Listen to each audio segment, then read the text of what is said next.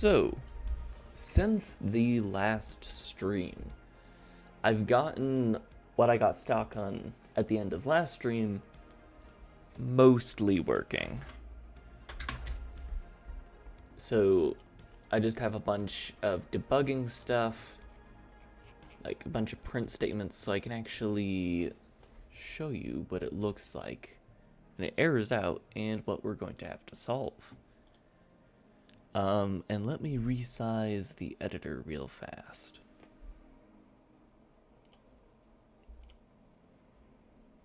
There we go.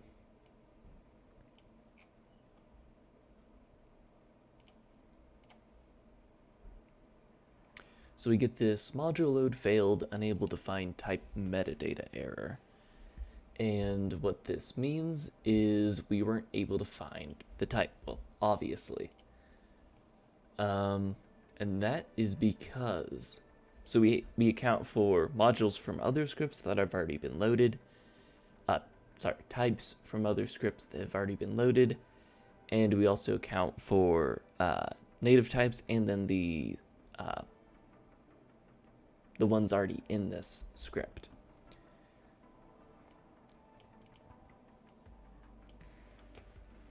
So, you can see most of the time, well, we only get to one that actually uses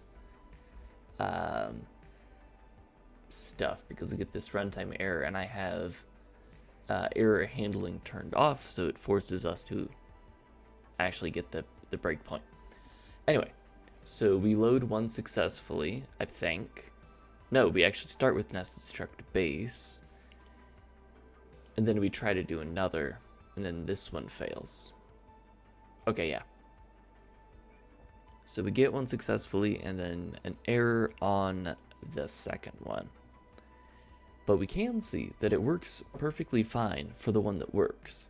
We get the size of the struct, and then we get the offsets of all the items, and you can see there is padding added in for the bool. So this solves one of the things I was really worried about, which was just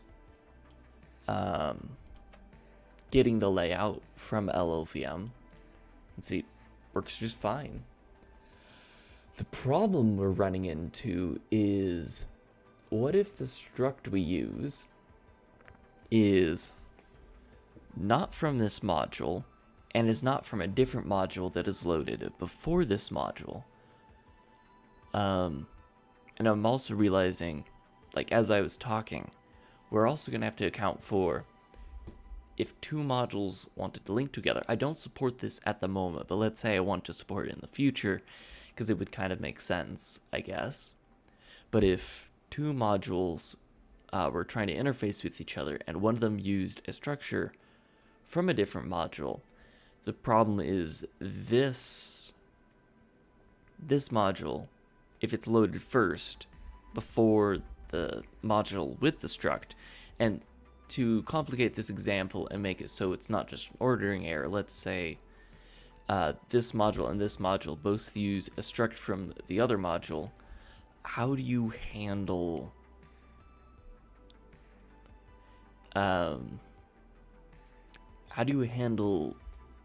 that situation? And thinking about it,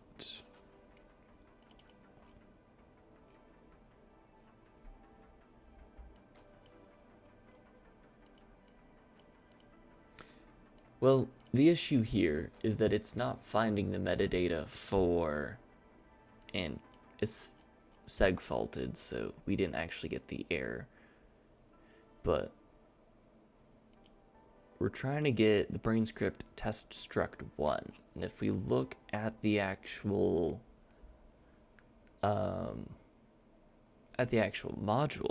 or sorry, test script, under tests, API tests, you can see, no wait, not API, object.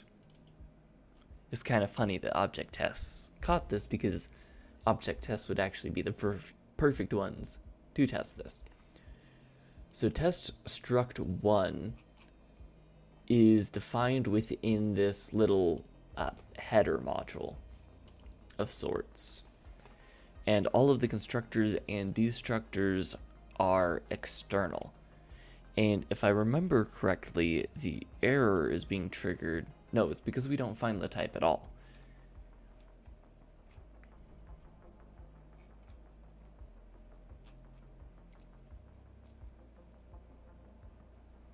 So yeah, you can see here, we define the constructors and destructors inside of a native library that then gets passed into the runtime, but we never load a module associated with it. So I was having a problem before of not finding these functions. However, I honestly think I might have fixed that. No, wait. Because we are never grabbing the module, we don't have that error at the moment, but that was a different error I was running into.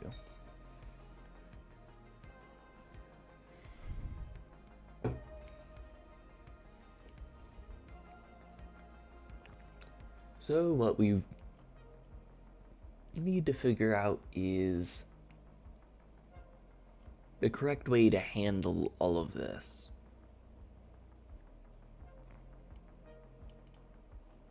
So for one, native libraries, when they're loaded, any types inside them should get loaded into a reference to them should be added to the type map. That is for certain.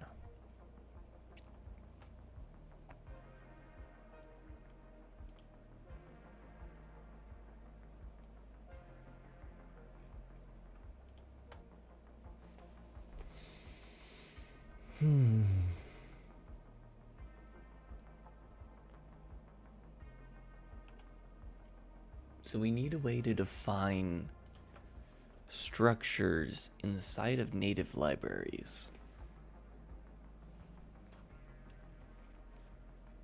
Though we don't necessarily need to actually define the structure in the same way we do for other modules, because each module has its own definition of structs within it.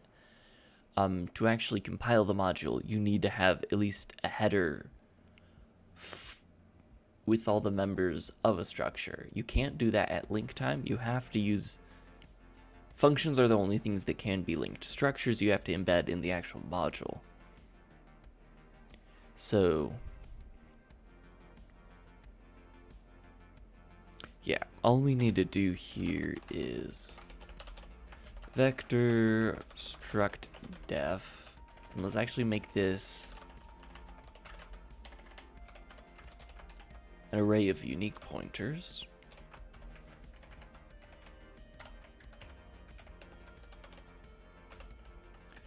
We'll call that structed definitions. Now,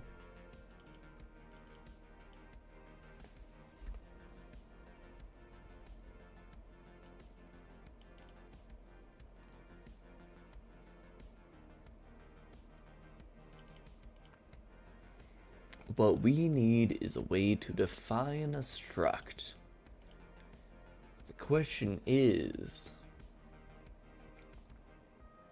how do we want to do that?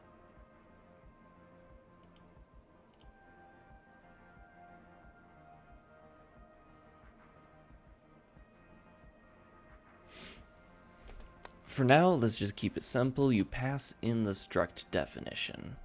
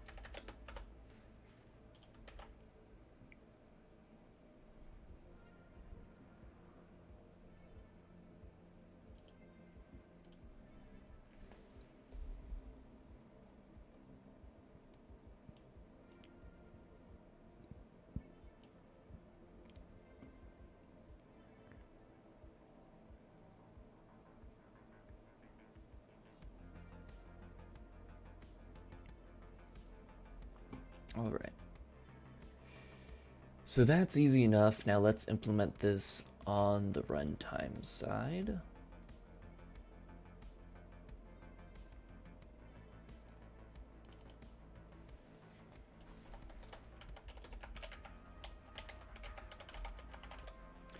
So when we load a library, what we do is we convert it into a module so that it interfaces with the system the same way that other stuff does.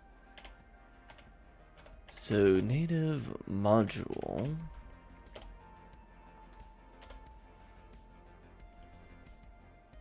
Wait a second. No, that's a map, so we do have to iterate through. For auto struct def. No, that's not what we're doing here. Oh, wait a second. Interesting. So it's copying over the code to find it. However, it's right here. We don't need to find it. However, we do need to add it to types. So we're going to say types dot first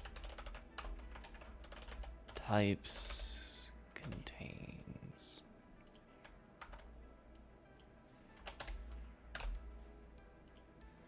We want this at runtime as well, not just an assertion.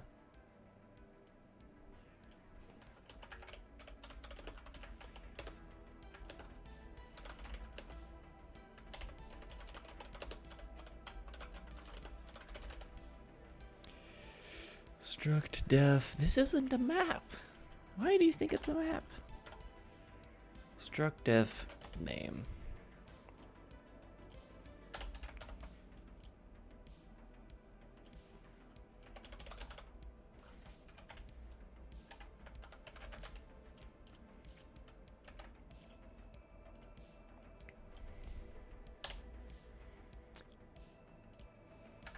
So it's if types contains this, throw the error because we don't want to load two of the same type.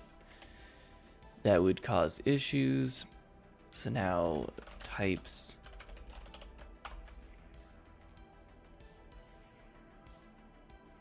we want to insert a weak reference to the unique pointer, and then we want to insert into the native module, or just the module,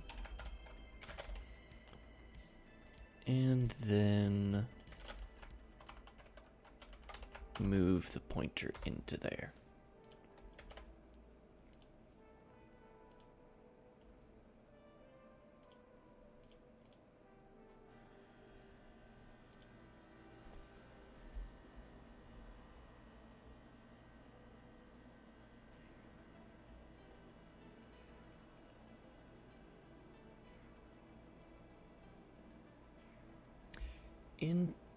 Interesting thought experiment.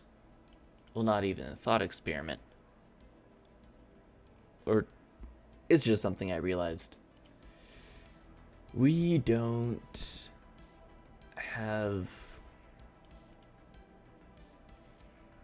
a way to link functions defined here to the functions here. Actually, no. I know what we'll do. Why is this complaining? String unique pointer. String unique pointer to a struct def. Struct def is a constant unique pointer. Shouldn't be constant.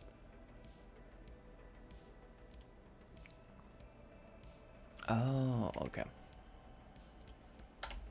Well, let's just change it so it copies it in.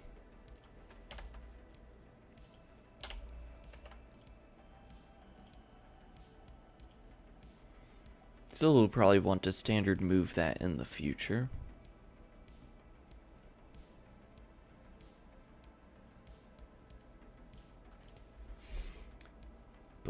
we should add this to the native library. So when we add this struct,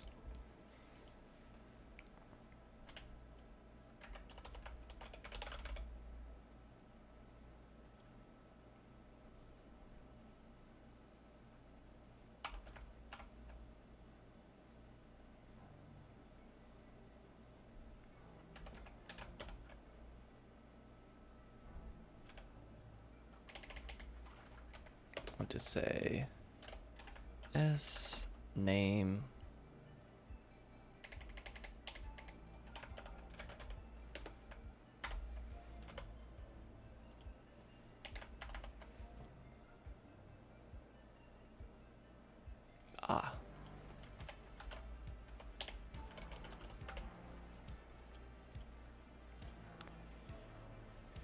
s construct ref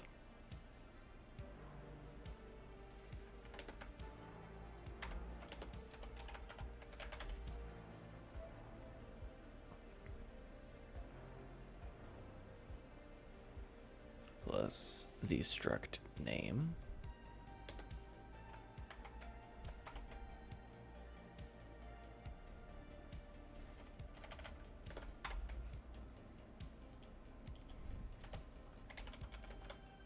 And then we pass in the pointer to the constructor.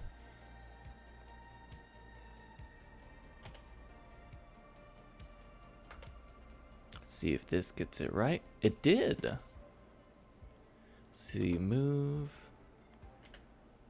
And finally destruct. Okay. So instead of using the add function here, we just automatically add in the constructors and destructors here.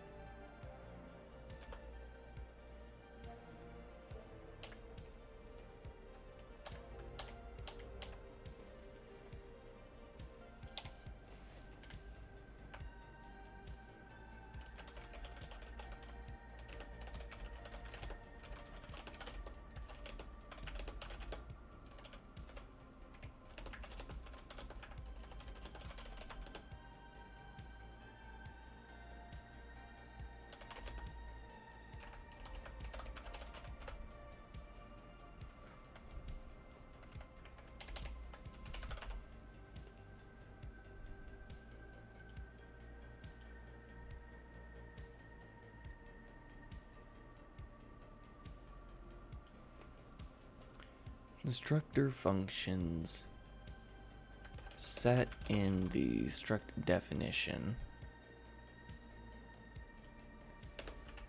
will be added.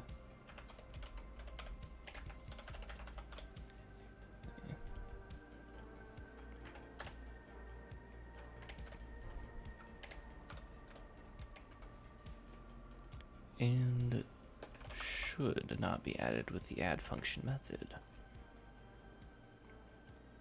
I should probably add this into the H file. That's where it makes sense to put it.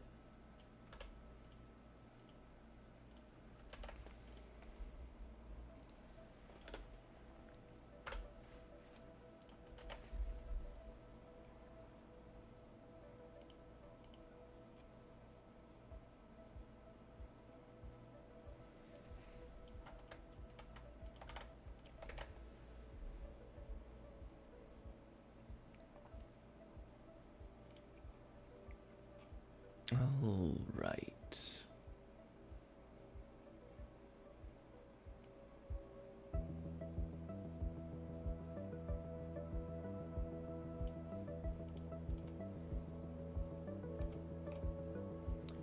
So that now takes care of that, which means we should refactor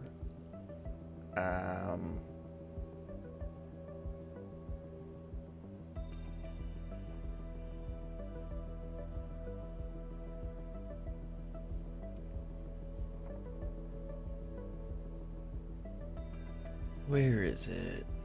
Come on, brain, parse stuff. object tests. So now, instead of adding test struct 1 as, you know, as the way it is, instead,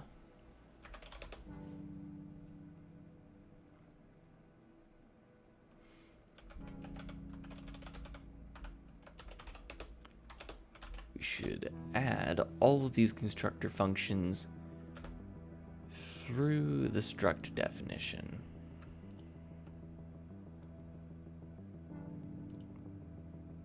No, I should have it so you can add the name in through the constructor, but that's not currently how it works. Or is it? Oh, right, because I have this whole monstrosity here. Nope, I guess that's the way that we'll do it.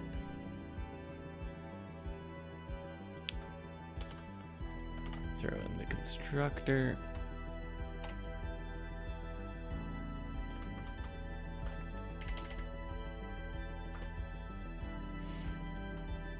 So constructor, destructor.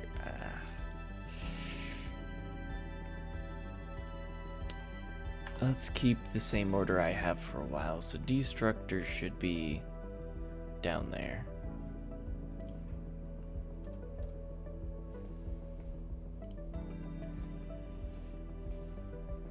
Alright, let's copy this lambda over here.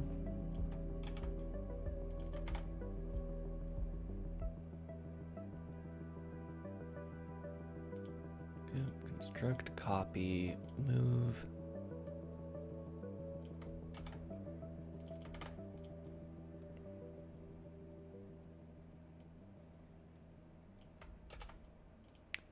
Finally destroy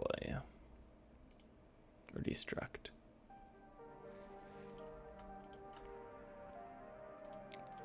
Copy.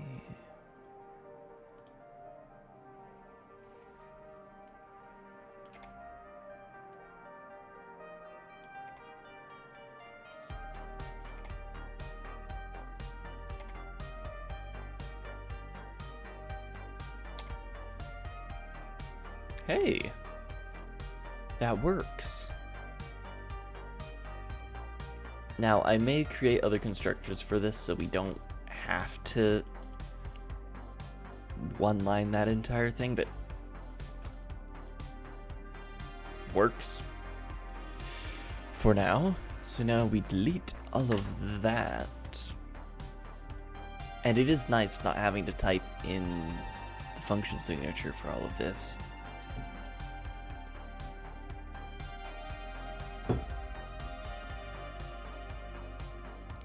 But now, constructors add struct.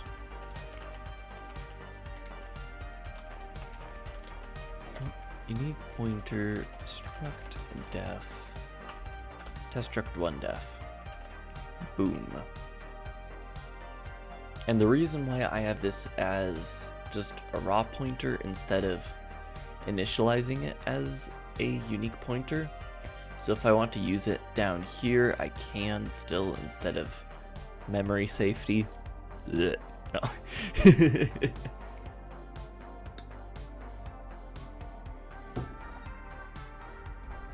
Who needs memory safety? We're not coding in Rust here. But yeah, that should solve possibly all of the errors.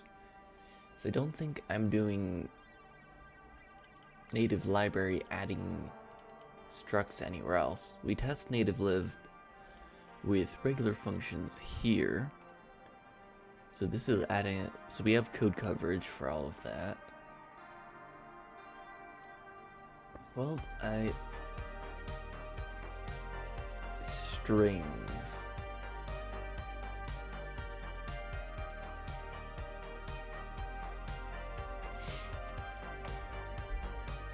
We need to do this for strings as well. So all of the non-construction stuff still gets defined as regular functions, because that's really all they are. That's how they're represented and makes the API easier. However,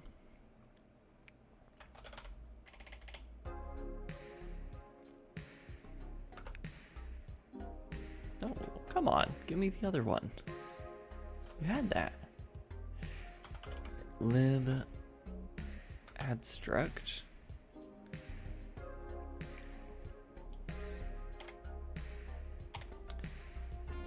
Now we add in, first the constructor, then the copy constructor,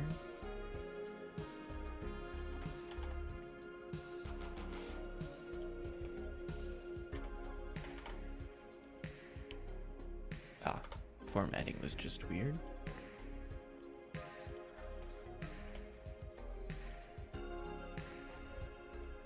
We don't even need this cast here anymore, hallelujah. Then we add in the move constructor.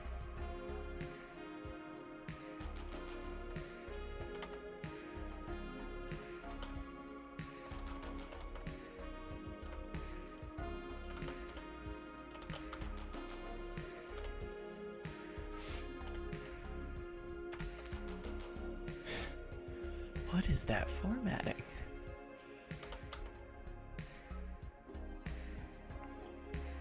No problem, man. Thanks for sticking around as long as you did, though.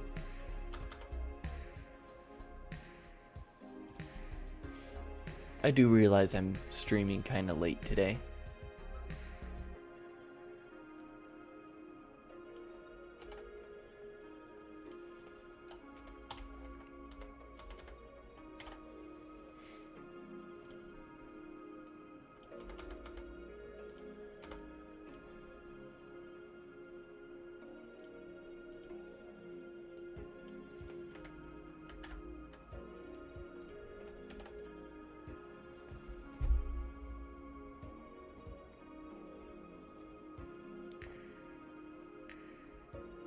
Incomplete type. Alright. That's super easy.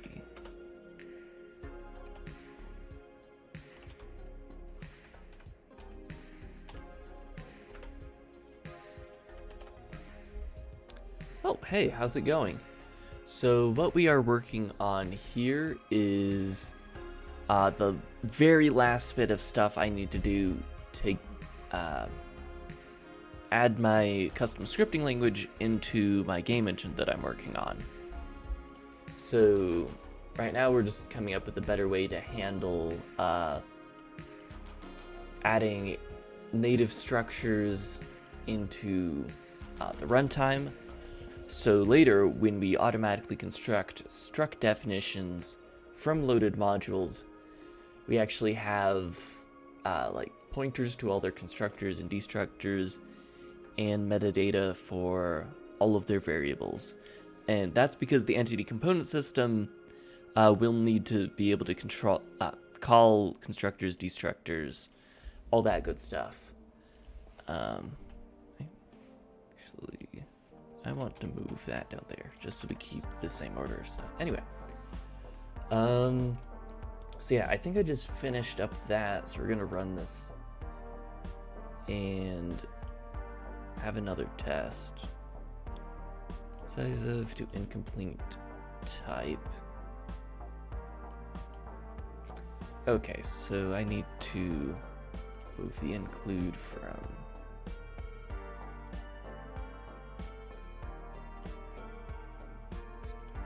here. Wait a second. Yeah, we need to move this from here to here.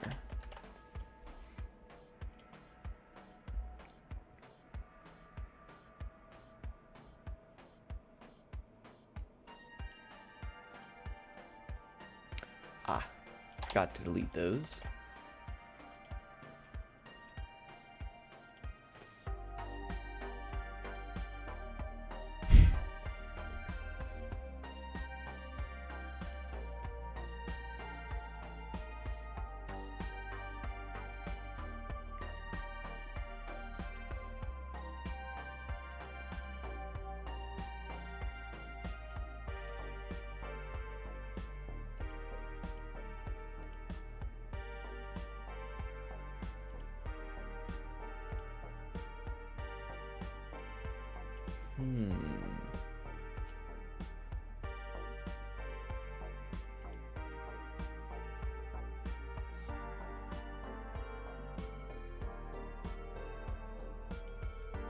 So I feel like it's attempting to copy it somewhere. It's weird that the error is popping up like this.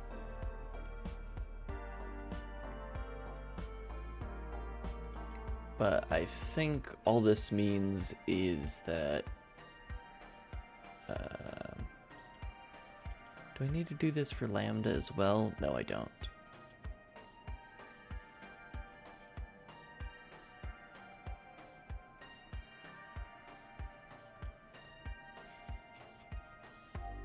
So we just need to make sure we call standard move whenever we move this around. It's weird that it's not giving, like, here. So here's somewhere like this is where it would cause that error.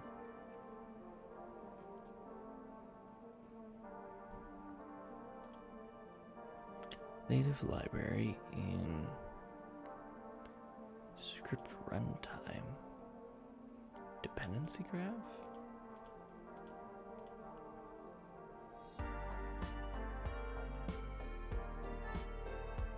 Oh. In destructors of no accept.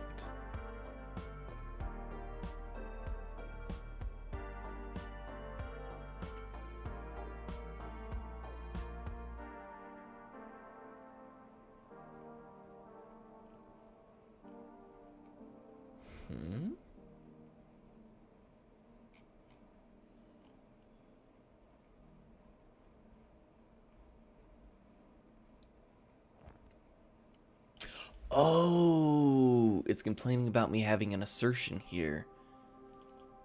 Because these are by default no accept. Okay, that makes a lot more sense.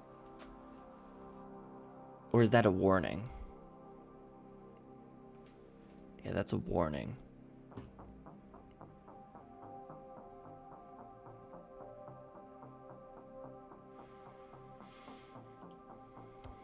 So we're still to the copying of the native array.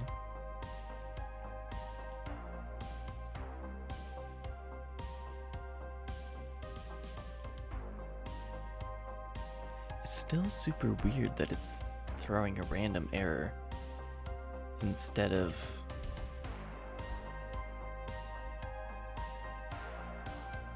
just saying, hey, at this location we can't move it.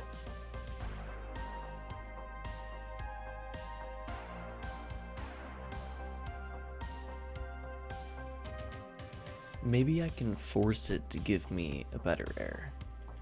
So we go to native library.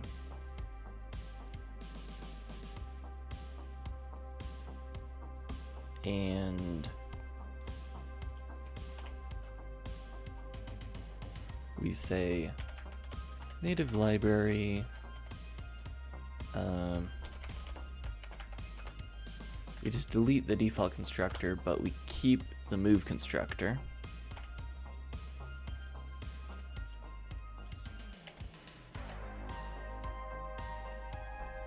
Hopefully it doesn't delete. Oh, we don't need assignment operators, it's fine.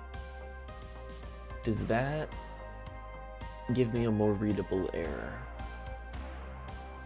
Okay, yeah. Now we have the readable error. Just in case I run into this in the future and I'm not like, oh no, I accidentally attempted to copy a native library when you can't copy native libraries, and instead it gives me this weird header error.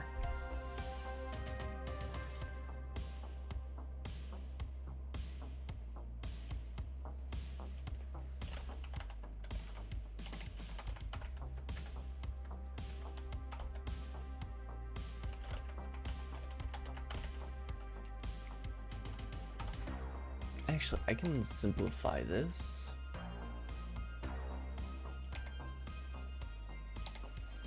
By making load library always take an L value. It's a little bit weird of a fix, but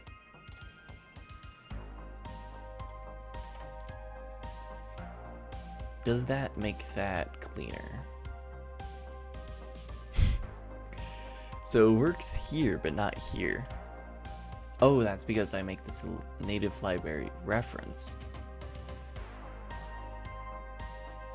Oh, that's okay. We can refactor this. Boop. Now.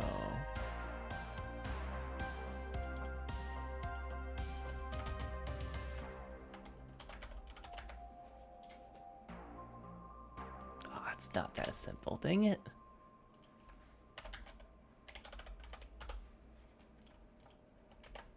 Oh, right, because I made it explicit.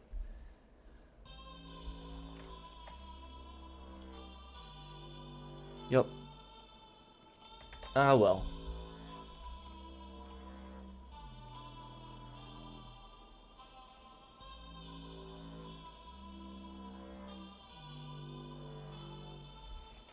So this just... lots of safety there to make sure we always call move on that. Now let's see, is there anywhere else?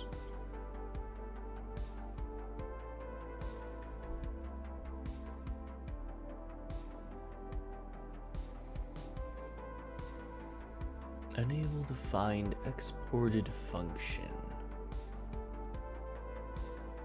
Oh.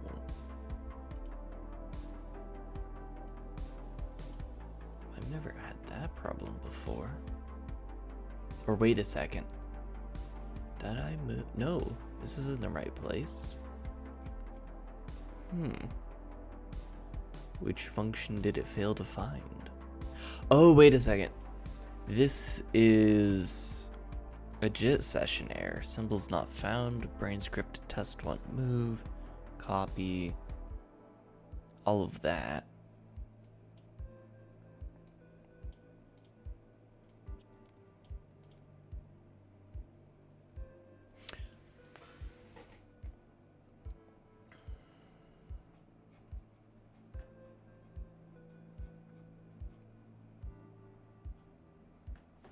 So this is a problem with native library.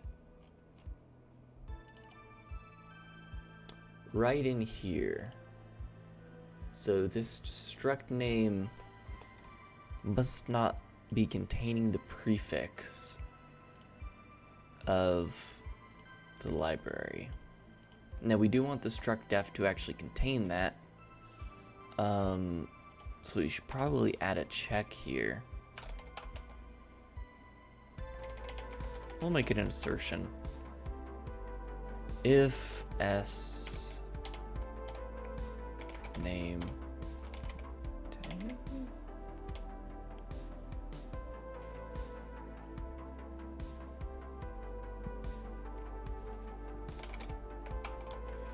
if s name find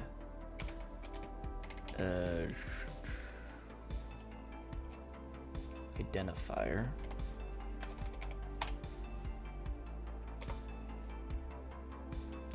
struct name must be prefixed with the library identifier or something like that. Standard string and pose.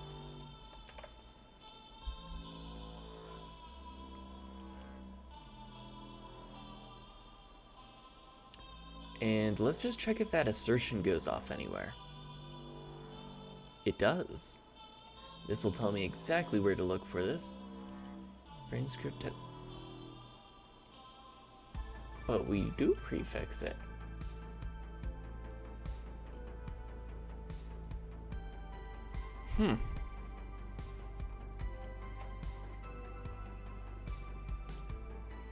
If equals string and pose. What is identifier here?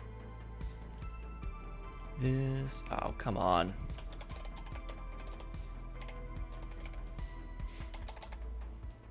Okay, which test is this? Objects. So let's run only objects. And put a breakpoint here so we get the non-sigborted data.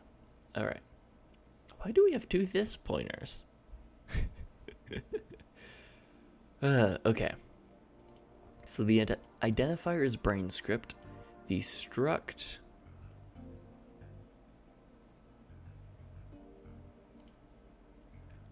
brain script. And this is also brain script. So this should find brain script just fine.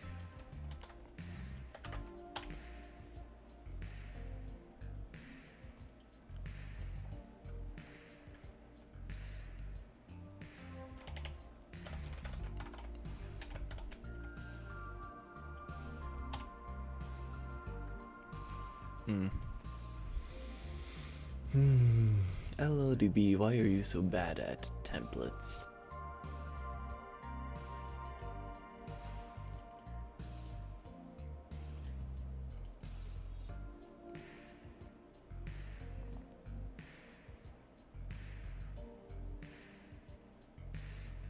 But yeah, this assertion goes off.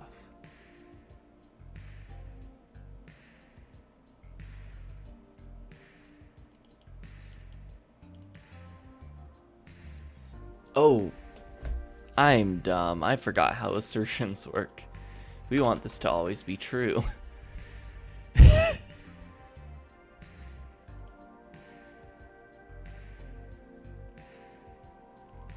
So we're back to unable to find exported function,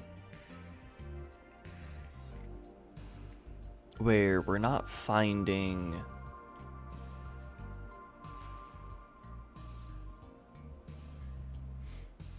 this is in objects still.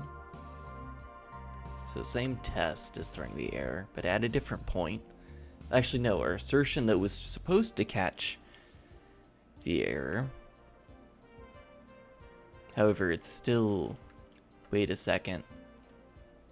Did I pull a dumb? No, I didn't.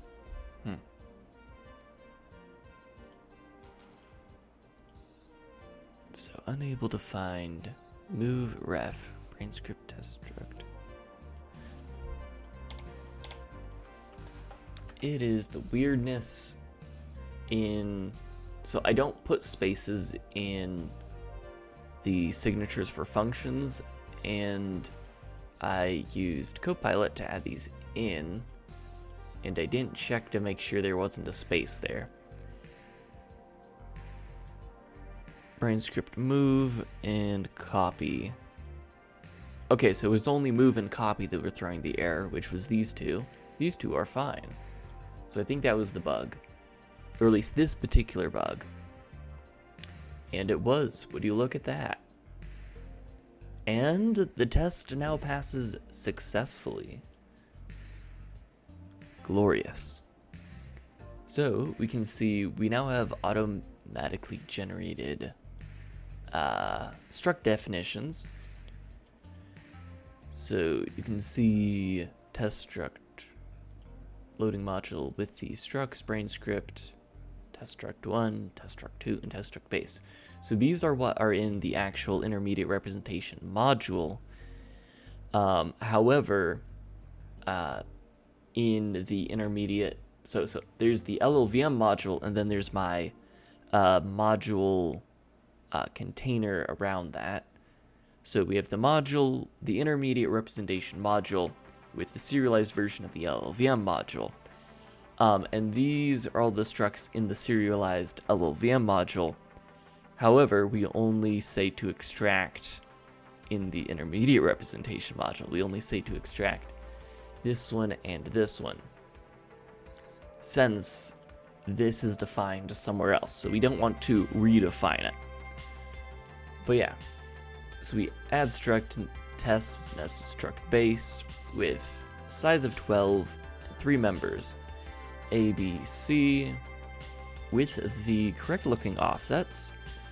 And you can see in test struct 2, we actually have test struct 1 as one of the members. So this was what was causing us problems, was a struct with a struct as a member. But yeah, this means that we're linking to the definition, the type def correctly. Offset 4. And let's see, we get the offset 16 for float. And the size looks correct as well. So this means that everything is working. Woo!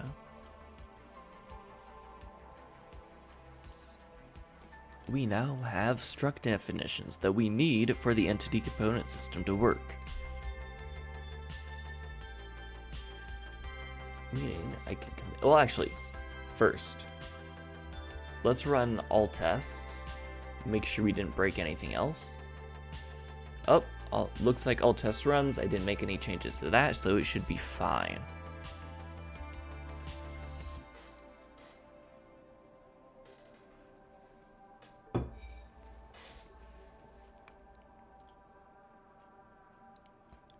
Alright, cool. Let's commit this to the repo. Add struct def generation.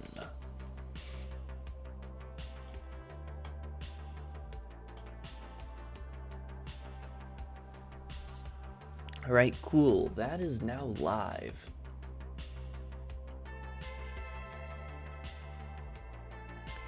So yeah. For all those wondering, which nobody said anything in chat, but this is public and I do have it linked below the stream if you want to look at it. So just putting that out there. This is all open source. But yeah, we shall see. Test should complete just fine. But yeah, now we can implement this in the game engine, because that was I keep saying, that was the last feature I needed before implementing the scripting language into the game engine. But it turns out I had to do right after the module saying, add struct exporting. But I just kept forgetting to do it. Anyway.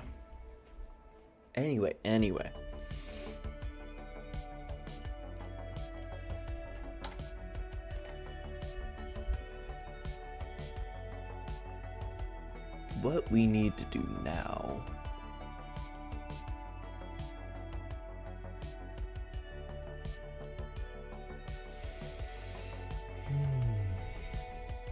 is work on the engine.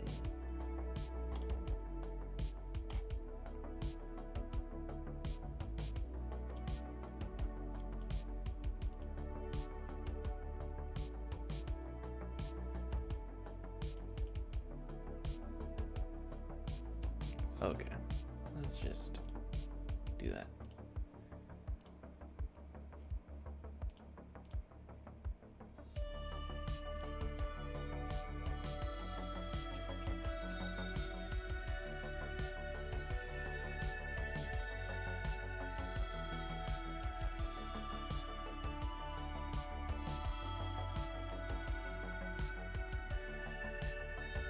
I guess the first thing we want to refactor is the entity component system, so it can use this new version of struct definition.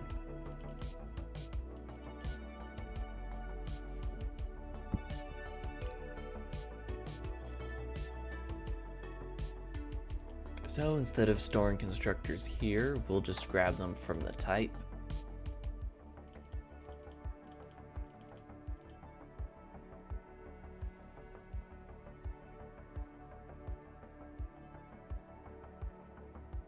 So this just ends up being a bunch of helper functions.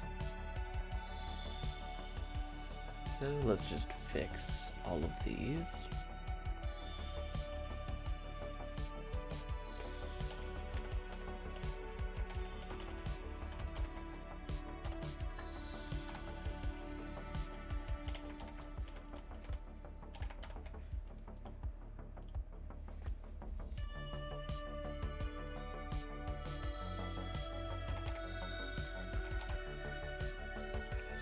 virtual type, serialize type.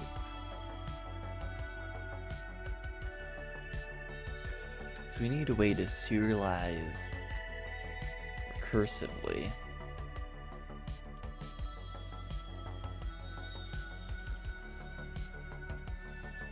Which is actually pretty easy. So for m members in type members,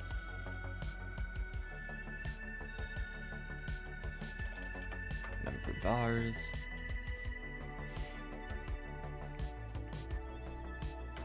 if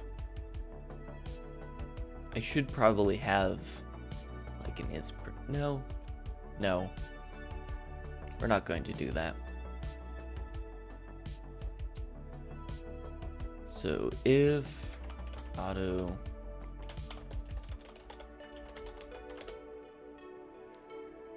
m type, sorry, def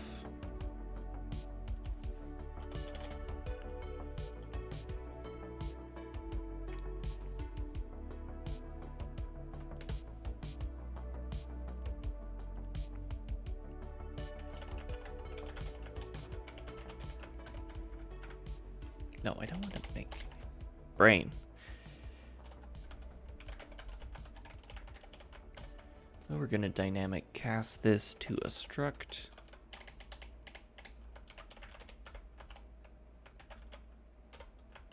Def.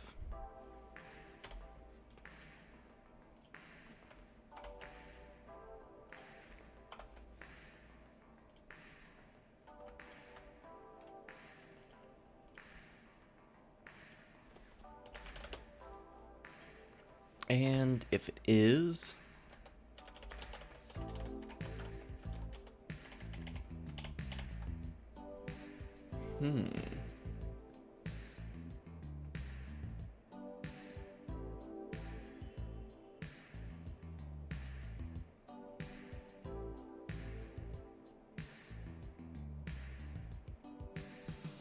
we need to be able to call this serialize function recursively.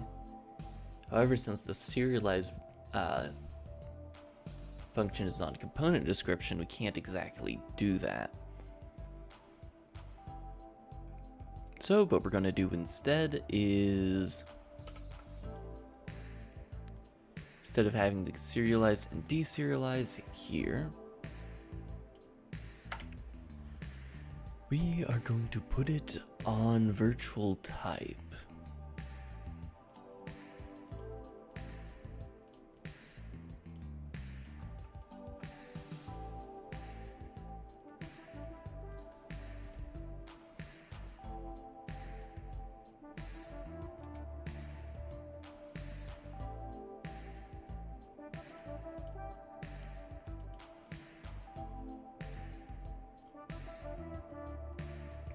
I can simplify a ton of this.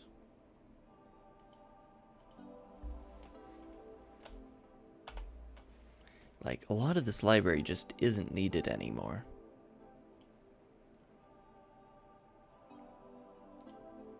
Because, yeah, we'll have native definitions for all of those.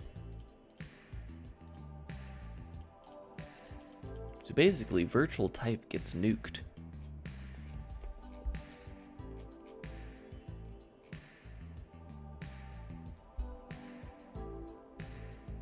So I'm actually going to rename virtual type to just type utils or something. We might even move it to utility, to be honest.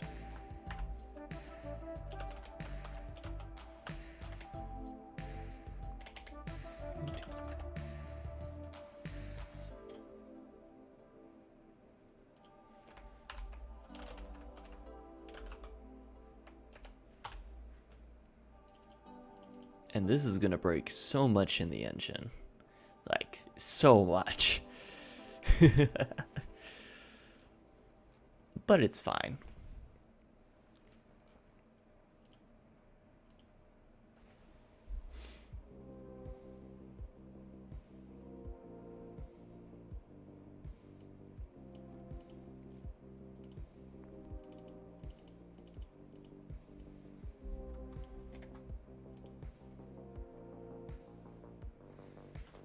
And then we'll move this down to utility. We do need to change the CMake as well.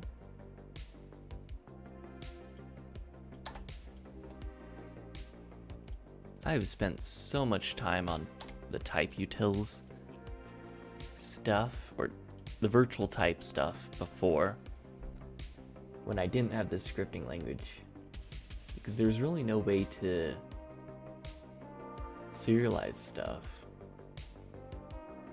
But now, we automatically generate it, and all the offsets and everything, so it's super easy to just do it programmatically.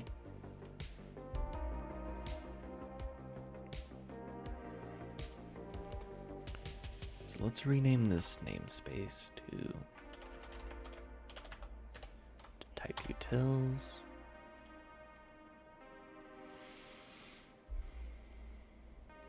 And we don't need these, they're just casts.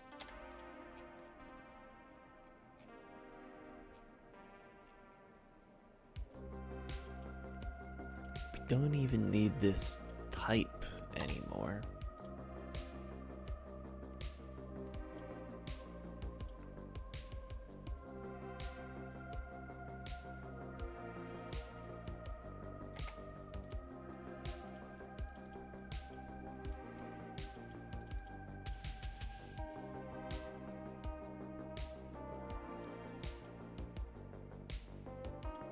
So that's to get type names, which we don't, because we don't need any more type defs. Have names. So for now, we'll keep serialize and deserialize, and just have type def here.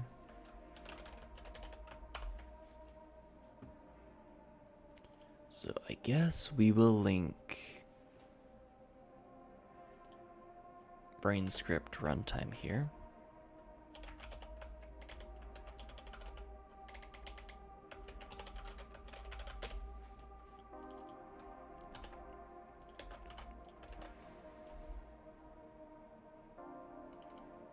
That way we get access to all the function stuff. So type def.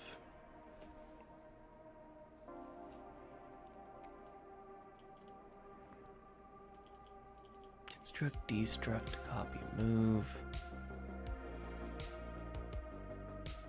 Honestly, if you have the type, and the size is also stored in the type, so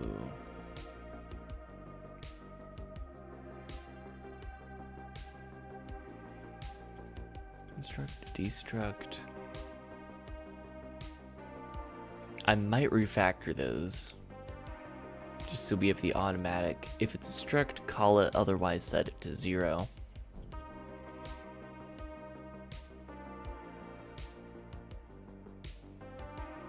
Copy, move.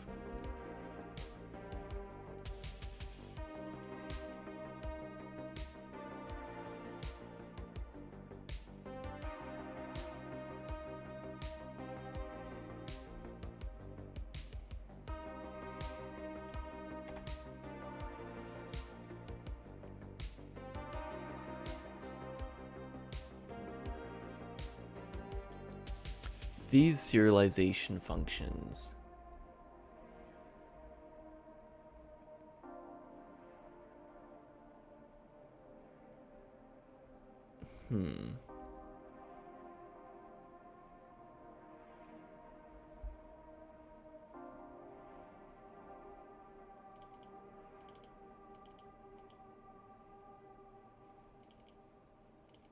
these ones might be a little bit more necessary.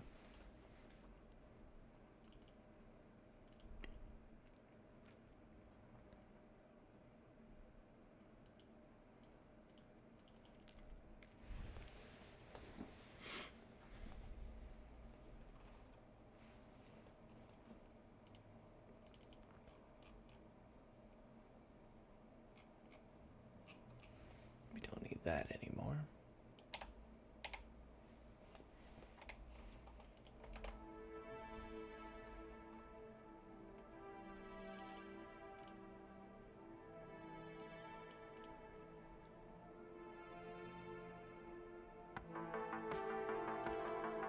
So let's include script runtime, type def here.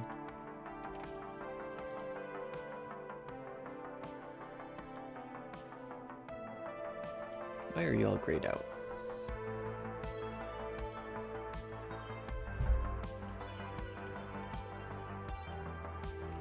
Don't need size.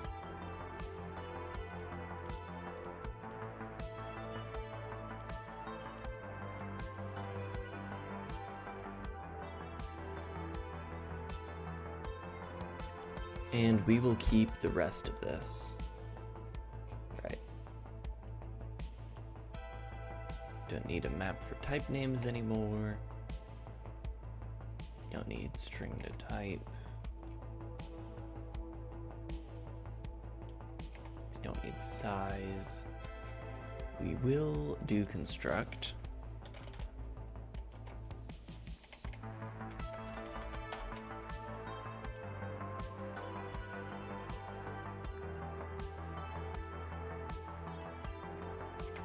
But we include type utils, which includes type def, which has, oh.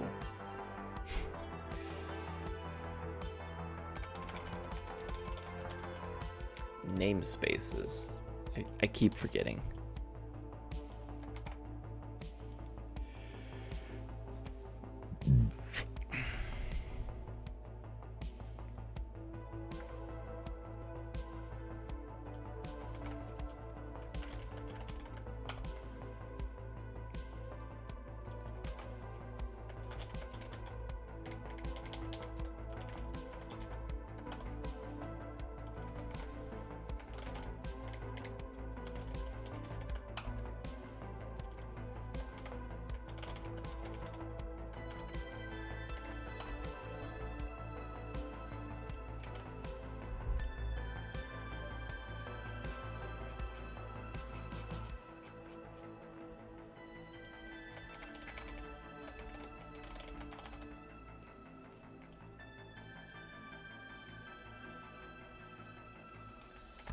Then in here, I think we can get away with it using.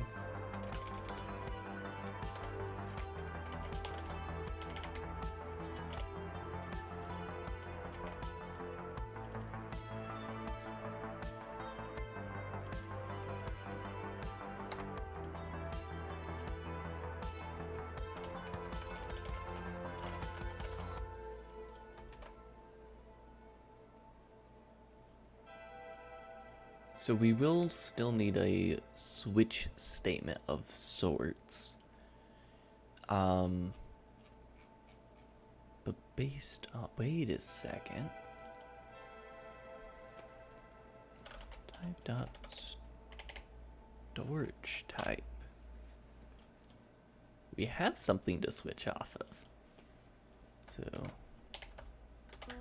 value type bool.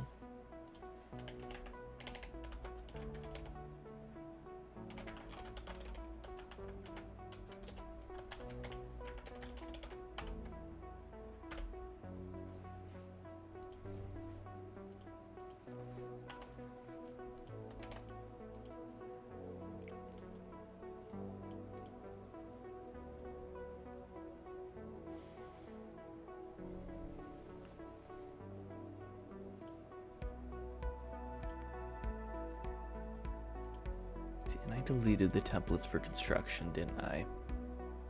I think I'm gonna add those back. Just because they make stuff easy.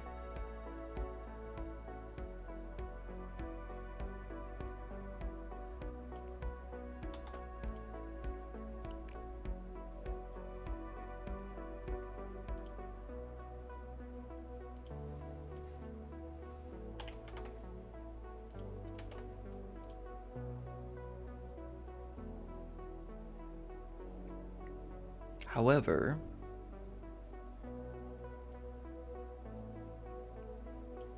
I don't think I'm going to expose them in the header file.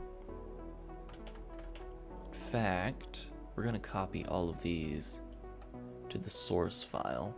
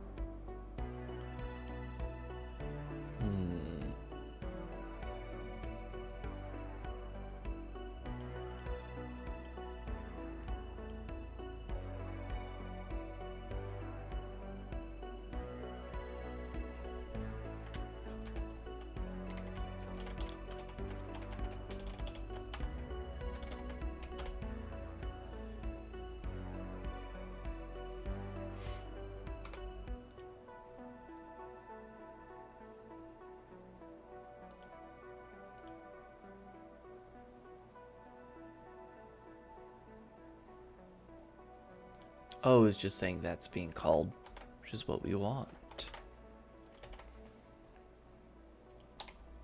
And then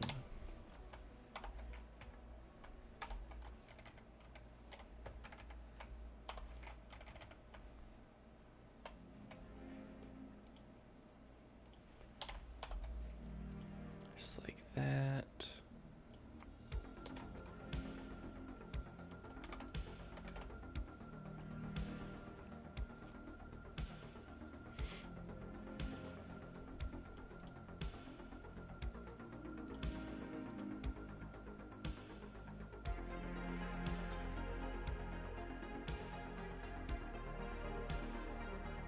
Then all of these work just fine.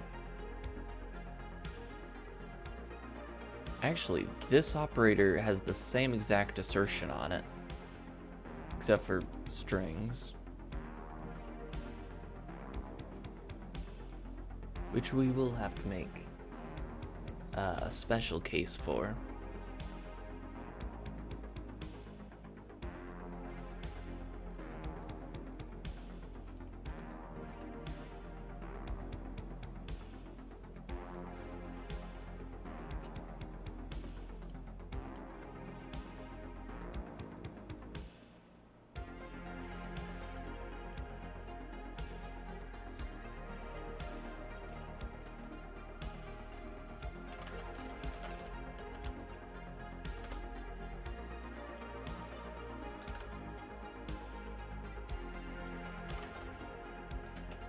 Actually, entity ID is a struct, isn't it?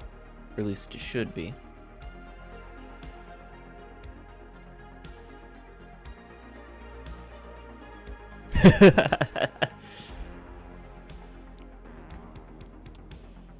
I don't know how to take that.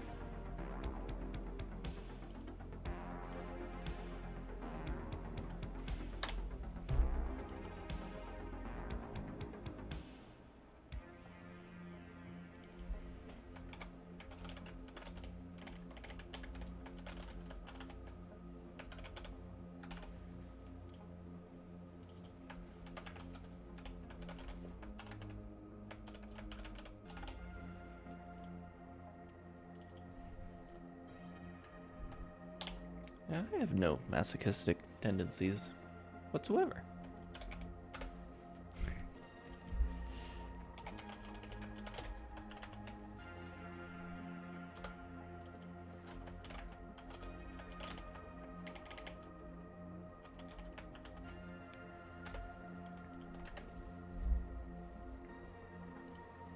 Yeah.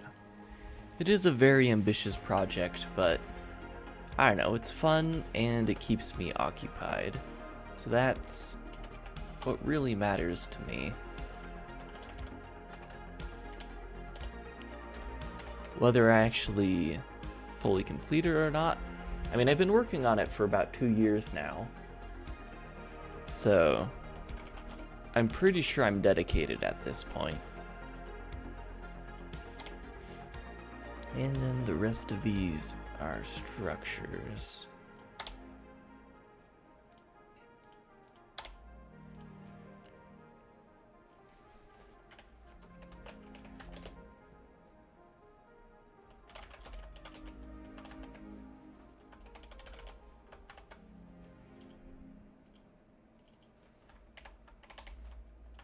Yeah, we are almost at I'm just like a month or two away from being able to actually build stuff in it. Like right now we're adding scripting into it. This is a custom scripting language I wrote from scratch. Yes, the scripting language is fully functional at the moment. So right now we're adding that into the engine. We have a functioning entity component system, which we're going to have to refactor to get that to work with the scripting language. Shouldn't be that hard, because I already have everything in place. It's just converting it from this stuff, which is not reliant on the scripting system, to then be reliant on the scripting system. After I get that, it's like you have the core entity component system, you have graphics, and you have scripting. Then I just need to add the peripheral stuff like input or audio, but you know, who needs those things? The decision process went a little bit something like, since it's an entity component system, you don't need a ton of like the classes and other features that something like C# would give you. C# being one of the really common engine scripting languages. It also uses garbage collection, which is something that I didn't really want to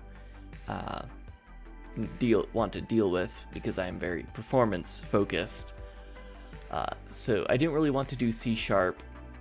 I looked at Lua as an option as well, but even with LuaJIT, you still don't get native performance, and it has a dynamic typing system, which I don't like dynamic typing, and LuaJIT was actually just as fast as any other JIT compiled dynamic typing language. Like I did a whole set of benchmarks, and like JavaScript in the browser is just as fast as LuaJIT. So the solution I ended up settling on is a scripting language that it's like mostly C with a little bit of C# thrown in with syntactically. It's pretty simple, but I think it's going to do the job, and it uses LLVM as the backend, so it's optimized pretty well, and then we also JIT compile it, so theoretical native performance.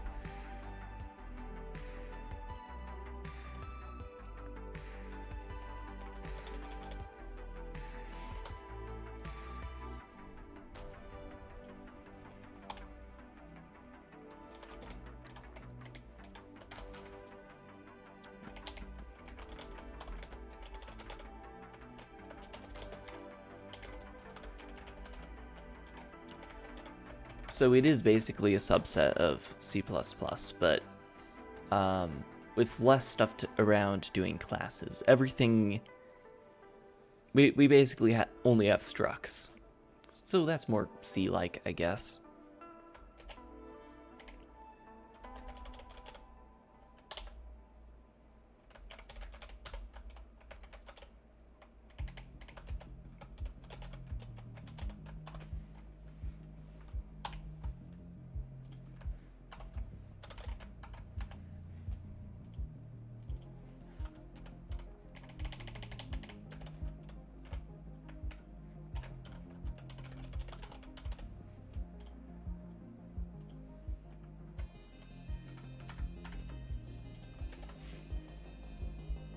Then I think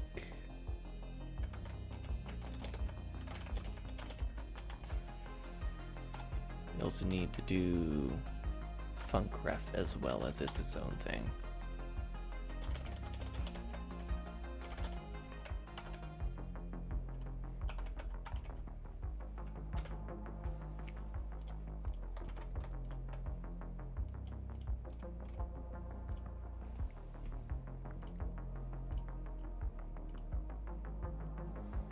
And then we'll just copy the same thing over for deconstruction.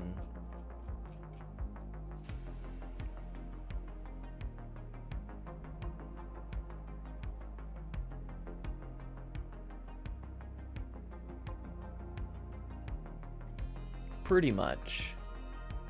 So it's like the scripting language is going to be a glorified, you're basically just calling a bunch of API calls. Basically just calling a bunch of basic grammar. Yeah, basically you have, well, let's be honest, it's basically a database. All the different components, you have an API call that allows you to select which components you want to query, and then it returns, usually how it works is you pass this API call function, and then it calls that function once on every single entity that contains all of those components. So that's the way it generally works, and for that, all you really need is something that can handle structs and function calls and lambdas if you want to be really fancy, which I did. I even went as far as capturing lambdas in a system that doesn't have virtual functions. So that was a little bit of a pain to figure out, but got it working. Just realized I can make this constant, and I probably should, just to be fancy about it.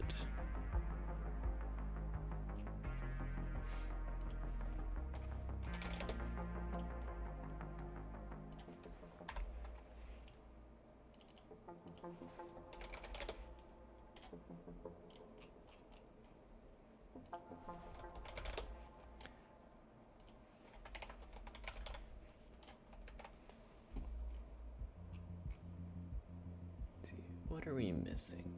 Character.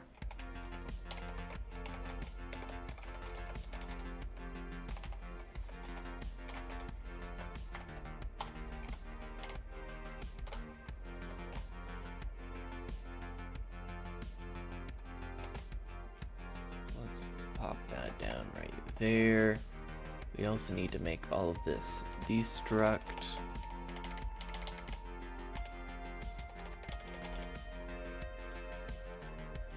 A deconstruct. Okay, that's what I named it.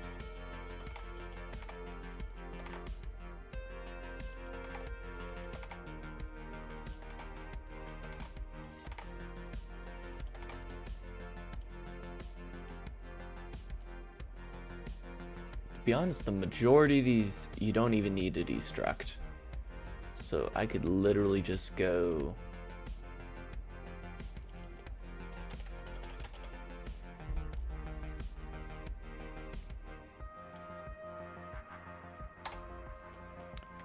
do that. Default return. Or even not default return, we can just say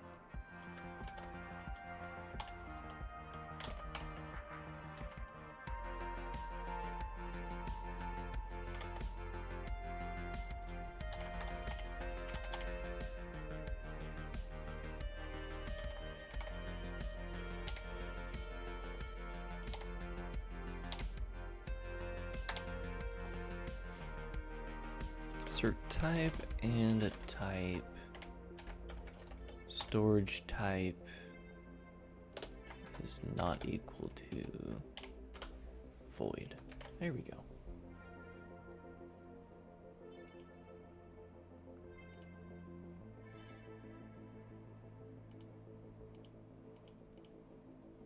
Then we want to call the destructor there.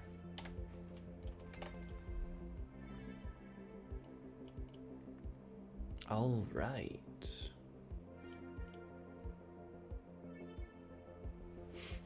Same deal down here. Oh, no, I don't want to delete that.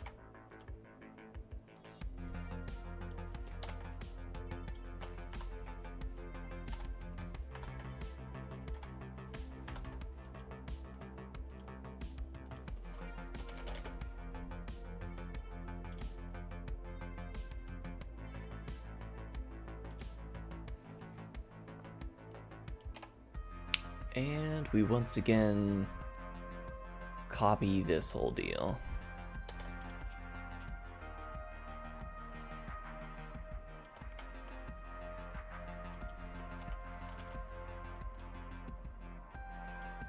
Do we not have copy? We do have copy. Oh, right, because we don't... Well, we do have the destination and the source.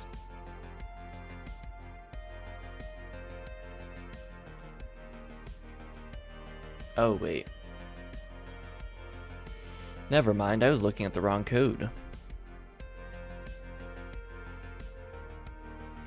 Copy. I have to change this to copy destination.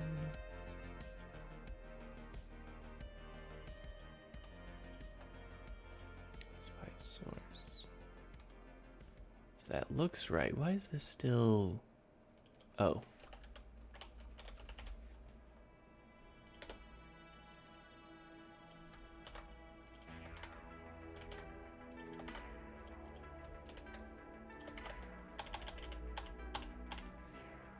There we go. Let's replace this with copy.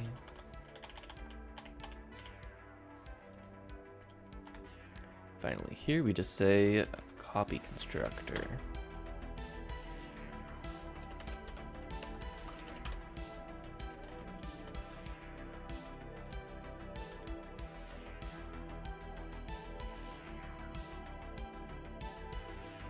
And we do the exact same thing for move.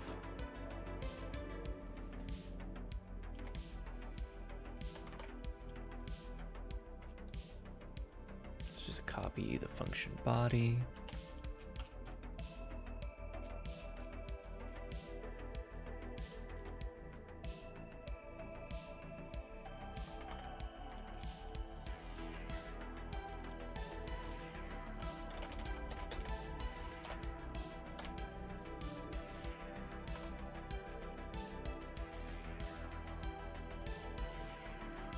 Want this to be constant.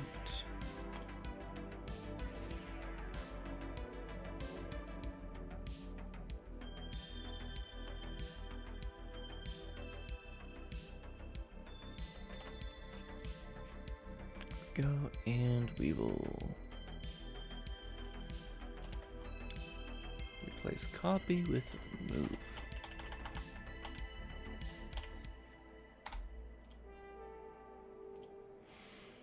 And now we get to do the fun one.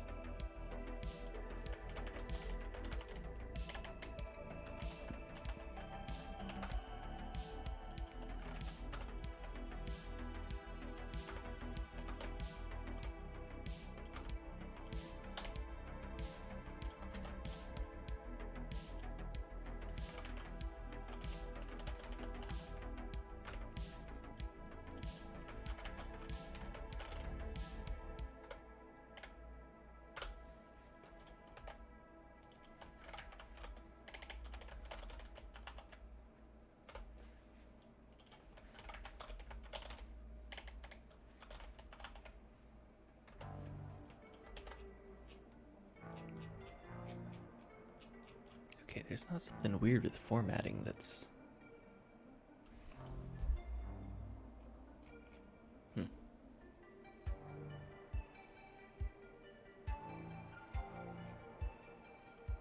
Yeah, that is what I'm planning to do. Sort of hybrid-ish approach. Like, I'm already kind of straying away from the spirit by even having structs that require constructors, because if I was just doing like raw, basically I can store arrays and strings in the components, and usually that's something you don't see with raw ECS. So I'm fully aware that I can't go just straight raw ECS, but it will work out, possibly.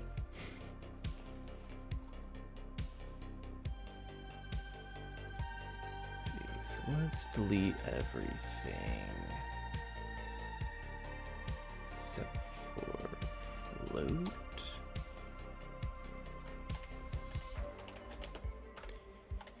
Now you can't really serialize function references. So I'm just not going to.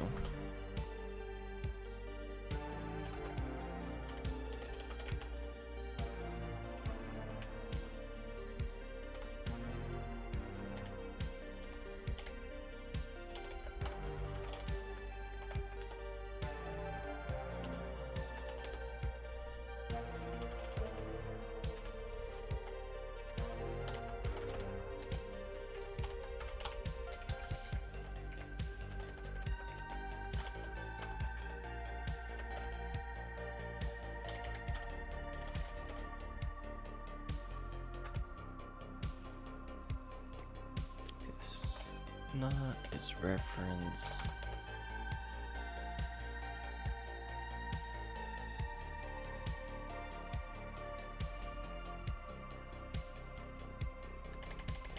Yeah, let's just take care of reference drill type.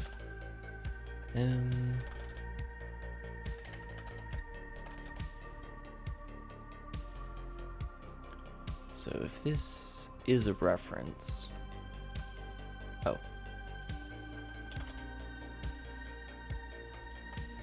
So yeah, if this is a reference,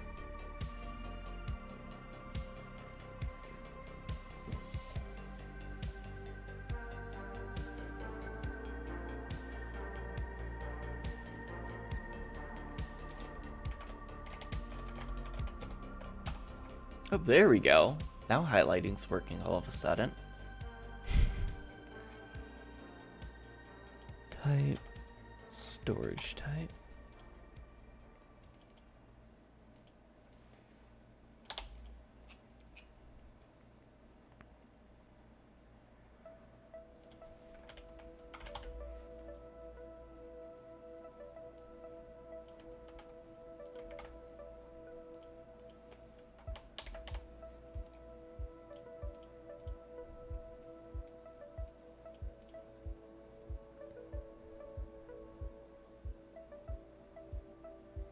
So if this is a reference, we'll just serialize it as a pointer, or no.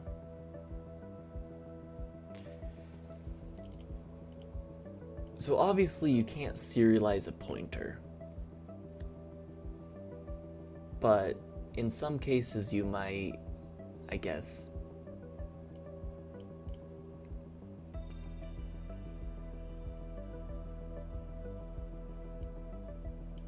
For now, we're just going to cast this to a 32-bit integer just in case. Well,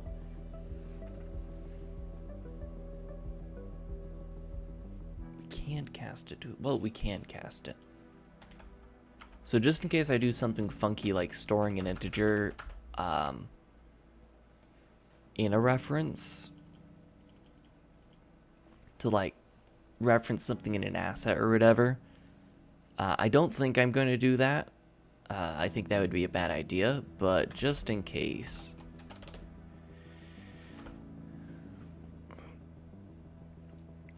We'll do it like this. So, void pointer. Then we cast this to event 32 for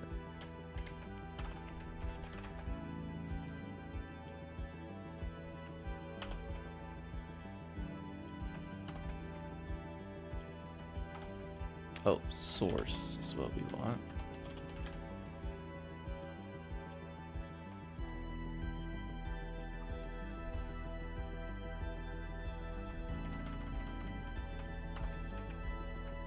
So we can cast the we can cast this to a pointer since the source. Yep. And offset, since this is a member of a struct.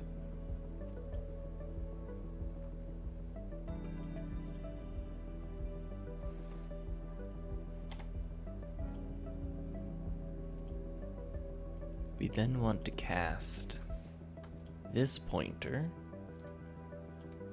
which is a byte pointer, to a pointer. Then want to dereference the pointer to get the actual value there.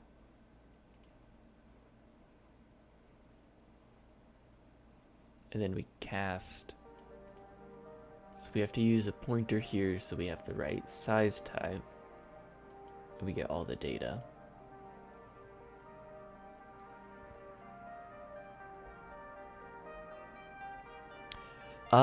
It's going along very well. It's actually done. Technically. There's always going to be new features. There's still some stuff that's needs better implementations, but MVP version of BraneScript is done. I still need to fill out like documentation and stuff around it, but right now we're adding it into the engine.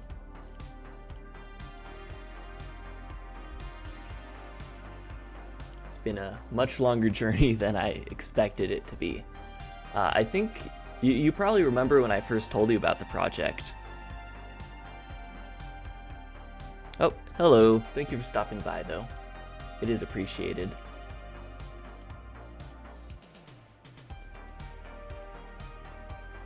So right now we're just rewriting all the stuff that was like hard-coded for a certain set of different structures to actually use the structures provided by the scripting system. So I think instead of doing stuff like defining the mesh renderer here and then having a ton of weird preprocessor macros, instead we'll just define the mesh renderer in the scripting system and then just use it like any other struct, which will I get to delete a lot of code basically.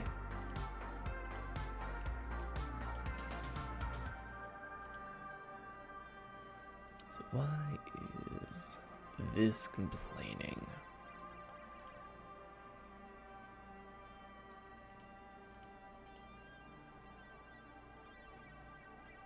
Unit 32, unit 30. Oh, we can keep it 64. Why not?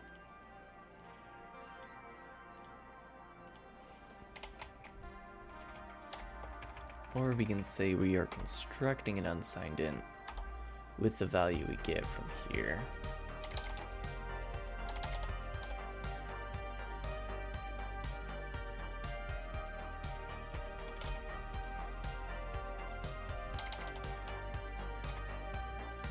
So I really don't think I will be serializing anything with references because that'd be a bad idea.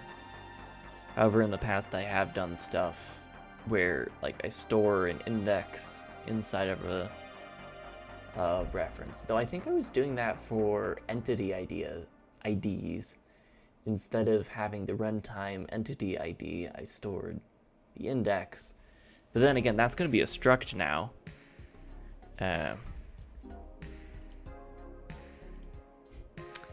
Yeah, I've looked into struct macros a little bit. Can't you run just any code in a struct macro the way that macros should be?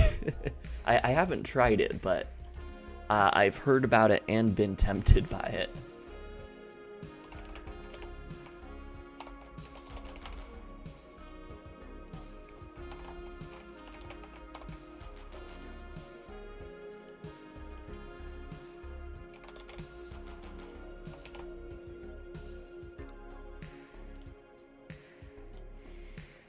All right, this looks suspiciously bad enough. We can move on.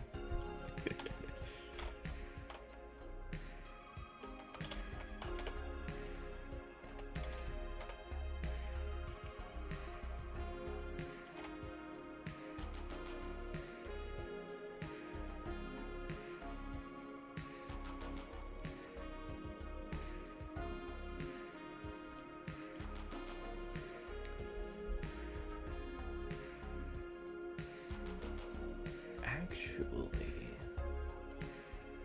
I don't even have to check the struct type in here. I can just recursively call serialize.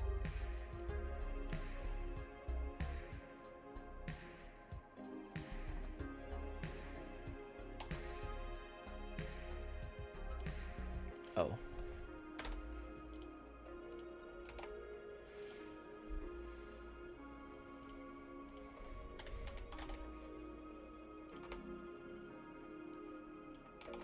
This would be cleaner like this.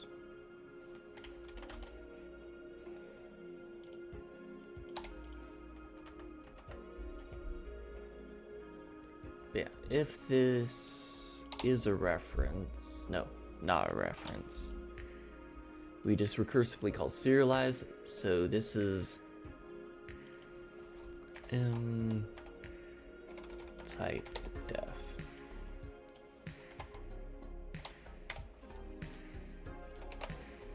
We pass in the type of the member. For the data, we pass in source plus offset, so this should just recursively go through and be able to serialize everything. So with Rust, you get two different types of macros. One that's basically templating syntax, just templates, and others that can do full code. Oh, that would have been so nice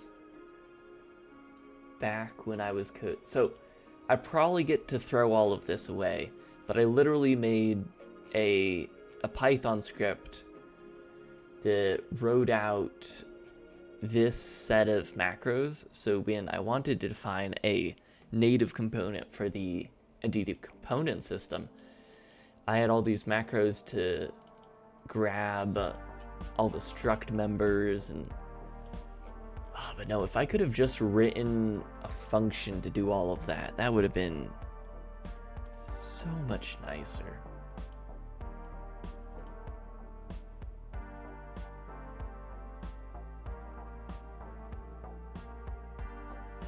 Yeah, and to be honest, I'm probably going to play around with Rust a little and get inspiration for my own. I have a really simple templating system in my scripting language at the moment. It's not in depth enough that you can do like metaprogramming with it yet. However, I do want it to eventually be able to support very light versions of that. And I do think I'm going to look at Rust for inspiration. And to be honest, I've been inspired by Rust a fair bit. I was tempted to make all variables mutable by default. Especially, my main reason for wanting to do that would be when you do the ECS call, by default, you'd be passing constant, you'd be requesting constants, not constant, you would be requesting references to the components as constant, and that means that if I try to do any optimization stuff with multi-threading, those constant structs, people wouldn't have to remember to put constant, basically. And optimization stuff could just go crazy.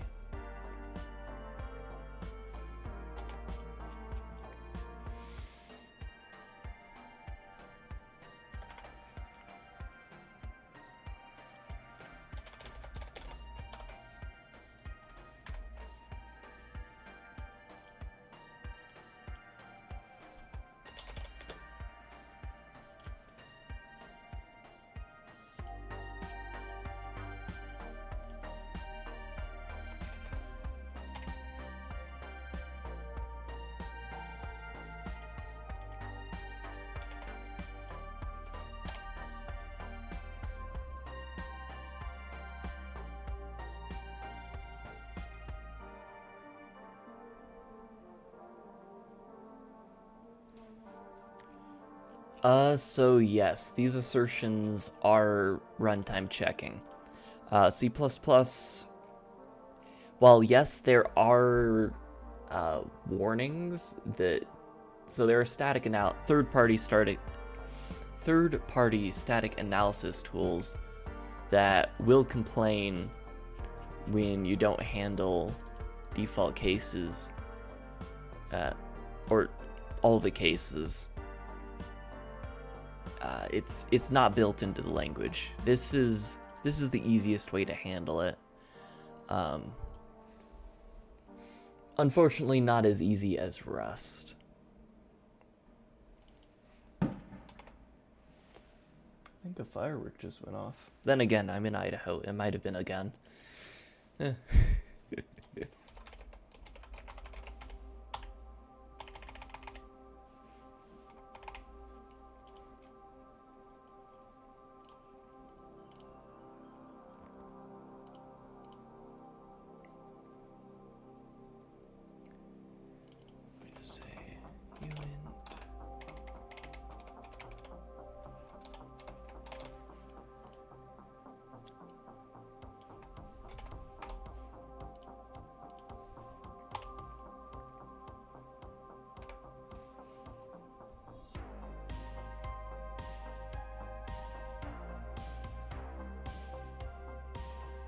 Right.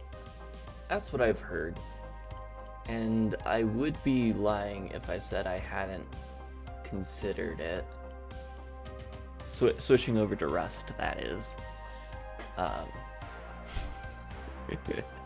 In fact, since I'm using LLVM for the back end of the scripting language, it is theoretically possible that eventually we switch over to using Rust for the scripting language instead of my own scripting language.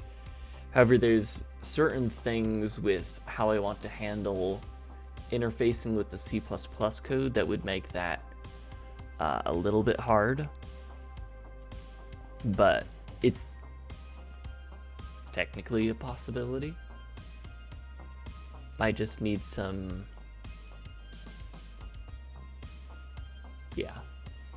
It would need a little bit of work.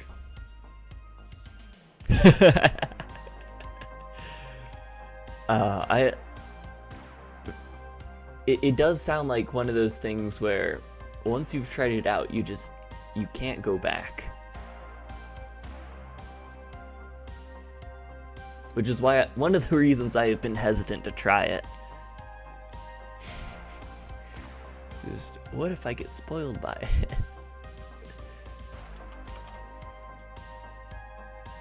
It's like, oh no, now I have to spend a month, 2 months rewriting my entire engine in Rust.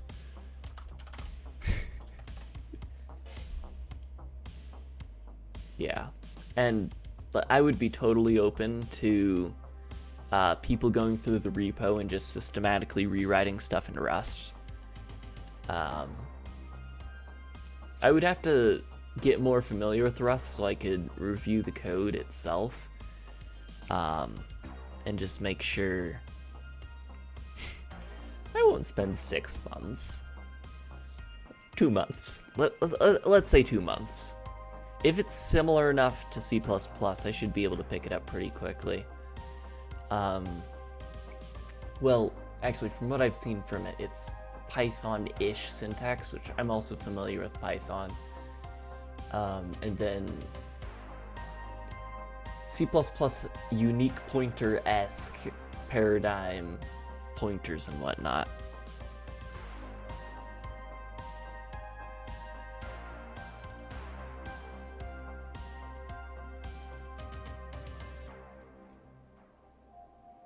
Why is this complaining? Is within a recursive call chain. Yes, I'm aware that it is within a recursive call chain. And that is how I designed it. Okay. All of this should be... Ooh.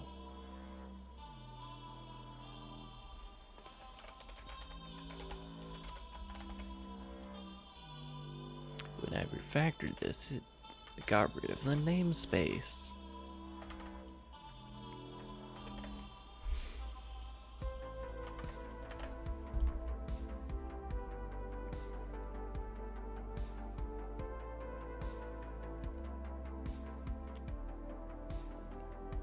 There we go. And to be honest, these will probably never get called ever, because we'll just be directly calling the constructor-deconstructor functions from the entity component system. Since before it was calling these virtual type utilities, but now, well, technically, the component description was what was calling the virtual stuff, but now we just call it a function pointer. So that's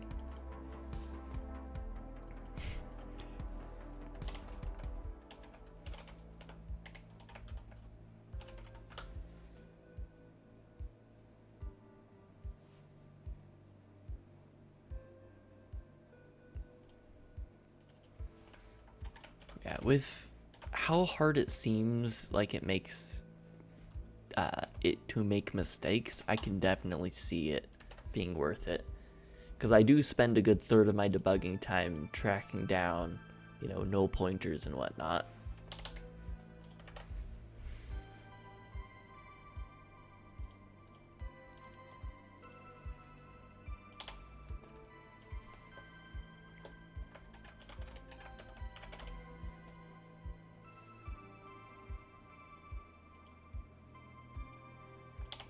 Yeah, I've heard the borrow checker can be fun to work with.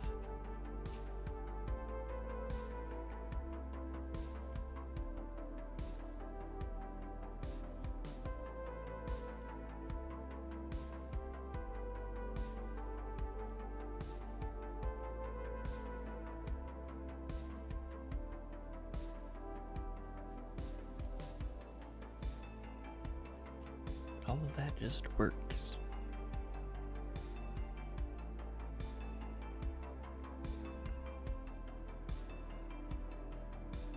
Yeah, that's the main appeal I can see to it, is just you don't have some random null pointer that only happens in this one use case that was excluded from very extensive tests, and then just, you know, I'll be doing, so I have some pretty cool ideas for what I want to do with this in the future. I'll be running one of those events or whatever, and then just servers crash. Ah!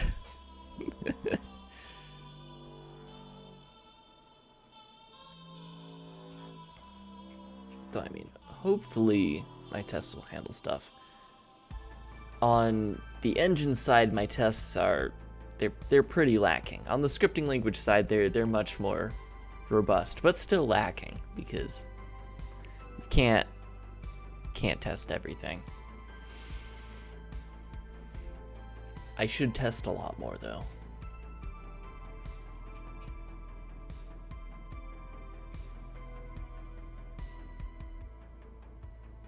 Let's see, and I think this is just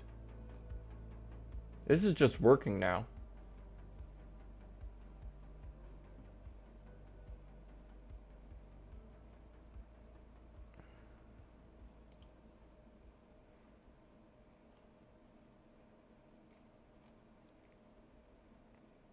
So what we need to deal with now is figuring out how to load the default components.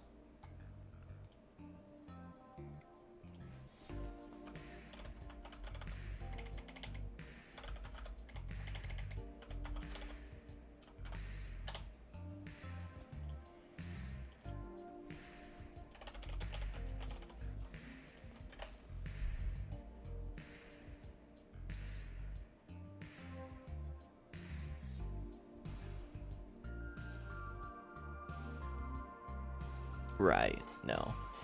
I definitely plan on sticking with C++, at least for the time being.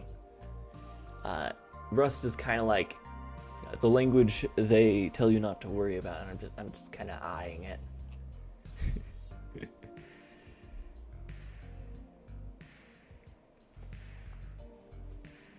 So let's see, virtual component.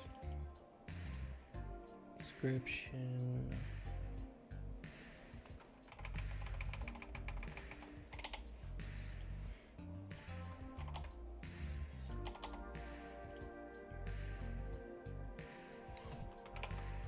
Keep the parentheses there. We delete the parentheses there.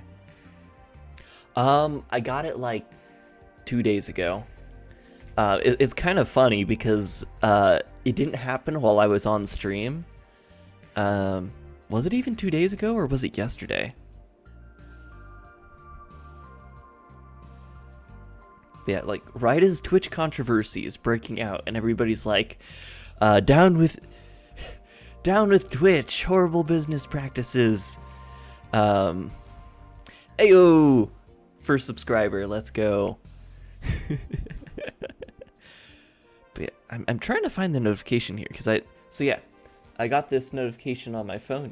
You are now 4 days ago, not 2. I am completely time blind.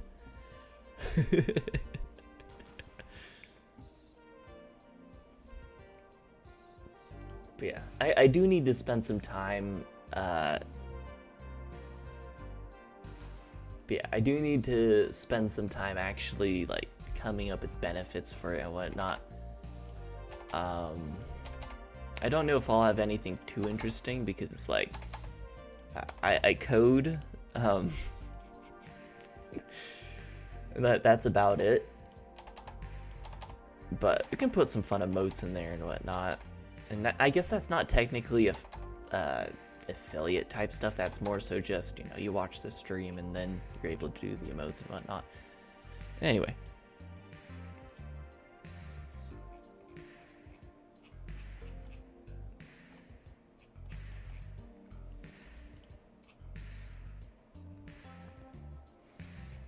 So that's all cleaned up now.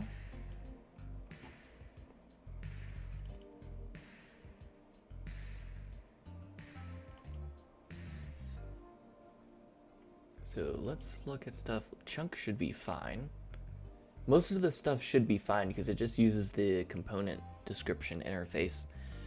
I think most of my work is going to be on the editor side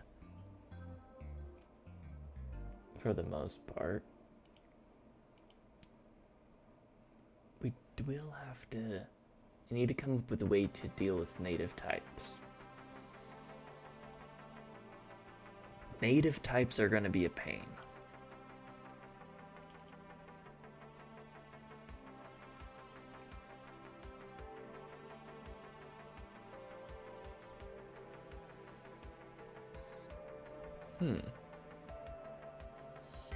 I could. That would be interesting.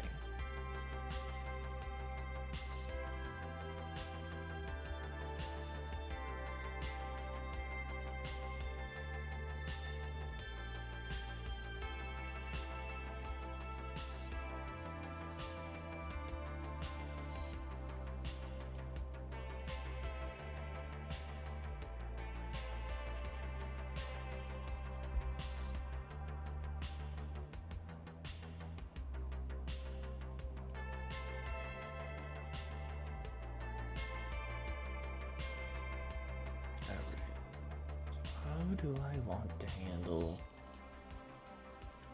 native types? Or the API in general?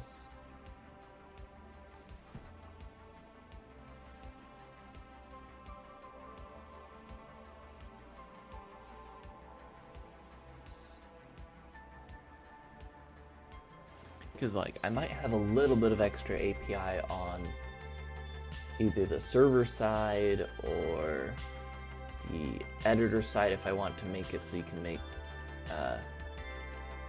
UI extensions with the scripting language. So it's not like I can have just one brain script file for the API. I need to have a couple.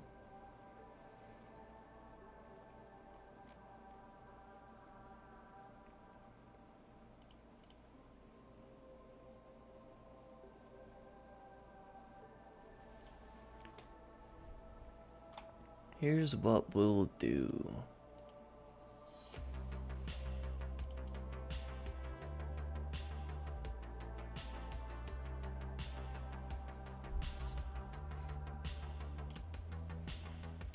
Script includes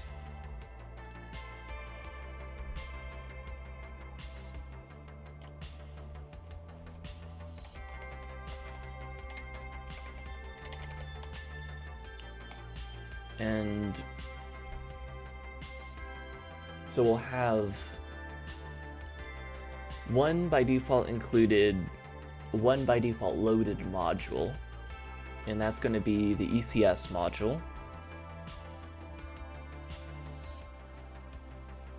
And into here we'll put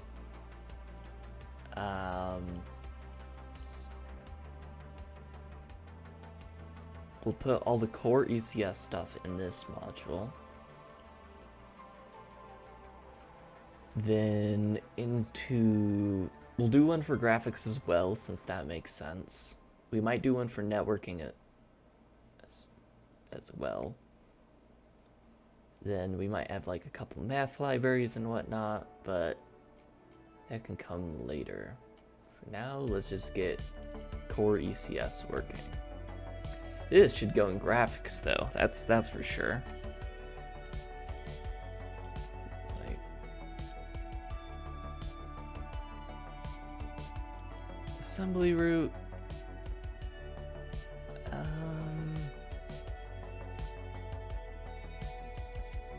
I have transforms under scripting? I just need a better way of organizing that in general. Since most of it was like, when I was building, I was fully aware that I was going to refactor all of it now. But for now, module BraneEngine.ecs.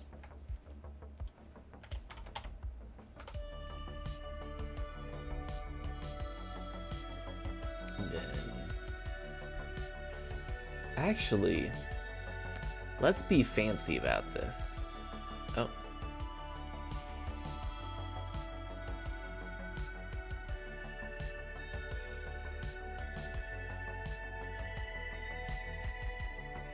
Let's see, open recent intelligence for VS Code.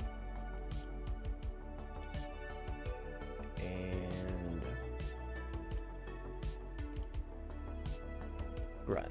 So, actually no, I need to, yeah, for some reason this only worked. I have a few bugs with that at the moment, but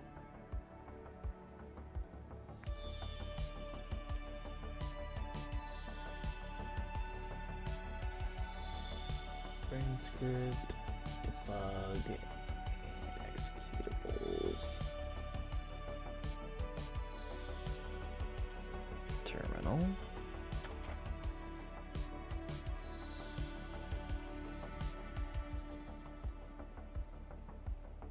Wait a second. Where's the... It might not be there. Where's the LSP server? Did I not put it in include?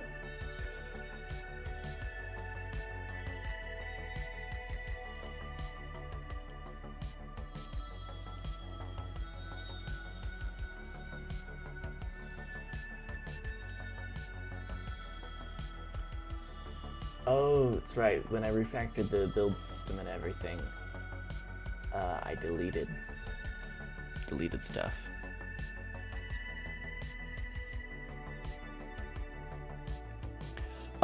So basically I just decided I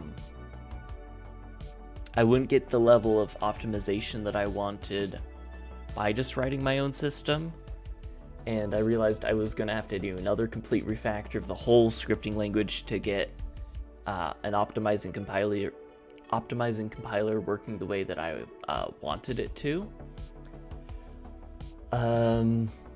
And so far, the Switch LLVM has actually been going great.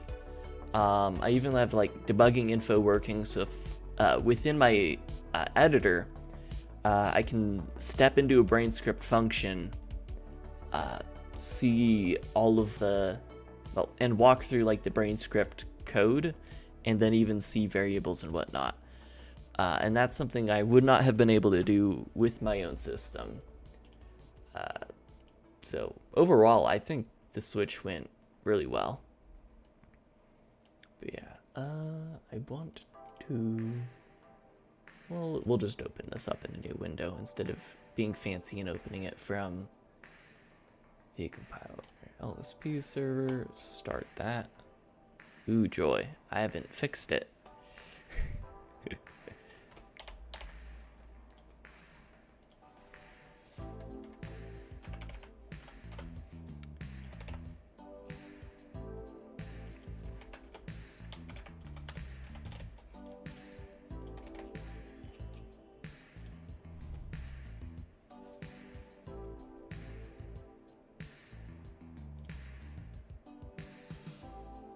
So mostly header files, looks like, thankfully. There we go, LSP server running. Let's boot up editor. File, open file.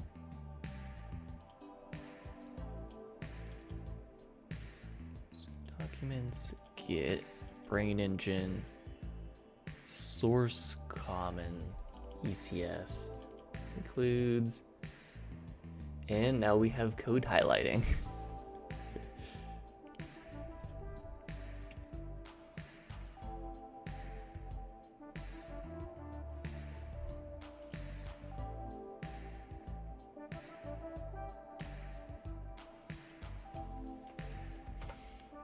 All right, and in here,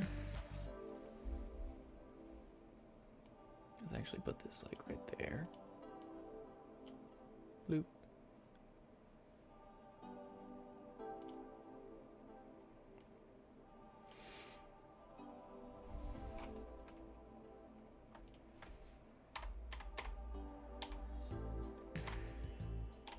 Yeah.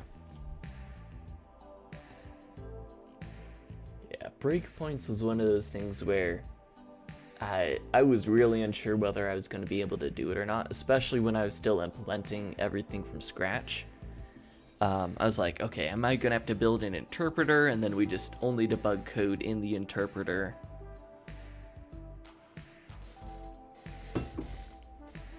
Or something crazy like that. But nope. I also figured out how to, so if I start whatever executable is running the script code here, and I have LLDB installed as like a plugin here, so I was actually able to set breakpoints on the BraneScript code, and it just worked. So it's actually a usable language.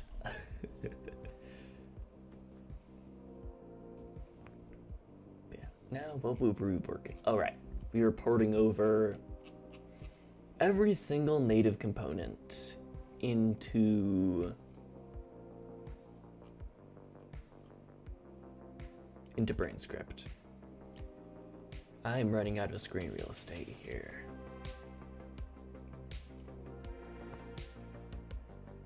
We can move that to like there. And script runtime. This is BraneScript. Wrong editor.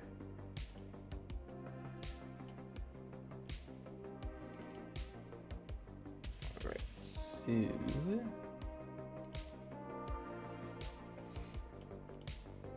we should, oh, I know how to do this. I'll just put this into like an assets module or something like that for interfacing with assets.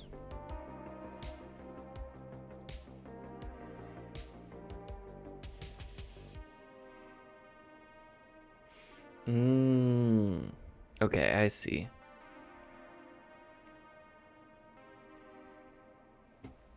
And isn't that what,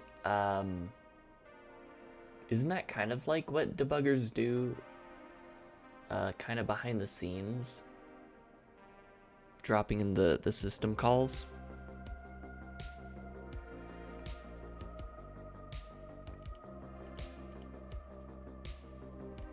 Alright, so this is gonna go into its own thing.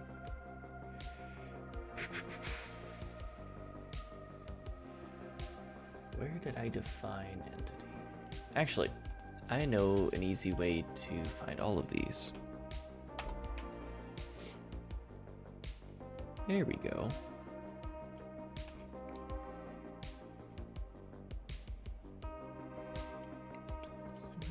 Reference.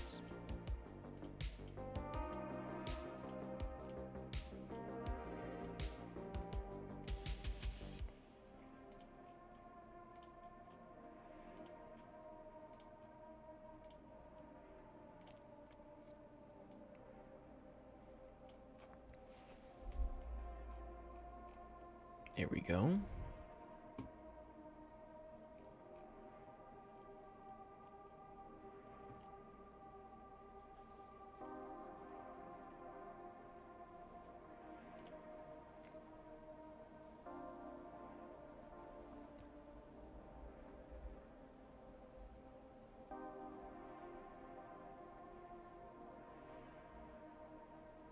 right, let's start out with entity ID.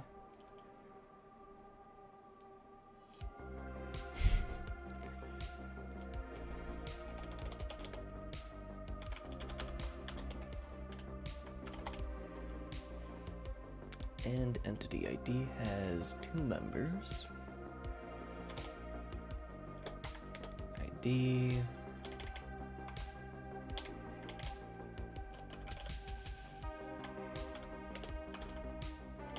Hi, how's it going?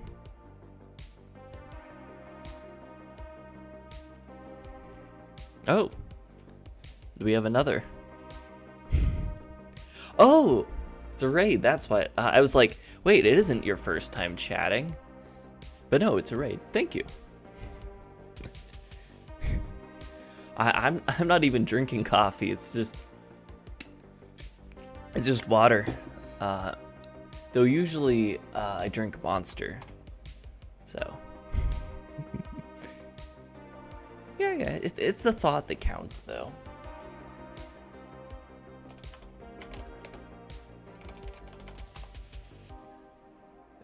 ID and version. Yep.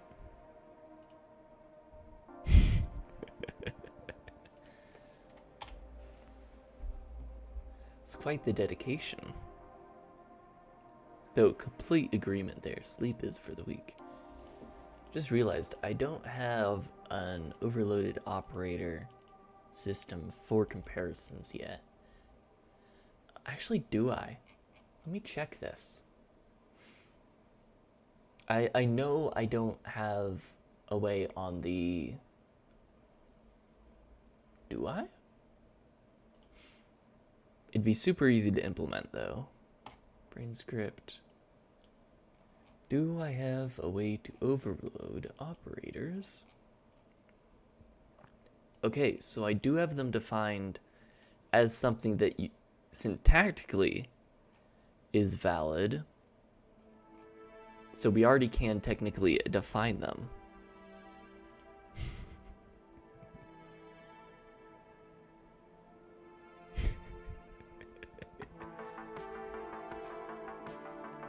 So I can technically define these, but so right now we're working on throwing the custom scripting language I've built into my game engine.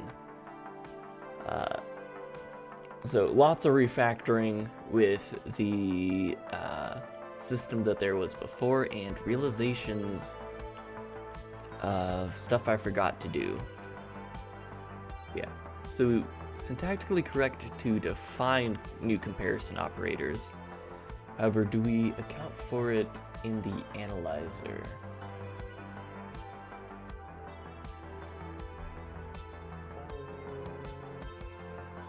Analyzer, there we go.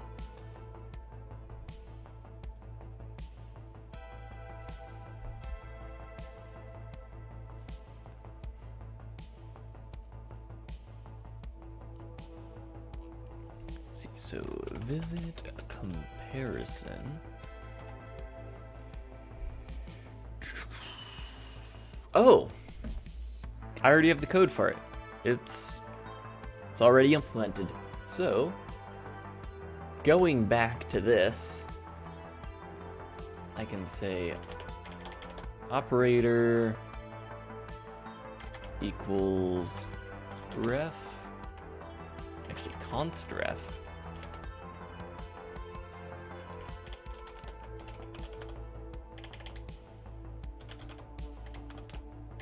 Entity ID.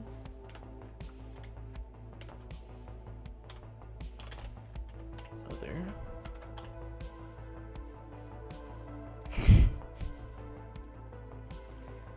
Come on, man, you have to be good about your camera placements. You know that. Dang it, I've been thinking about moving my camera because I like resting my hand here, so it's like covering half my face my entire stream.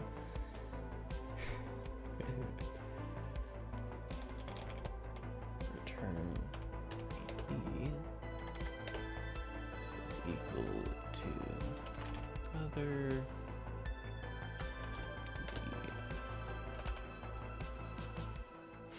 Ah, yes, I could just, you know, up here, just. Let's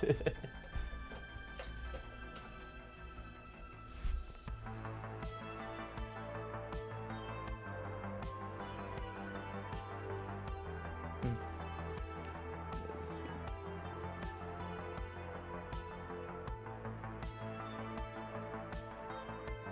Where do we put this again? There we go.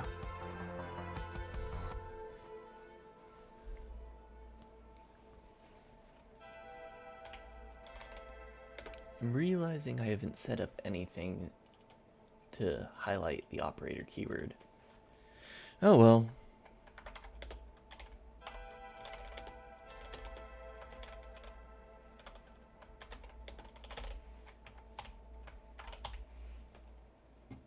And I did remember to add a negation operator. So we can just return not this equal to other, I believe.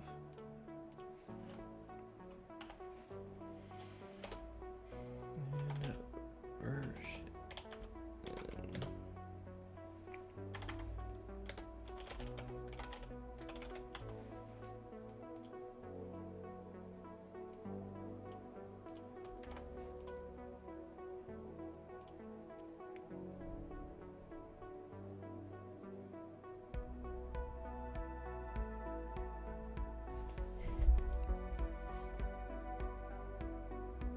That's okay. You can get the general vibe. If they're cursing, that means the code isn't working. That's the general rule of thumb. And I just realized my code highlighting isn't working at all.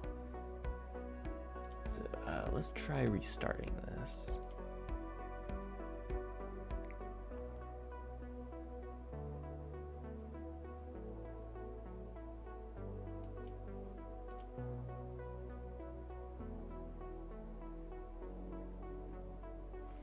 There we go. Look at those errors. Add operator equals. No viable alternate input. So that means that I was in fact wrong. We don't have this implemented. Operator general div equals or not equals.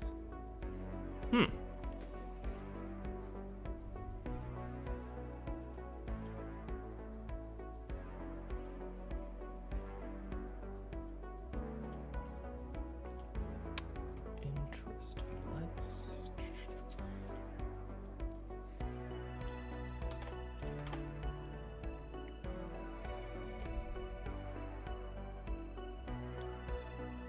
So that's super interesting because obviously we have double equals in the grammar.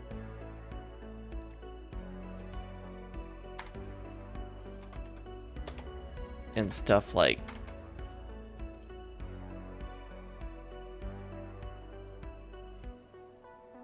member variable. Oh, is it confusing all operators?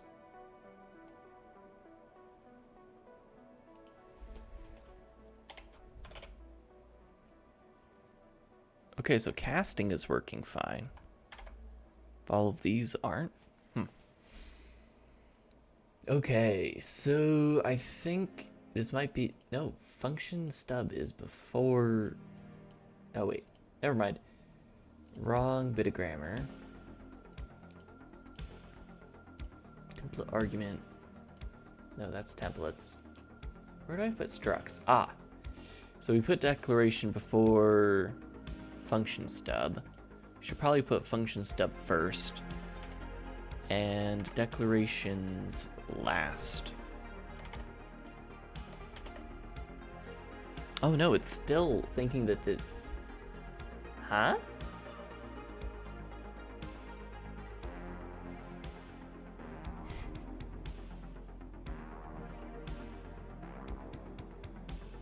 Why is it thinking that... I know that this was working before. Oh, so it's using this. That is working. But this, for some reason, isn't.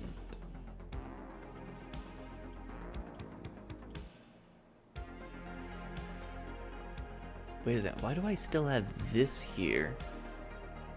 Oh wait, no. This is the name of the function. Of course I need that still to be there. So we have the type, the name of the function, or operator with one of these,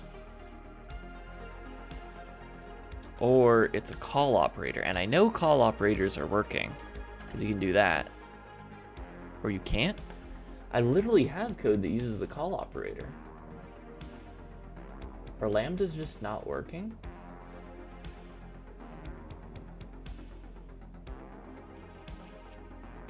But no, lambdas are working because the lambda tests complete successfully.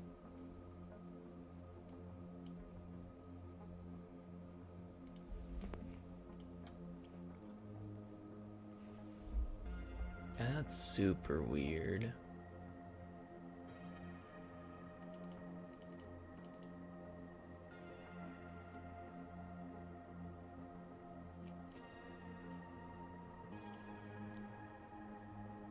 What is wrong with my code?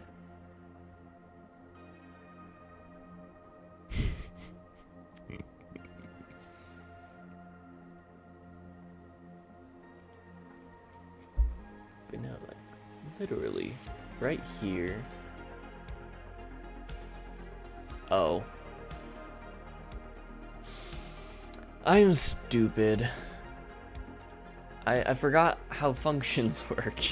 You don't just say operator. That's only for the casting operator. Look at that.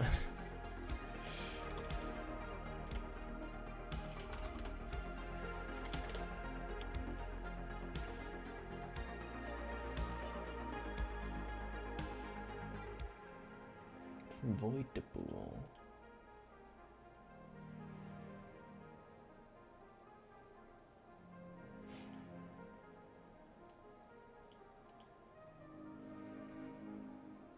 Okay, so comparisons are happening. Okay, this is actually a grammar issue that I haven't tested before. So we need comparisons to be evaluated before logic expressions. So that needs to go there.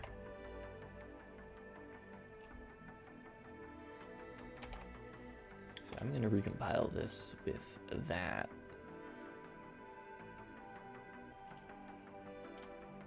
Reconnect to our LSP server.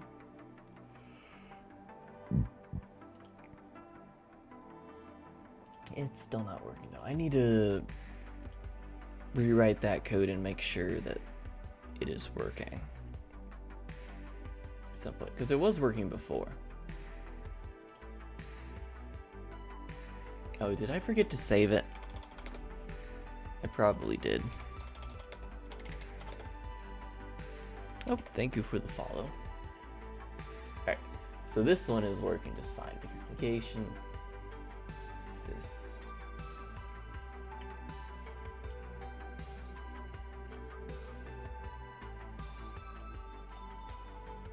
No casting operator. No operator equals with arguments void and constant int.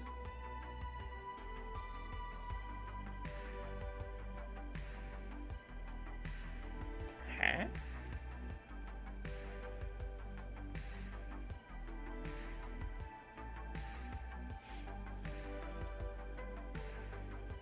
That's right here. Oh, wait.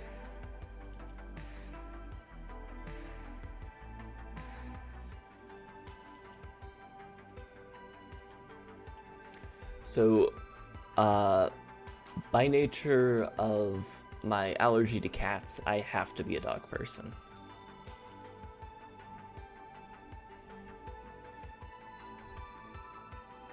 Arguments constant and unsigned int. Oh, have I actually implemented logic stuff? Like I implemented the... Wait. Constituent and constituent.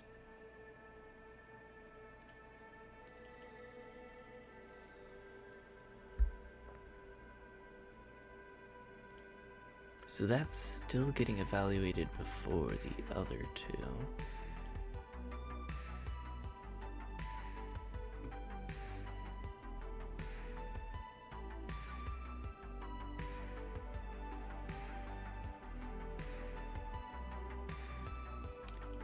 Yeah, so it does have automatic references for the this pointer.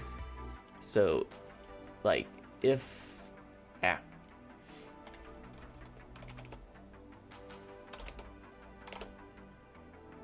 is equal to...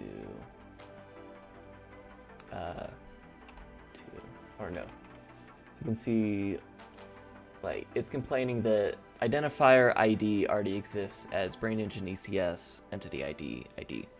So it is automatically checking like struct members and everything. Like it would say ID2 is not an identifier, but ID is just complaining.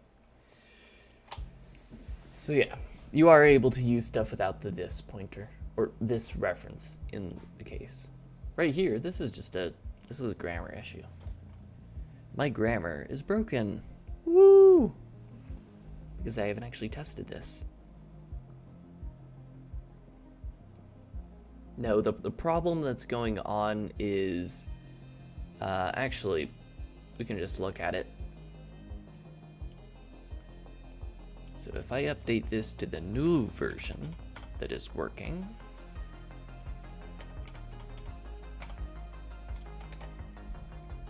you can see it works successfully, but so if we take this component let's go to this function, which is the one with the bug. So we return logic. Wait. This is the correct grammar.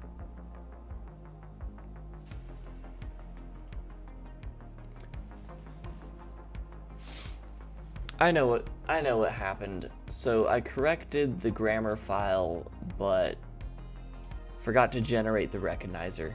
So the code did not change. There we go. I knew it built suspiciously easy the first time.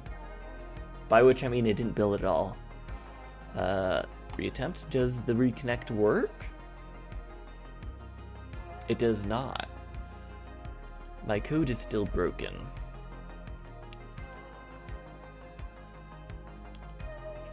See, I have this whole, where is it?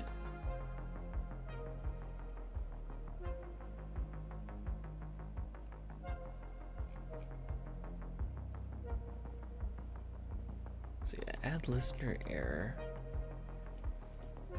and we attempt the connection again. Like, we run this whole function. Because VS Code has a way to reconnect stuff.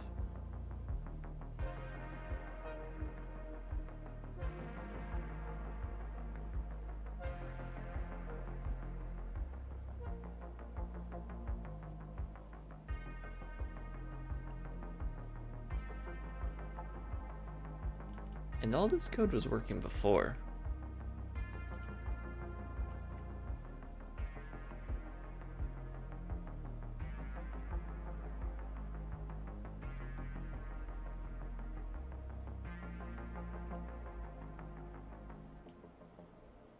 Close, connect. Oh, I get another connected thing. So it might be on the LSP server side. I don't know.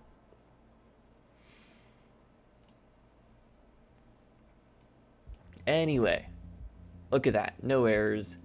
And these are showing up as green, which means the highlighting is working. So it's just a grammar error, which we have now fixed.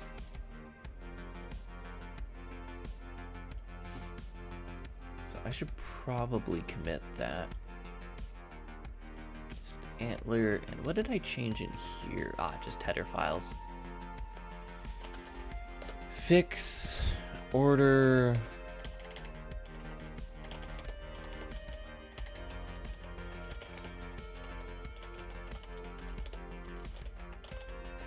Fix order of operations with logic operators.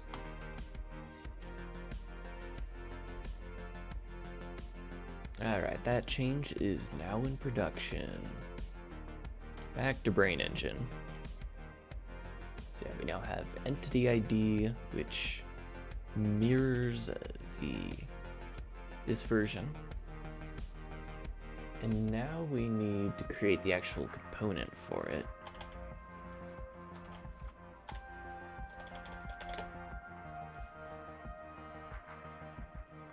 Which I believe is an entity, yeah.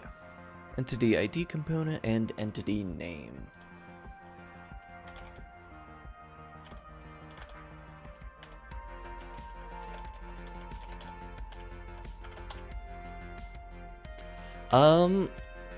I have. In fact, it's right here. I just don't have it on in VS Code, but in all my JetBrains editors, I am using it at the moment. My free trial just ran out like a couple days ago, but I'm gonna keep using it. It's just better autocomplete. It has sabotaged me a couple times. I will say that, but for the most part, it does help do stuff faster.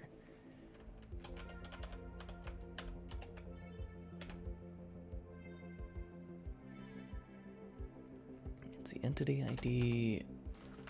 Do I want to say ID or value? We'll go with the Unity method of values. Now the question is, how do I want to handle actually registering entities with the components with the engine?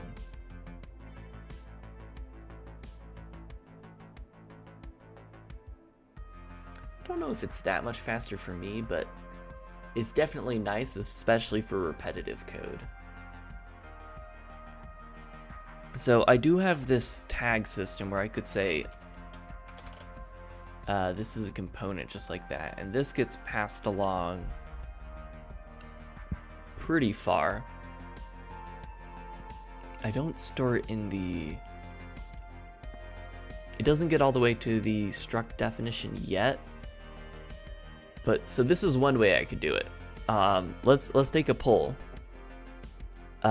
Defining components with tags, or should we do something like a void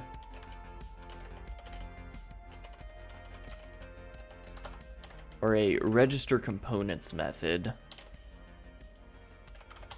that, you know, you just call some API, like let's say if we were to link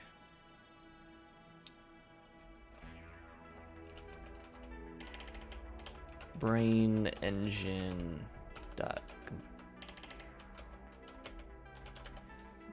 components or something like that, or actually I would say BraneEngine systems, because this would be part of like the systems API or whatever. And then we would just call, and then let's give this an alias.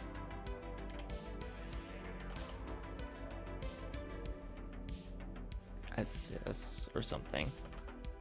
We could say system dot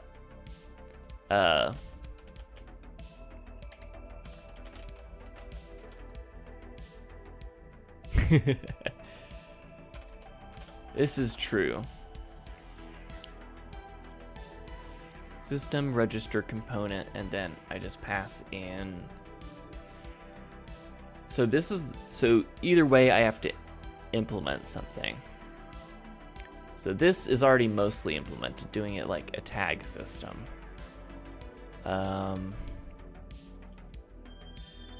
Tags is already implemented. This, however, I would need something like a type def T entity ID component. So it'd have to do something like that. Or actually, I could get away with just registering the name. We could pass names, that'd be pretty easy. So these are the two different possibilities for API.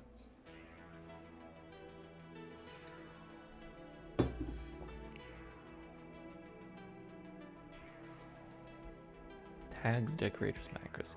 Yeah, this is clean. This immediately tells you on the component, and you don't have to remember to register it. And as the system I already have mostly implemented, so yeah, let's do it this way. And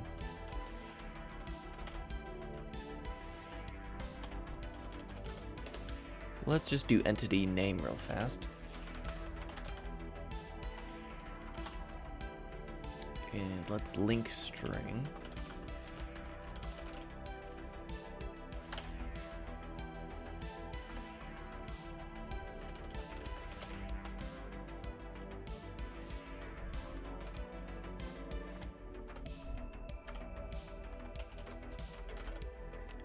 I also have this. Okay, that's part of the entity component system. So these are the two main components that we need for now that are actually used in the entity component system. Everything else is like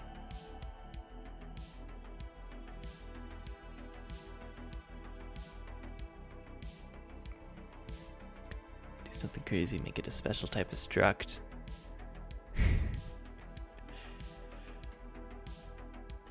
Yeah, I could do something like that. However, I do want to keep the scripting language as something general enough that other people can use it in their projects if they want to, or I can use it in other projects. Just because one of the main focuses I have on it is like really simplifying the interfaces between the scripting language and the whatever the host program is. So I don't really want to put in too much engine specific stuff. Like architecture, yes, driven by the engine, but I'm not gonna have something like the BraneEngine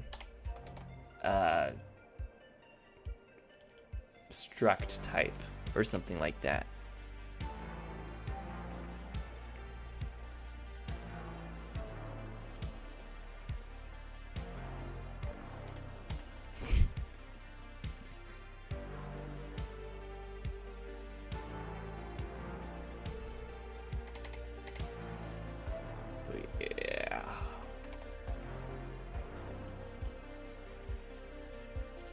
So for now, let me make sure that component is preserved. Or, sorry, tags are preserved all the way to the struct def. So I have tags both for structs and functions at the moment. I might do it for, actually no, I can't do it for all types because it's either type def for native types or struct def. So we only need tags on structs. My brain was telling me was, or the thing that I was trying to say is, the one thing I might add is tags for members as well. Like, let's say later down the line for networking, you put like you can put a network tag on a synced variable or something like that. Though I might want to go the method of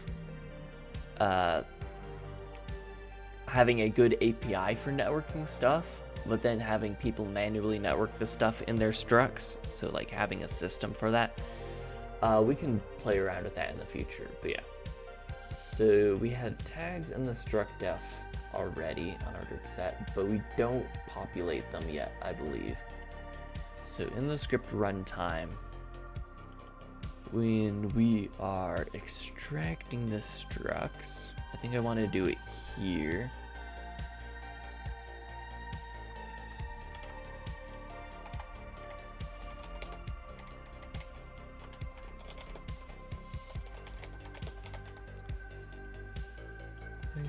Stuff.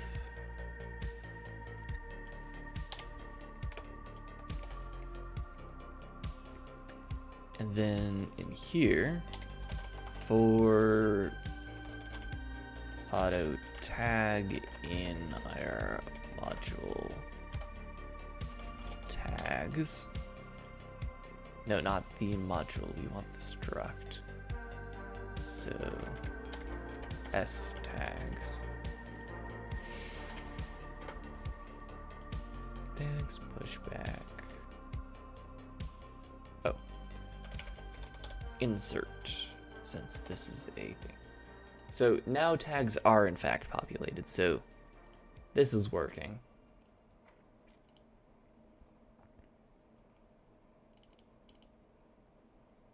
And just as...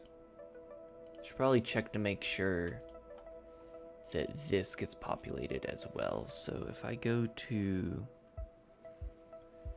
document context, compile, actually no, it'd be struct def.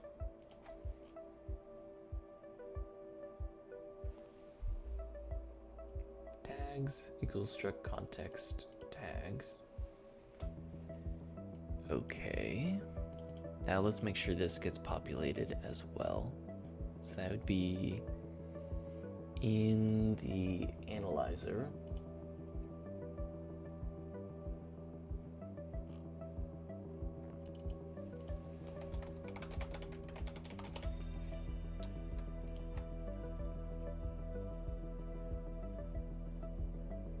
Okay, yeah.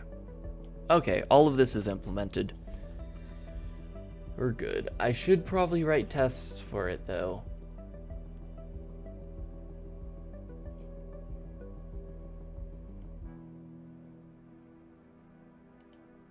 But I want to keep working on other stuff, so we're not gonna add tests. Famous last words.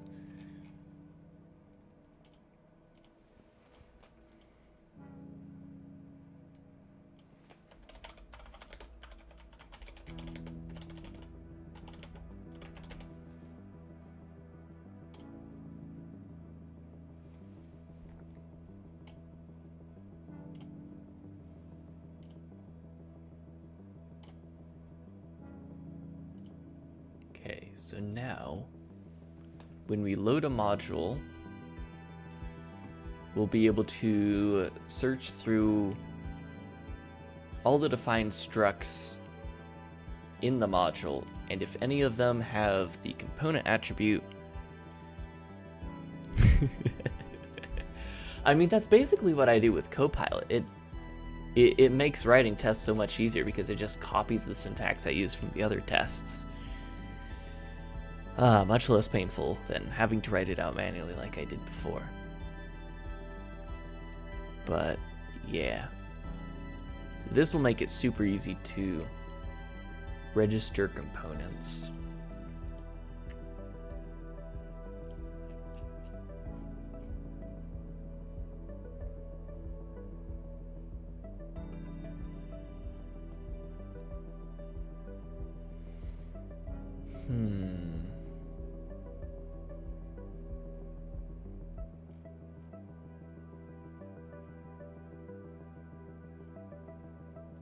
Another thing that I've been thinking about doing is, at the moment,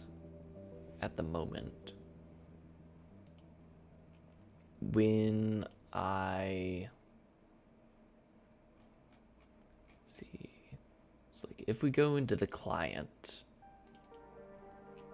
on startup we add entity manager as as one of the core parts of the engine. You just have the entity component system.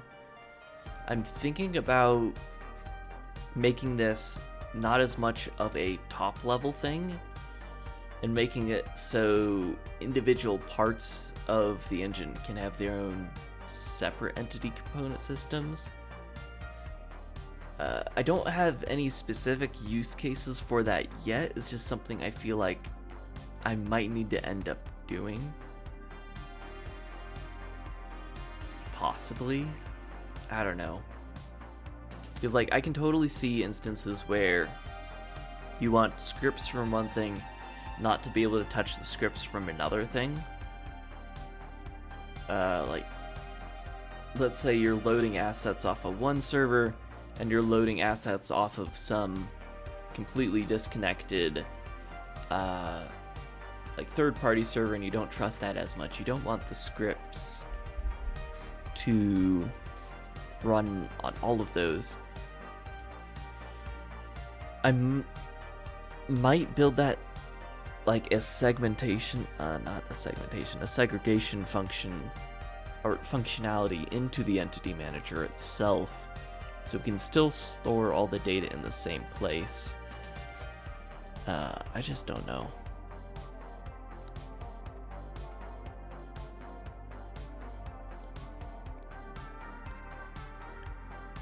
I'll leave that for later, though. We can delete this add native component thing, because native components aren't going to be a thing.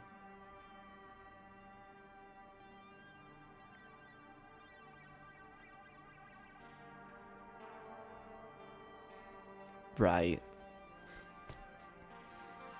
I think for now, internally, I'm going to keep the one static ECS system that everything has access to.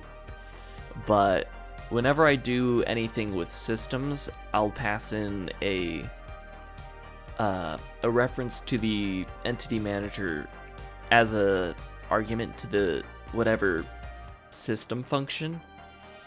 That way, the scripting language is agnostic to however I've implemented on the back end. That's my plan for this at the moment. But yeah, I don't think I have any other core ECS stuff I need to implement. Like, yeah, we have mesh renderer stuff, camera, point light.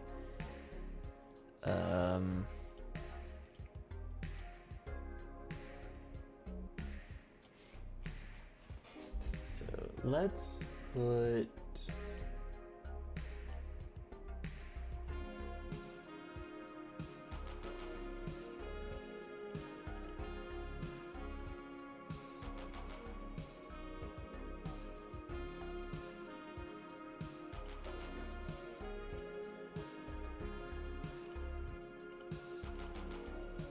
trying to decide again where I want to put. I think I want to put all of these in one place.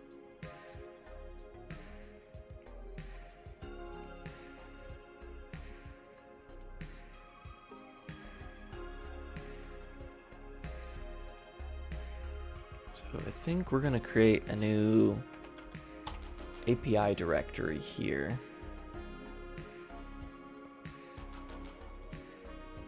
And we'll create a common directory.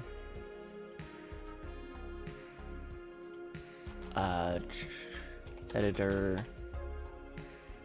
And asset server for now, since those are the targets we have. So all scripting language stuff, they should be included with, well, all scripting language API related to everything. We'll put this in the common API folder. Everything related to the editor specifically, respectively, goes in there. So if I ever have like a UI API, we put it in editor.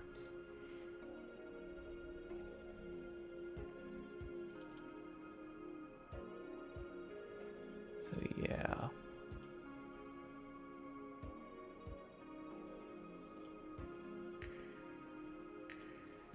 Yeah, let's open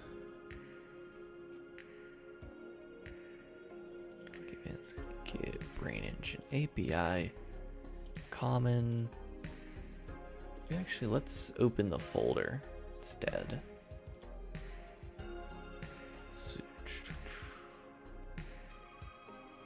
documents, get BraneEngine API. We'll just open API in general.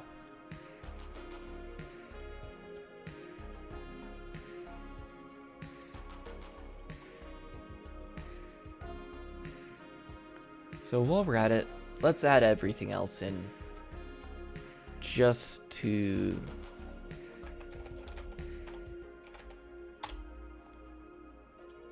be clean about it.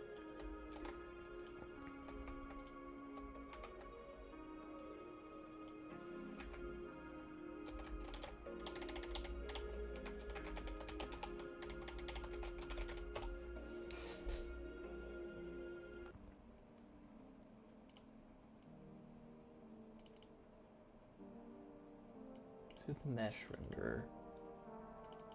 Assembly root. That's not necessarily a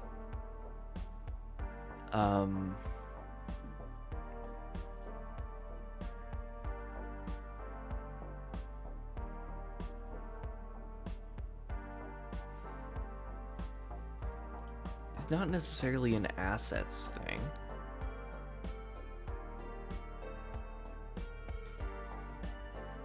All right, see you around, but thank you for showing up and saying hi. I do appreciate it.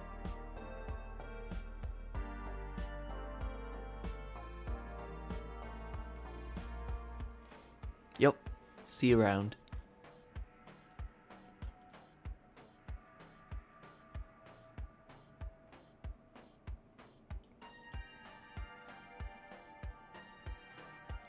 So, assemblies.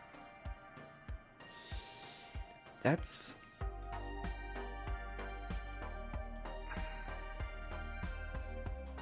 I guess that is part of assets in a way, but not.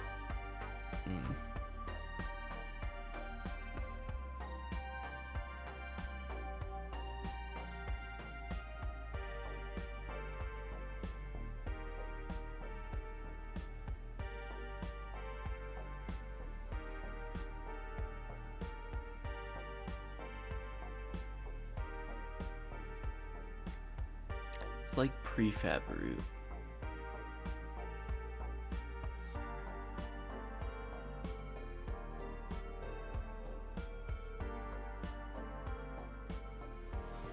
I think for now, we're gonna put assembly root in.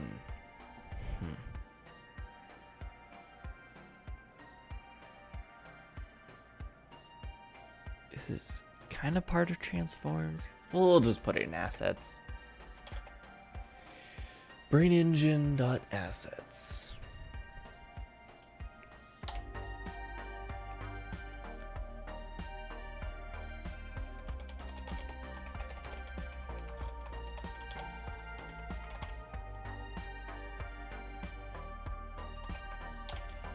And we will link. Okay, we don't need to link string. We do want to link BraneEngine dot ECS.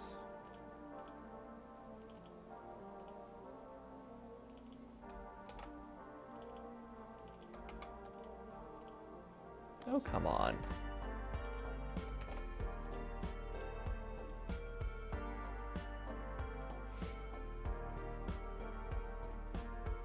What do you mean it's not found? Of course it's found.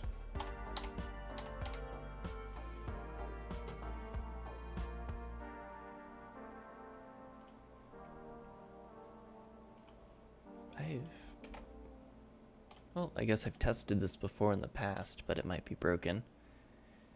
Loading workspace, BraneEngine API.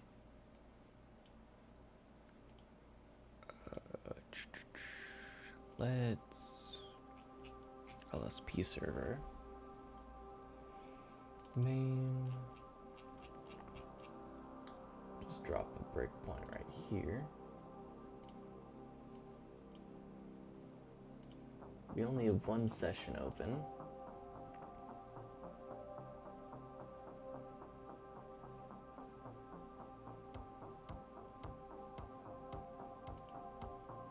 And we only have one analyzer. We have 2 workspace roots.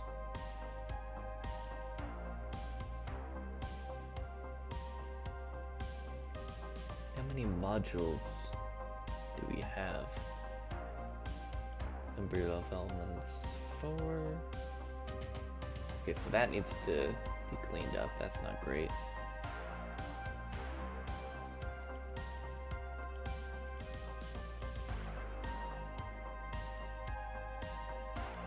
Actually, no.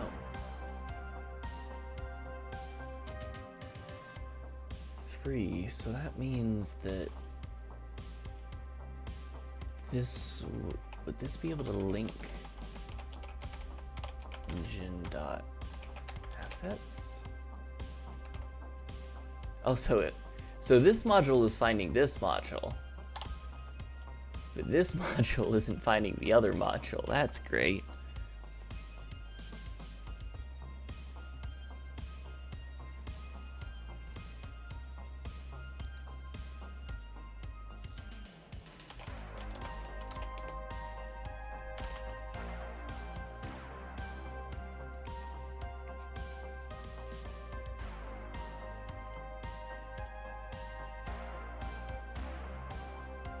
Oh, now it's working. Alright, because I had the server paused, so I guess I fixed it by editing this file or something. I don't know. I don't know what's going on.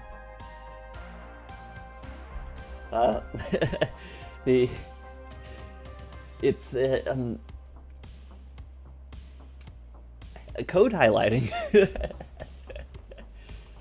that decides to, yeah. It's a work in progress. It's a work in progress.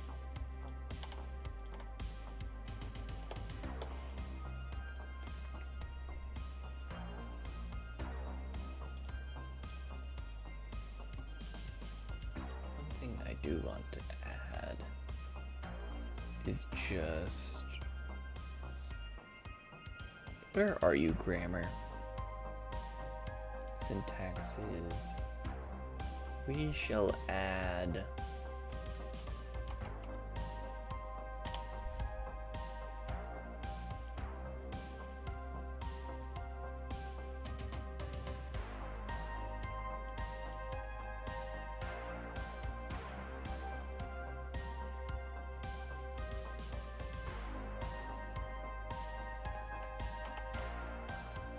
type def. Just add that there. So now operator will be blue when we reload this. Now we have assembly root.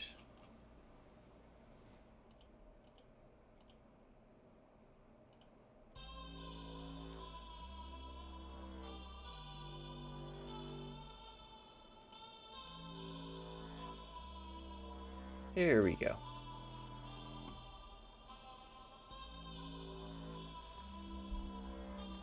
Now let's create another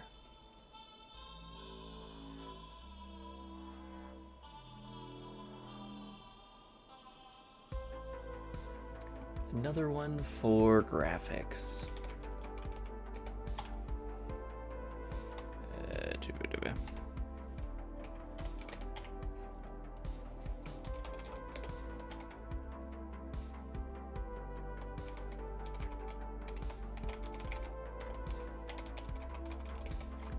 BraneEngine graphics.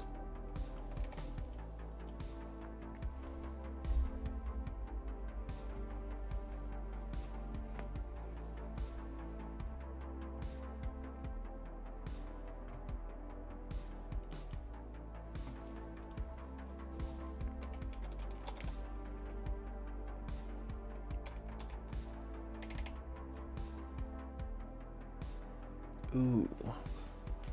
I don't actually have an implementation of arrays yet, though we already have one for strings, so it's not impossible. I just need to actually put in the time to make arrays.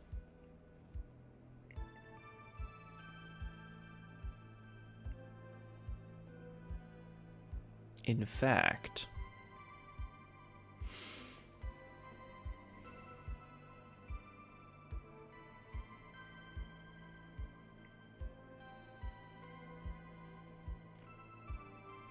so I definitely need a base array type just defined in the language, so if other people want to use it, you know, they have that.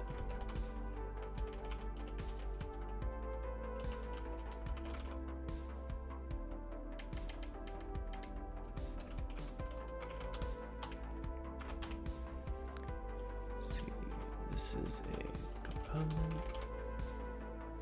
That's weird. Okay.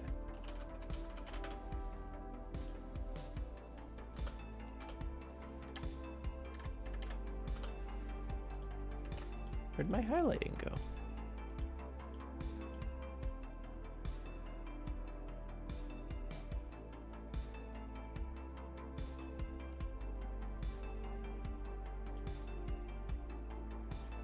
No errors? Okay.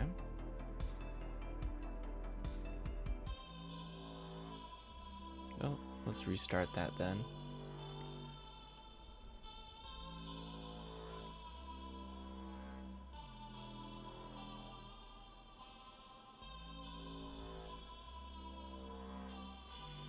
There we go.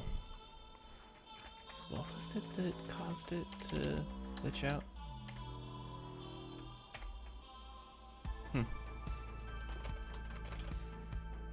Weird connection stuff, I guess. So unsigned int for the mesh index. And then again to the thing where we don't have arrays.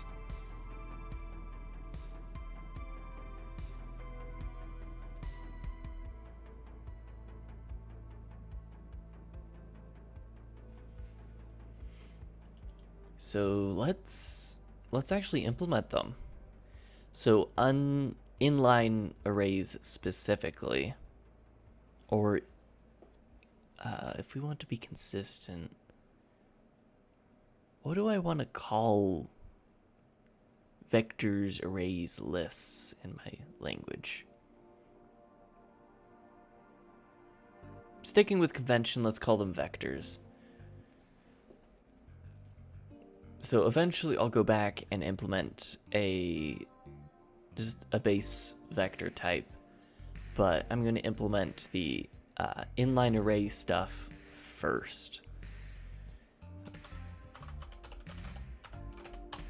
So I'm going to take some inspiration from C# here, and we're going to call this module collections.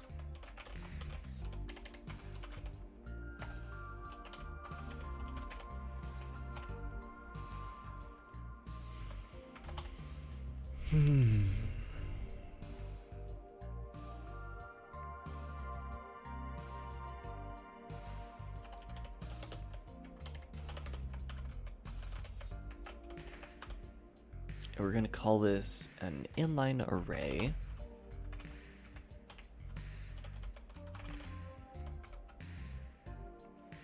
Wait a second. So the thing was, I created a new document. Am I not is my LSP server not subscribed to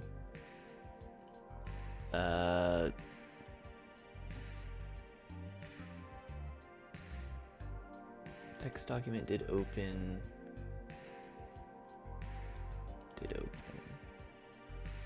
So this should have been called.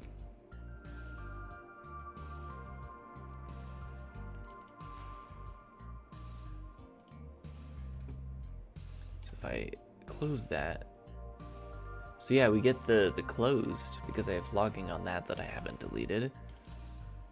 And then, okay. Oh man, this thing needs so much work. But yeah.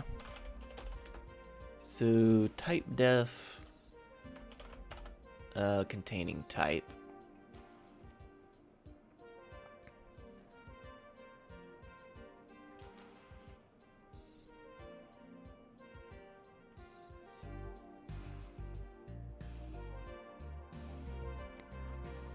And let's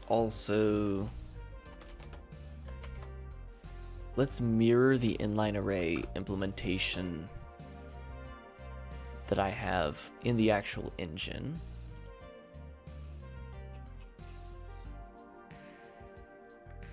So in utility, inline array, as you can see, so what inline array is it's inspired by how buffers work in the Unity ECS system, where we have a set of local data, and then dang it, I have to implement vectors because we use vectors within the inline array. So basically, there's an array of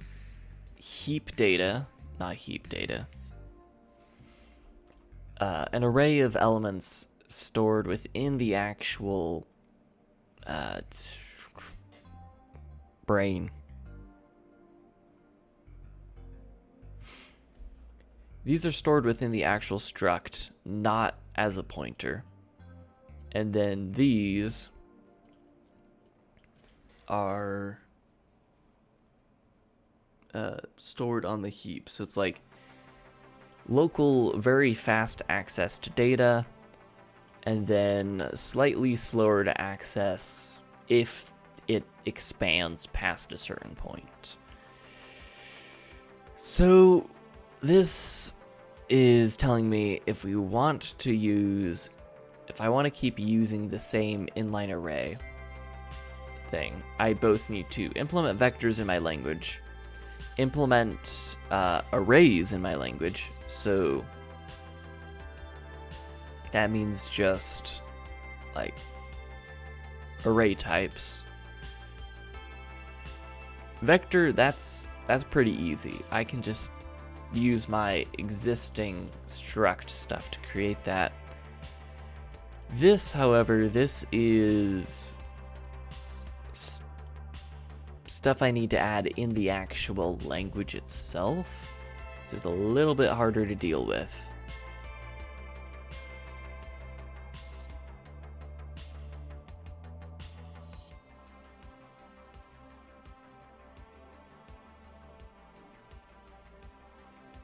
So I'm just deciding if it's worth it or we just implement only vector.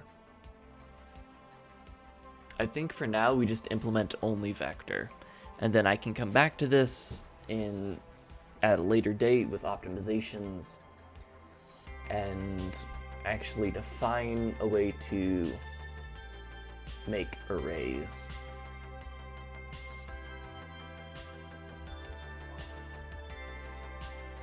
So let's go back to BraneScript.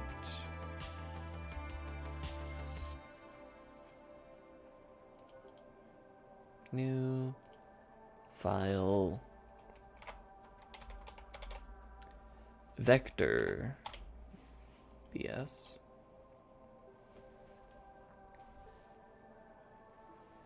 and we'll create new module, vector, and we will link unsafe, since we need to deal with raw allocations. Template type def t struct vector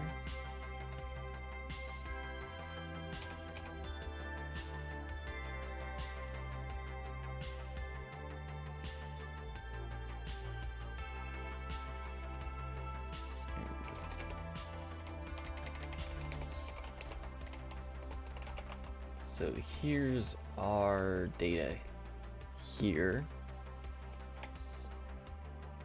Int size.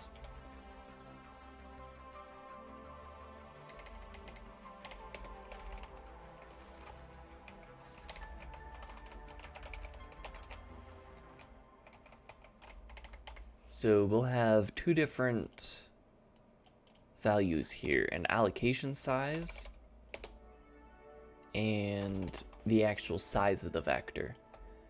Since we're going to do something similar to what a lot of languages do, where you allocate a bigger amount of space than you actually need. That way it's not like append element, new allocation, append element, new malloc call, append element, new malloc call, because that is incredibly slow. Instead, we'll have the virtual size and the actual size of the data. And I think that's all we need for now.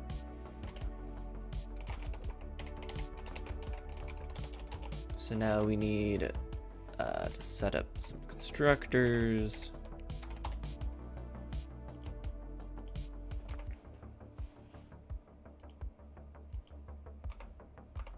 So we don't actually set data to anything yet, since the way references work in my language are a little weird.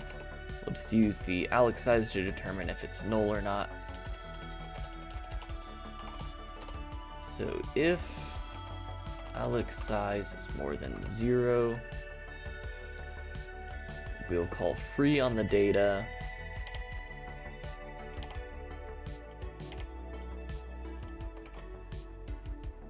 Just like that. Now, on copy, const vector t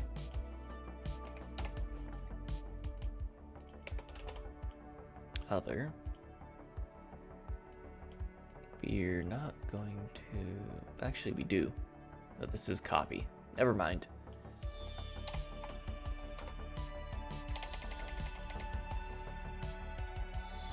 So if Alex size is greater than 0, free our data.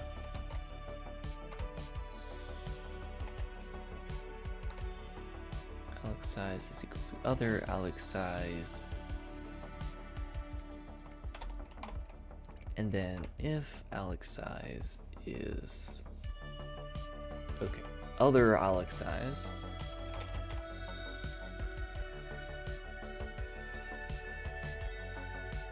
greater than 0. Well, actually, we can use just our Alex size now, since it's just been set. And then we data, and we'll use the reference setting operator. Alex size times size of t.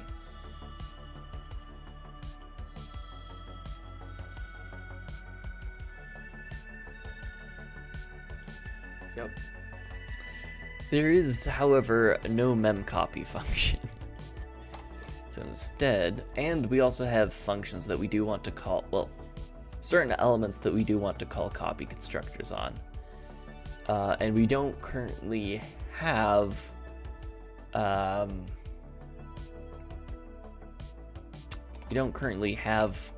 metaprogramming to be able to tell. Oh, I don't even have for loops yet. They'd be super easy to implement, but I haven't implemented them yet.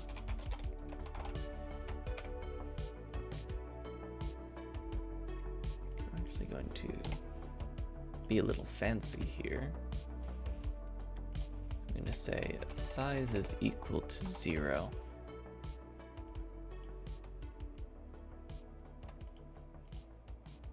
And if Alex size is greater than 0, then while size is less than others size,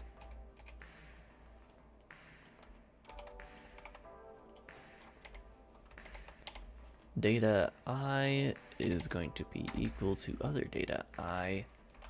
Size is equal to size plus 1, because I haven't added all that syntactic sugar yet.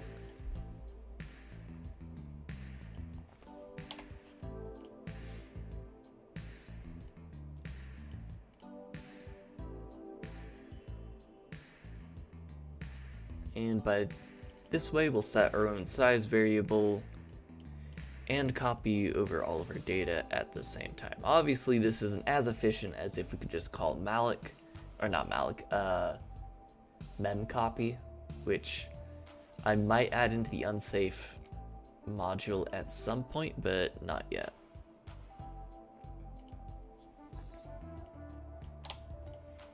And I think that's the oh wait, no. Wait, yes, since it is copy. This leaves us with the correct result. Oh wait, no.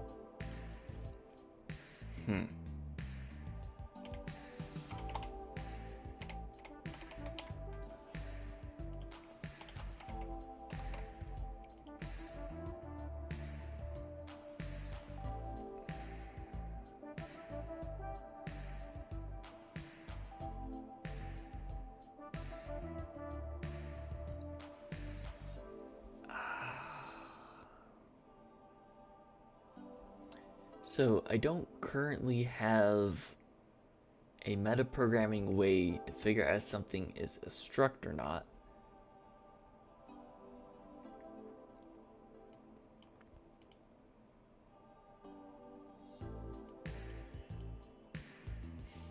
And for structs, we need to call their deconstructors.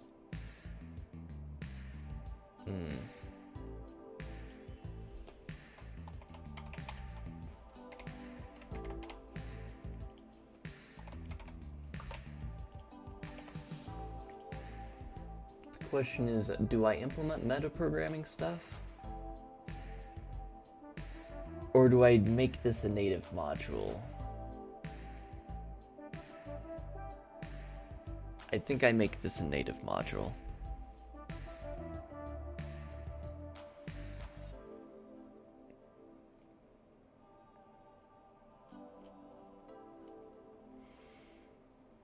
Which is, I didn't want to have to make it a native module, but,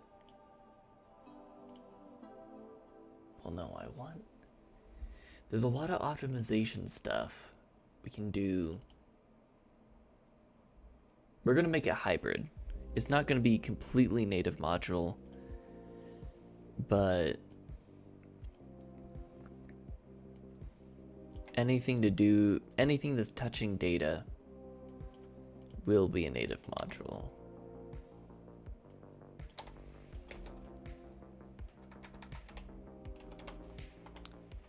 So we're gonna make the constructor, destructor,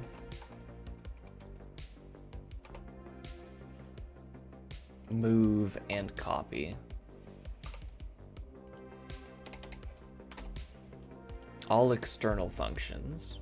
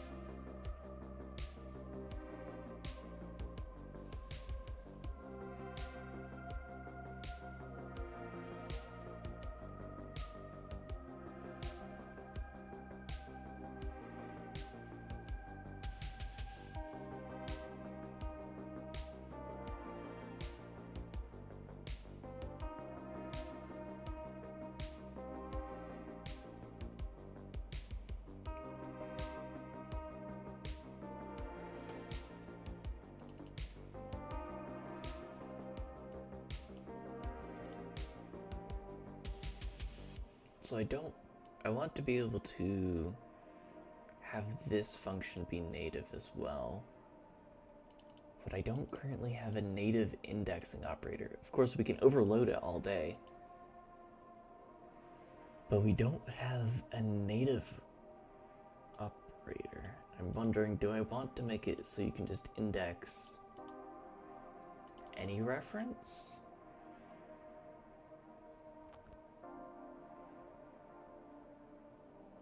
And just have it check if there is an overridden index operator, do that. Otherwise,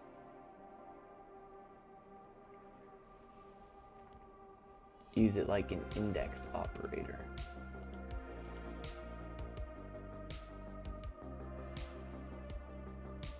Because it slows stuff down a lot.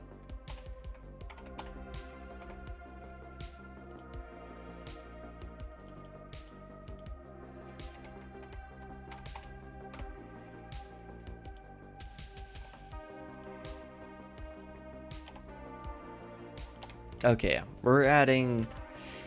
I don't like it.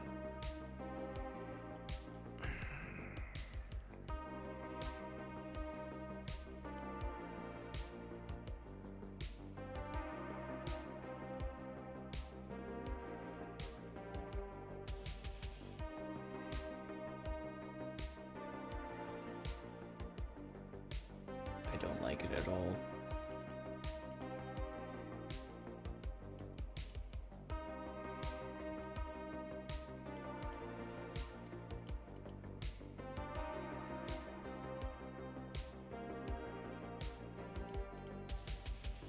Yeah, that's what we're gonna have to do. Alright, let's add this to the document context. So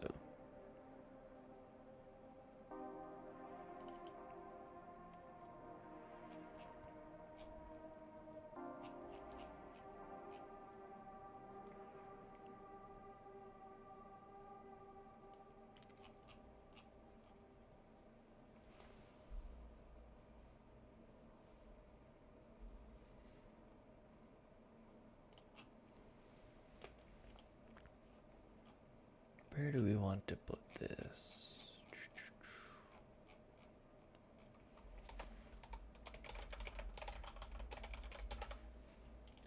We'll put it around the areas of these parts. Struct. Oh, did my playlist just run out?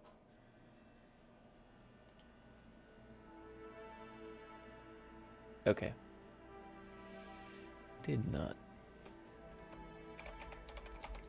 Native index operator.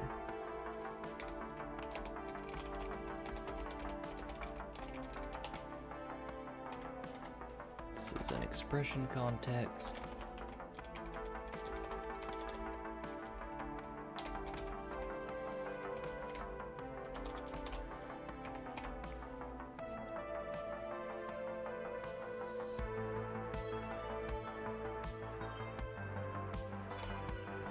Also an expression for the index.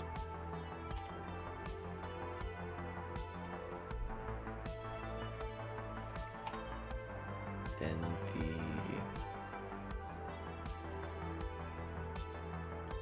these sets of functions. And I do actually want a constructor for this.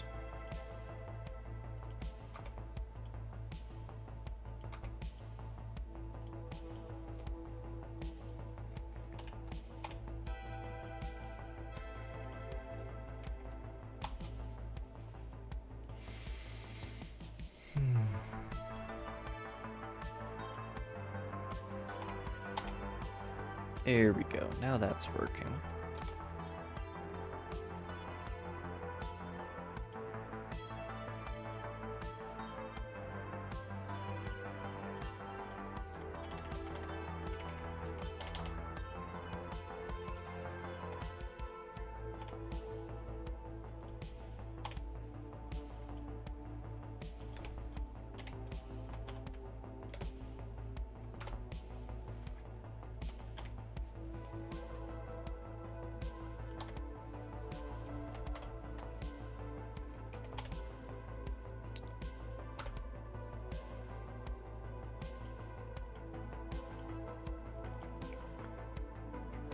Also going to assert that source return type is a reference.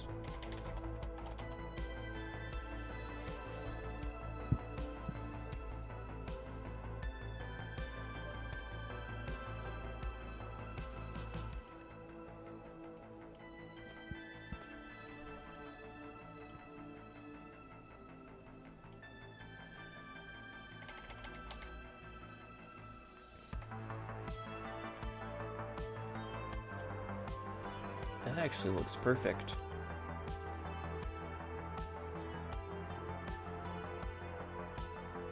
Cool. Is constant expression. Come on. Alright, we'll define it manually. Come on, IDE, why can't you do your job?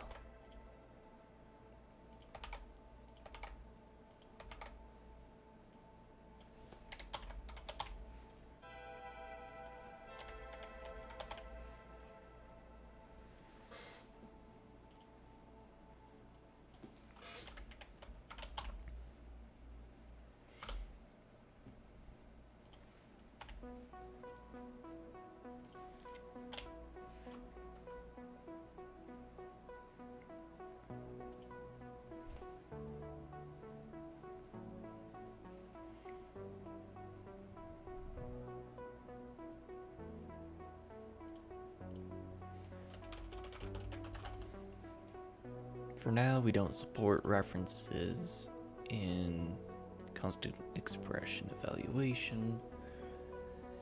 And then, time to create the AST.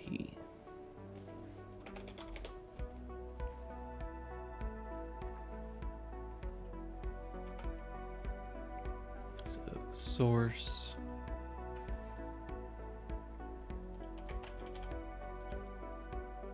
This is our source array.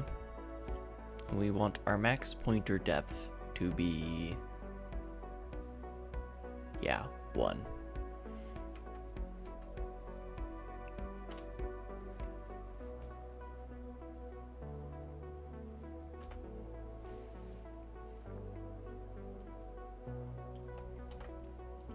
And we want to dereference this to a depth of 0, because we want the actual value.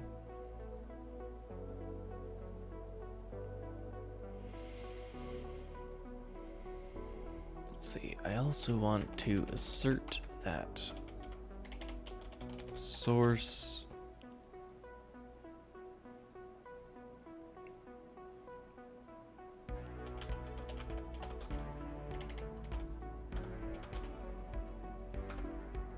storage type, and we're gonna say this is a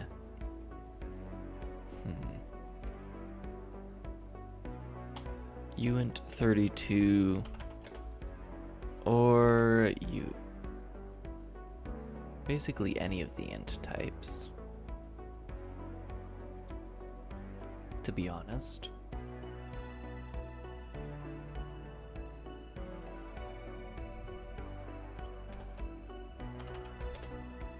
Yeah, for now, let's actually put in the effort and make it support all the different types. So, int32, uint32, int64, 32, uint, int, uint. Okay. So this is an int type.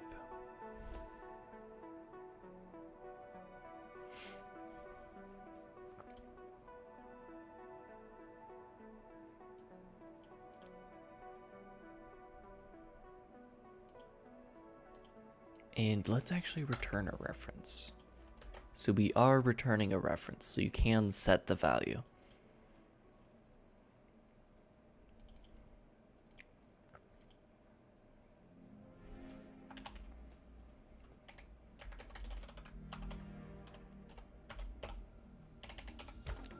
Index dot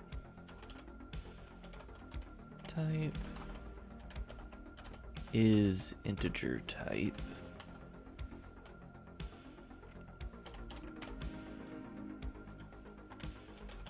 We return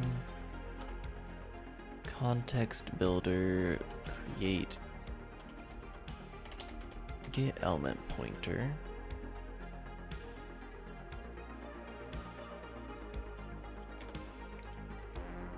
of type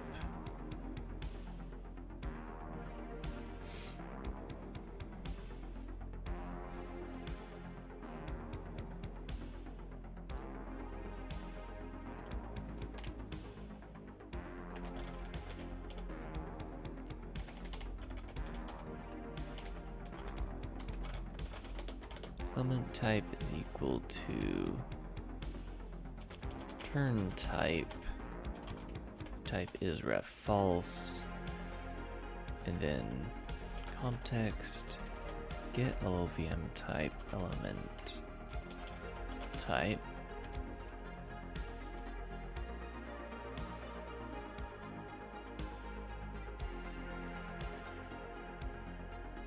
so this is the return type, this is the pointer to the array, and then that is our index.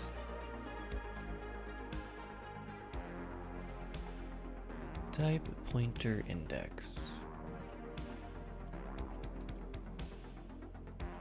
Cool. And I think that is all we need to do. Okay. Now, in the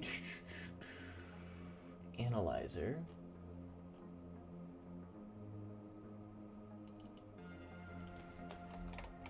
Visit index access.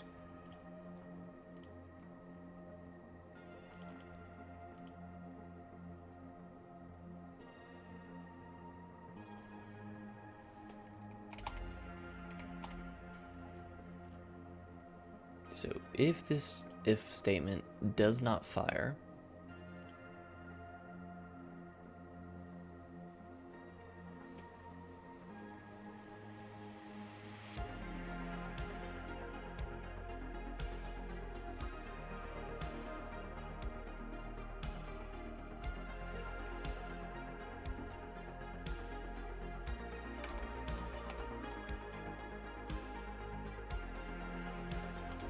left return type, storage type.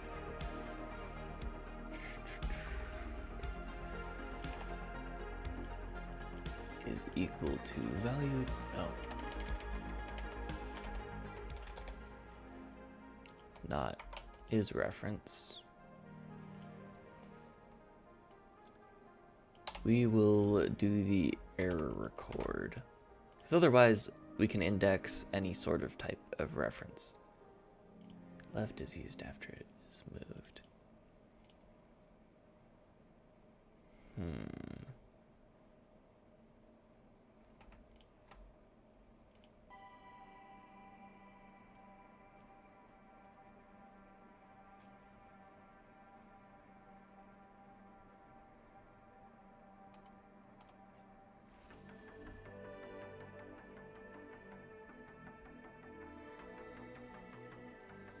That is a conundrum.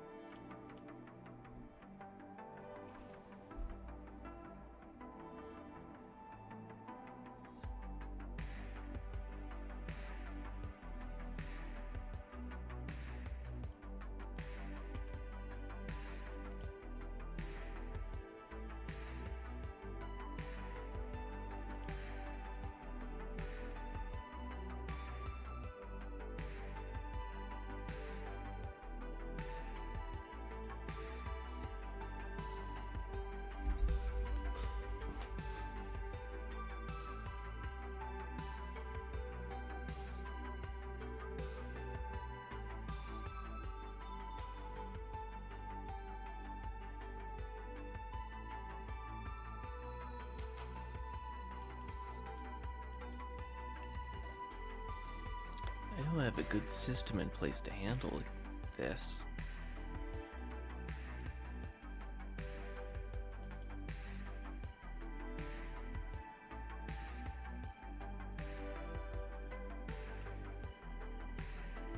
I basically need to refactor how I handle references.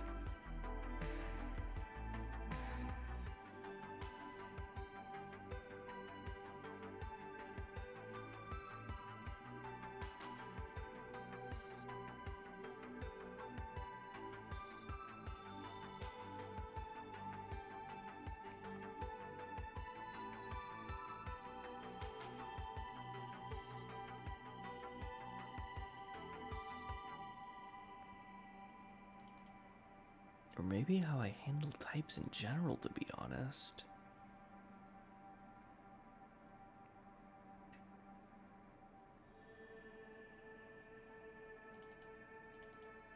Because at the moment, I don't really have any way to nest references.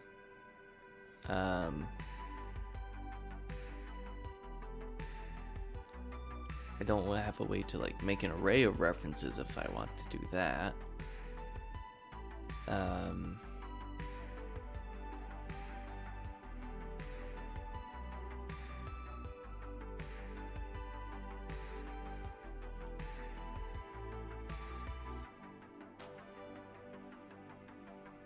Because I'm thinking like if I made a list of strings and then I used the method I was about to use, that would mean that we would try to, if we made an array of strings and then tried to index access a member of that array of strings or vector of strings, then it would use the index operator on a reference to a string, which the method I was about to use would just return a character, like a member of the string, instead of a member of the list of strings.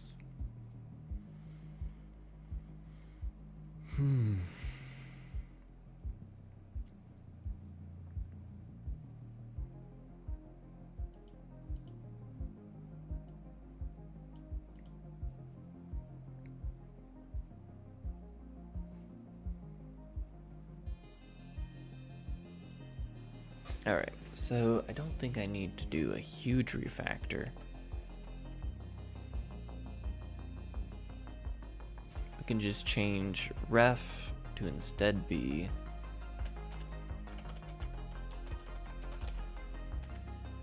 we can have this ref type, none, reference, and array.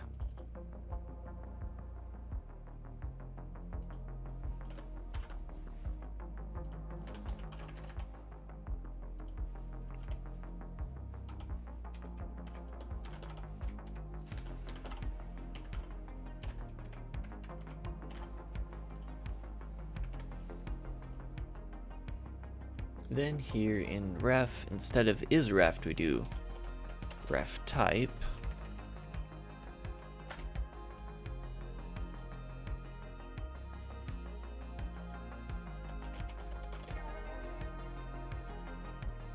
I'm gonna have to refactor so many things.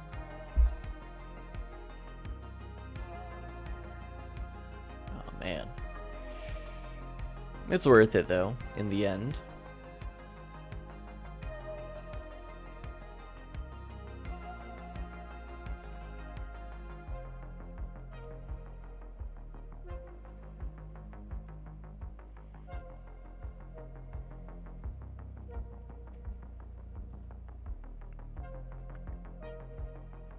I'm just going to set this ref type to ref type none by default, and then in the grammar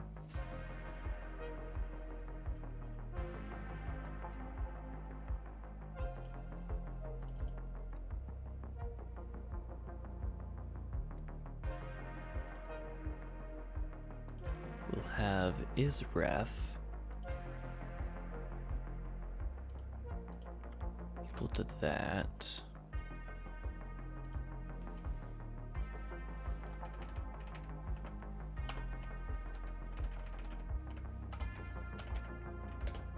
Ref and is array equal to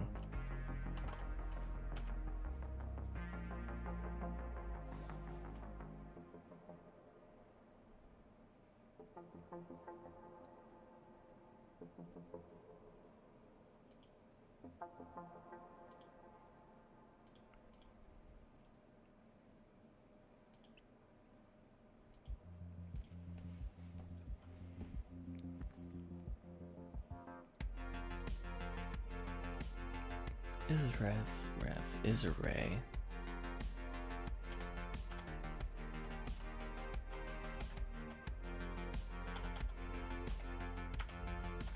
We'll also have a size here just in case, well, so I can implement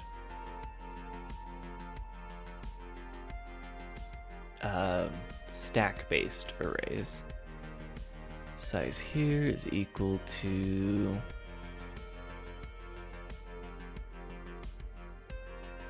an int.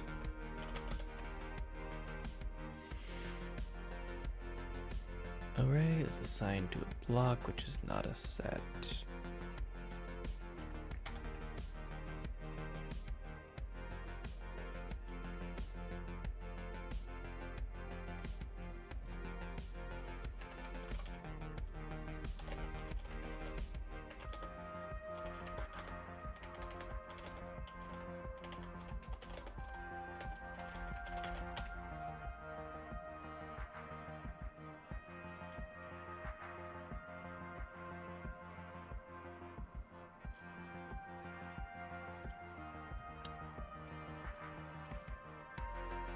Okay, for now,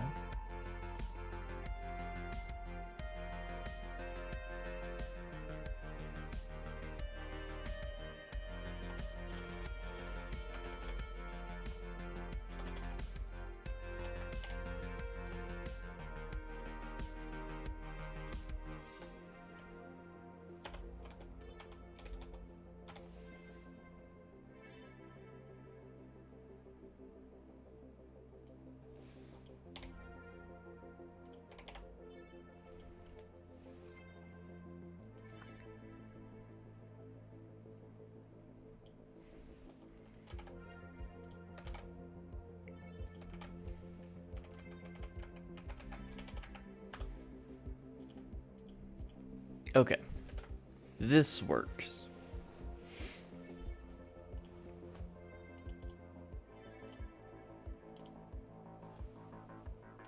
So now in the analyzer,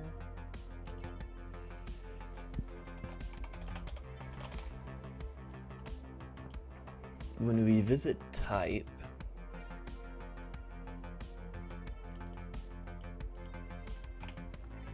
so if context is ref, output is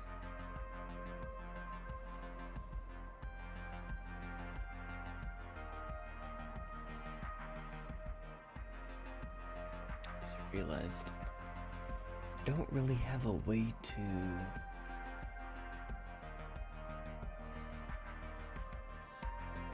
actually I do have a way to do that. I just have to remember to do that. Output ref type is equal to ref type reference.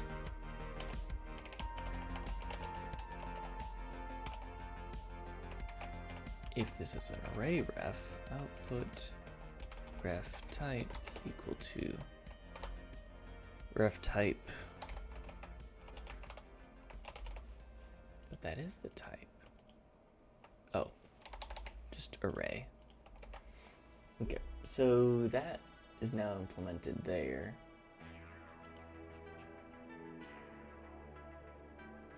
Now when we visit declaration,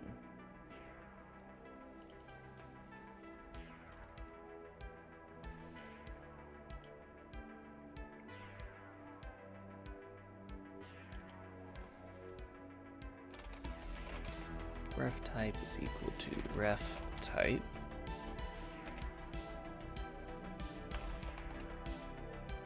If value context dot ref type is equal to ref type array, then we want to set the labeled value context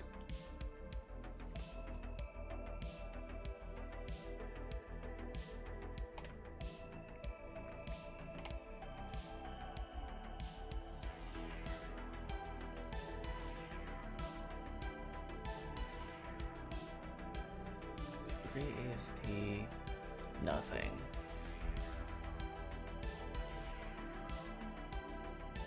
I guess we'll just do size t array size. By default this is 0.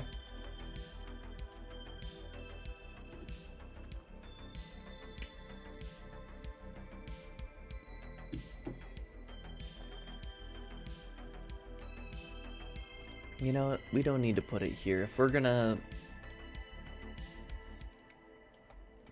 add an array size, we should add colon and add it to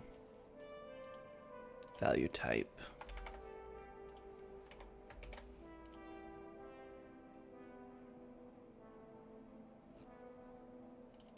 And instead of ref type, it's just if there's an array size, it's an array. If there's not an array size, it's not an array.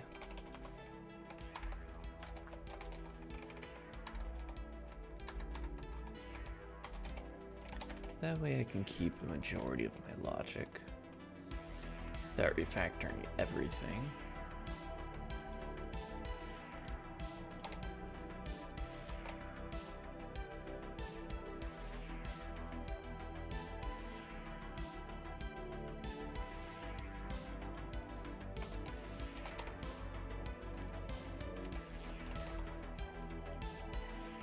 Oh. Okay. I'll turn that down a little to about there. Looks good. Maybe a little bit more. No.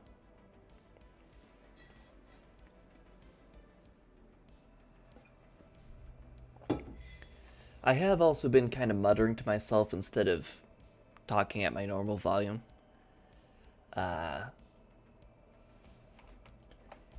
Since I have been more muttering to myself than actually talking. Also, thank you for the follow. It is appreciated.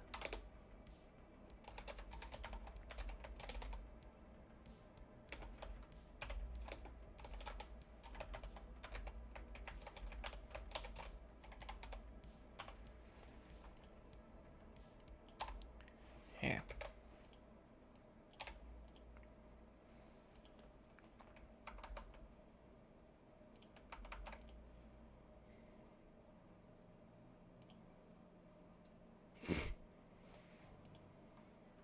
That's not simplified.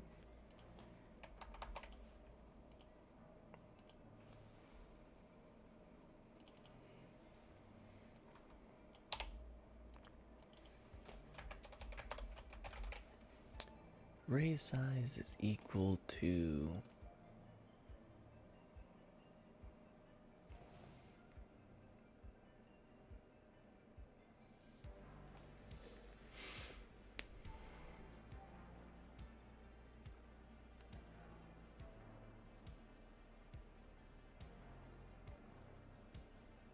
that's a problem.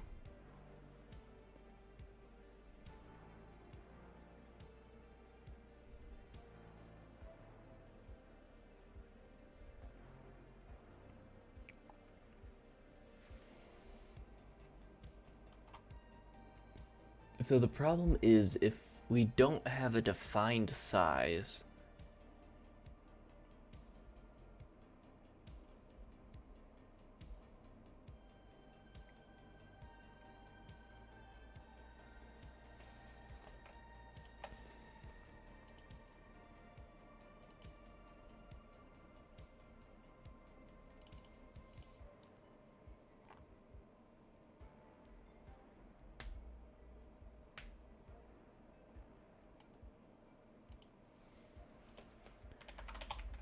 okay, I guess a array size of size type max value will be a unsized array, I guess.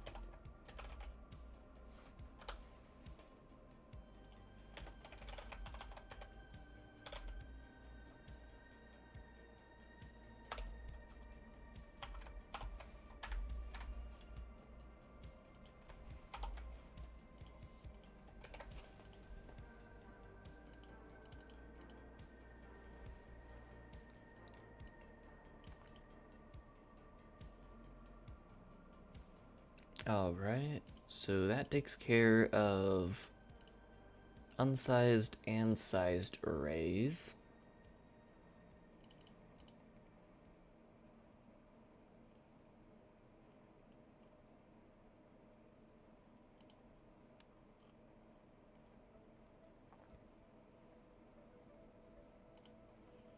So now, if we visit index access.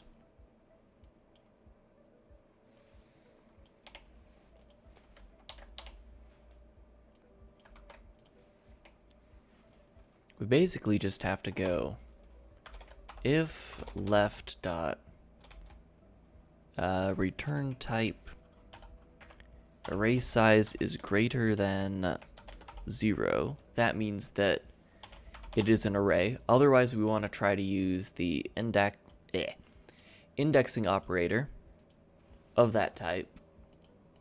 But if this is a reference to an array, or an array reference,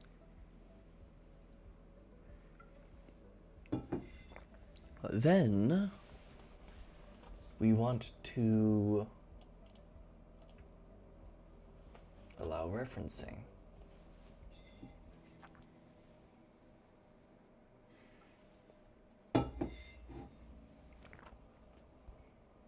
Not allow referencing, just in general. Return expression array native index operator.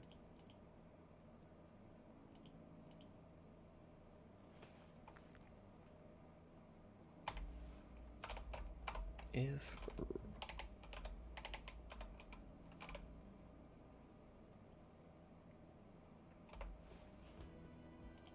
search type is not equal to value type int 32 or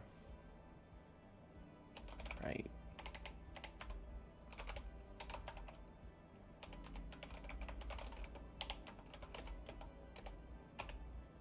Wait a second, do I have, I do.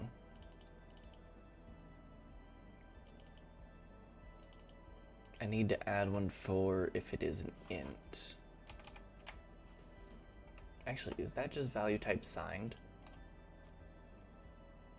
Signed begin.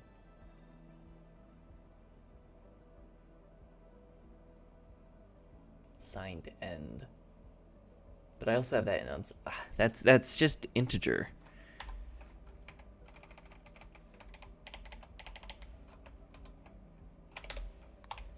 Int begin and int end.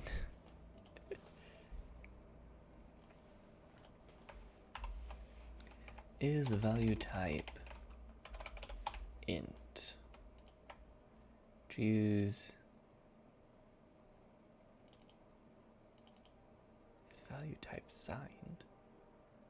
Don't you? Oh. We want to name this one. Is value type int.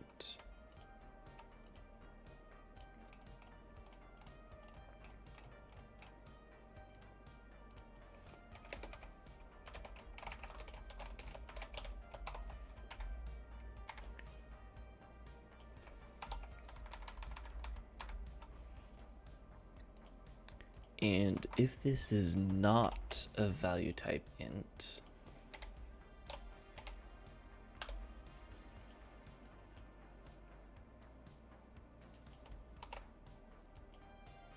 we complain.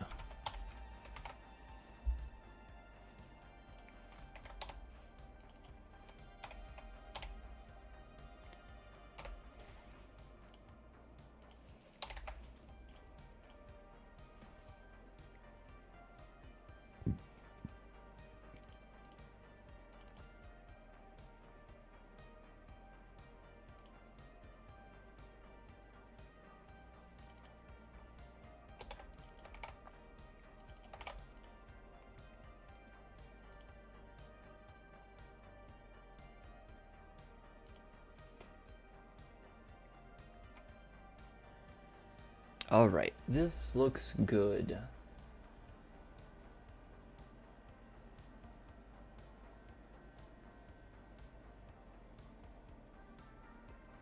Thank you.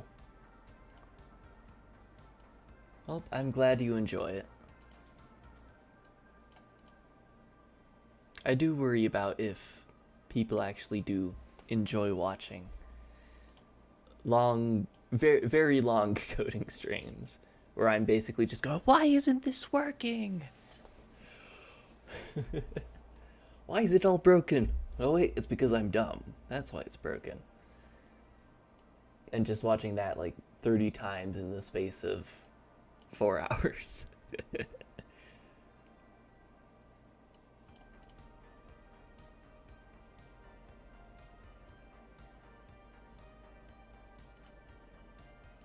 New native index operator. I believe this will work. I have faith.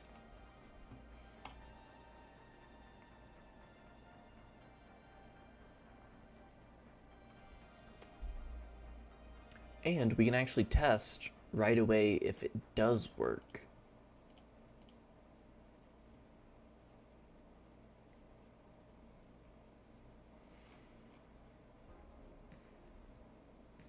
So we just go to strings,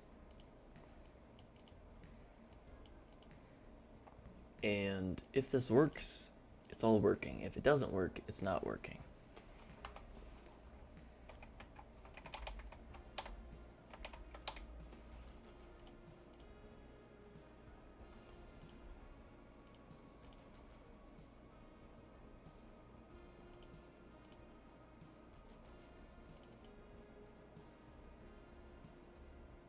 We just won't use vector for anything yet.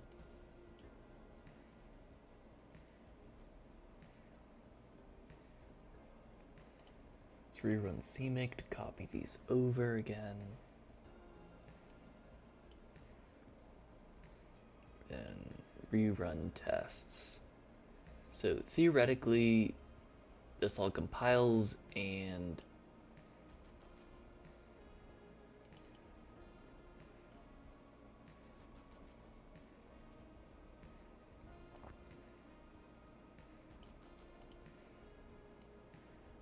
okay, true test though, because I realized that I forgot to comment out these. So there might have been like a collision where these are getting defined first and then the module ones. So these were the ones being used. So let's try this again. Aha. Unable to find exported function. Oh, interesting that it's here. Symbol not found, string operator, ref string unsigned int.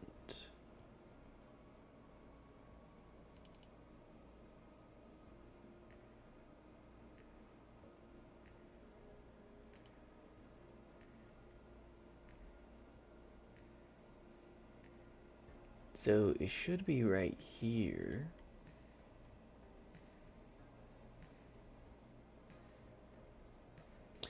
Oh, I just realized I don't actually have a way.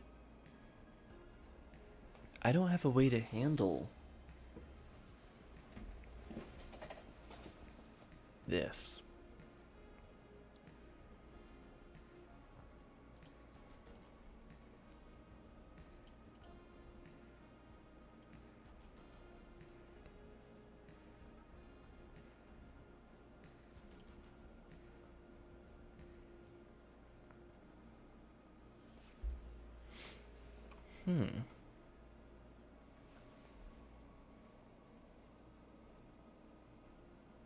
So our problem right now that we're running into is that I have functions defined here in this module, but this module never gets compiled. It's essentially a header file.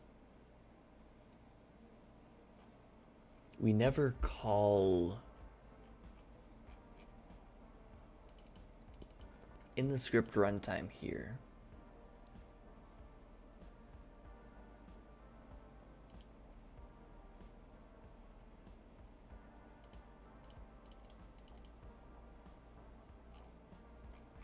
yeah. So let's take string tests, for example. So what's happening is all of these files they're loaded into the analyzer, so all the linking can work correctly. Hello, how's it going? So all of these are loaded into the analyzer just on startup. So yeah, we add workspace include, and that adds all of those all of these functions, but they're not actually added to the runtime.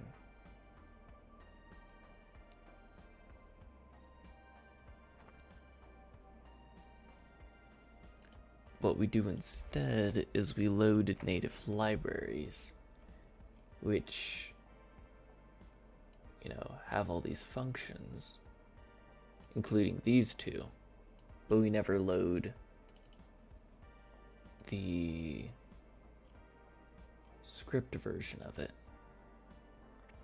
So what we're working on right now, or what we were working on, is adding my custom scripting language that is mostly done at this point. We're finding a few things that aren't done, and we're attempting to add that into my game engine. So right now we're just running into how we handle vector and array types. Since I didn't have a lot of native ways to do that, and I was exporting a lot of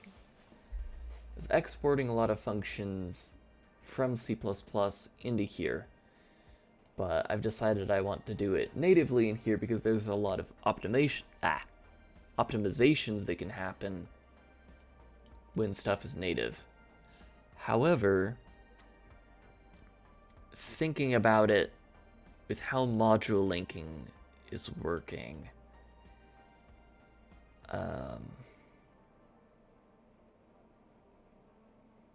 with how module linking is working, it might not actually be able to take advantage of inlining the code.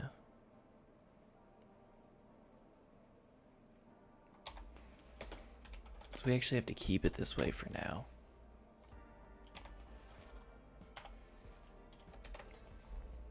So we now have the index array stuff in there for, you know, if we want to use that. But for now, we just keep it the way that we were doing it before. Optimizations come later.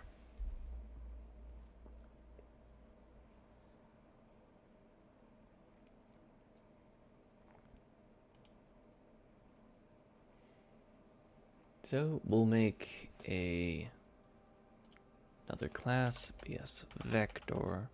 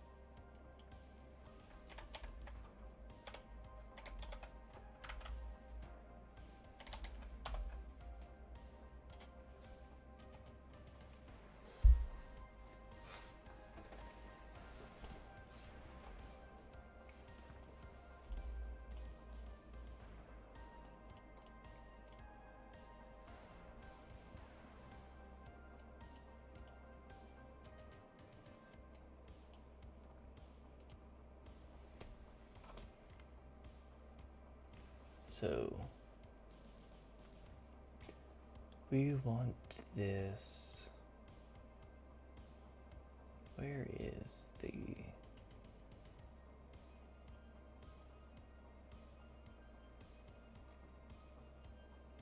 here it is.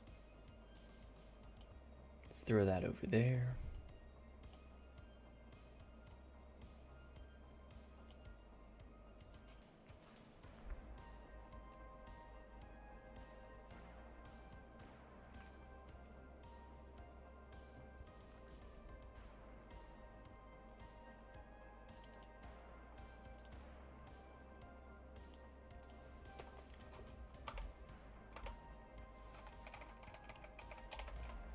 uint32 size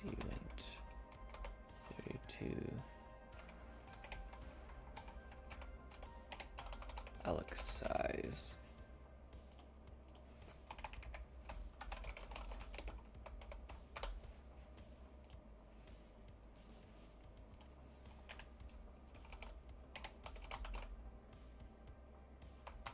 Oh, nice.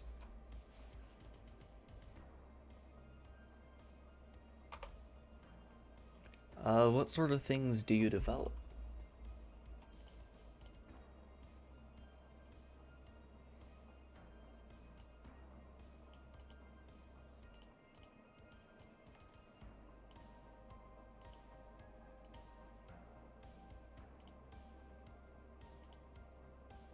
Just kind of everything in general. Nice.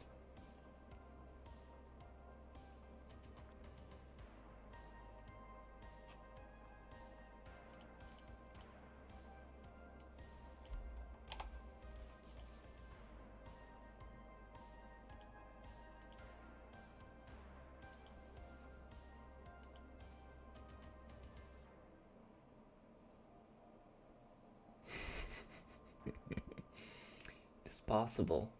We don't know who we're dealing with right here. Could be anything. The stream might be about to go down. Who knows?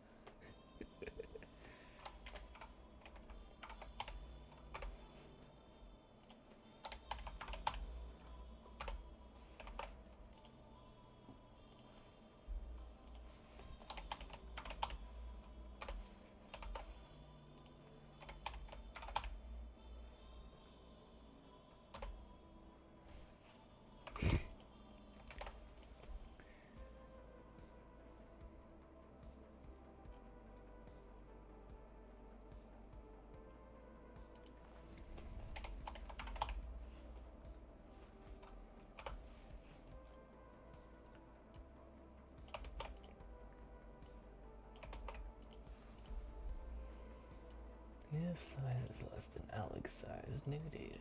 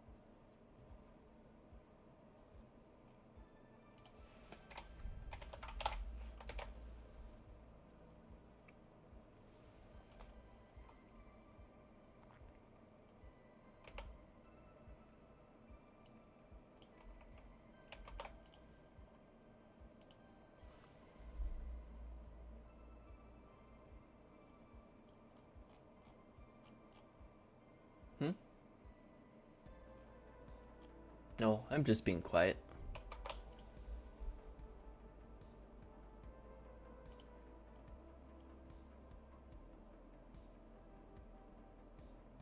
Oh wait, I'm not following conversation at all. Wow.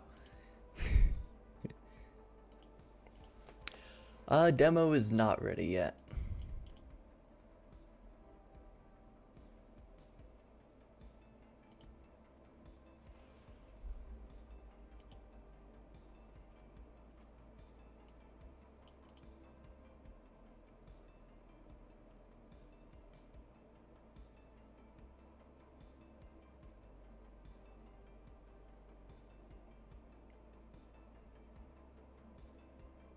See, I'm not seeing anything yet.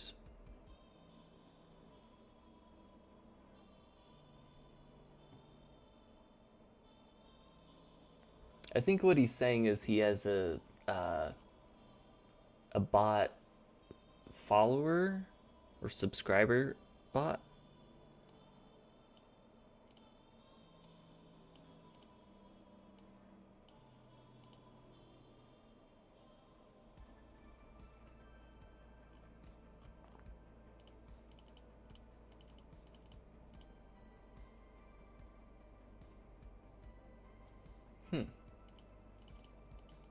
You know, personally, I do prefer to grow naturally. I do think that a decent portion of my followers are actually bots, though, because I was streaming a while back and randomly got like something like, I can't remember how many it was. It was a couple hundred just out of the blue. Um, and I am 99% sure I just got like randomly bot subbed by somebody. Um, so like, what do I do? I didn't pay for them, but it kind of looks like that. If somebody were to look into that, it's like just.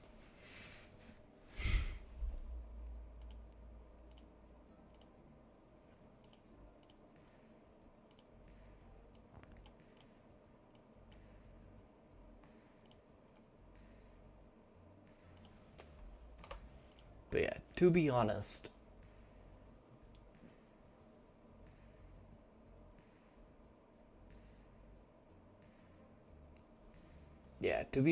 I would like to naturally grow.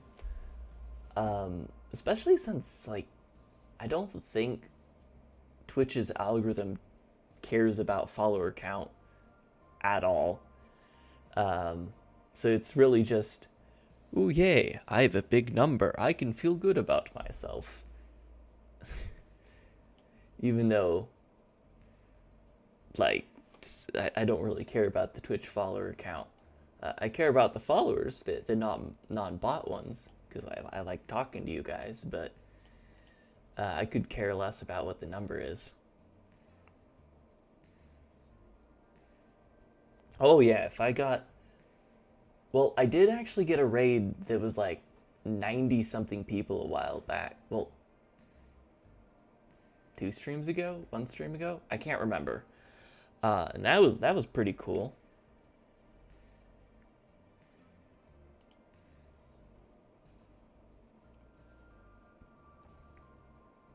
Yeah. So what I want to do here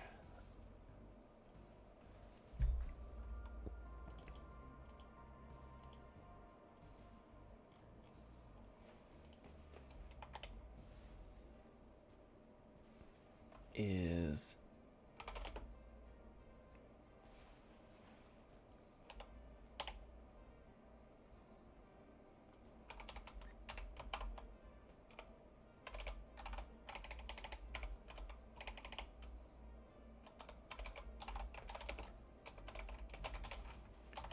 so we want to do something similar to this, where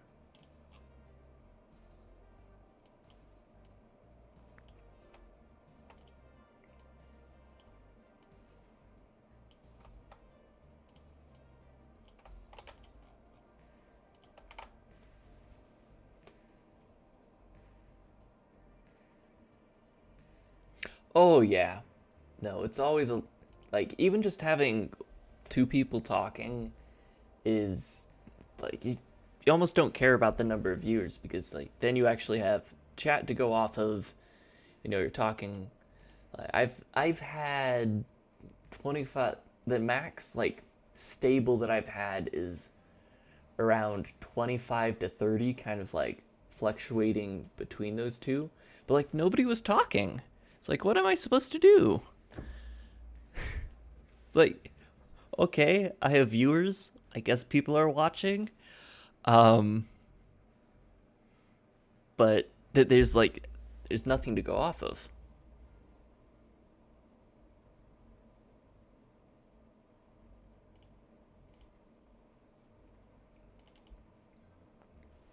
See if min size is more than Alex size.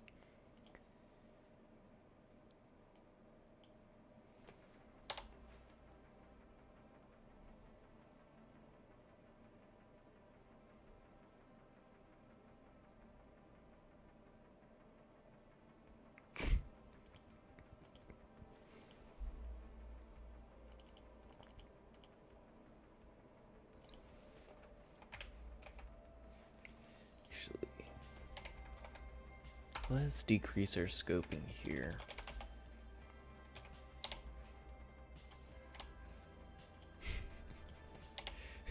So you're saying it works, but it doesn't. It has the spirit, but not the execution.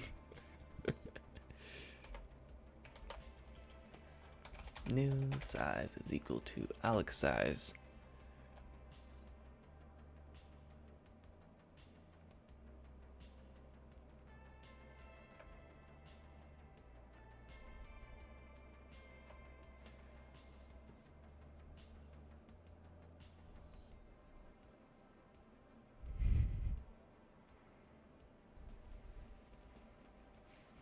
Relaxing.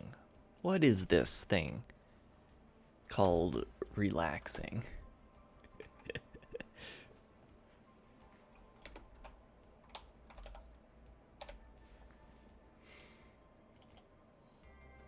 You know, let's do min size times 1.5.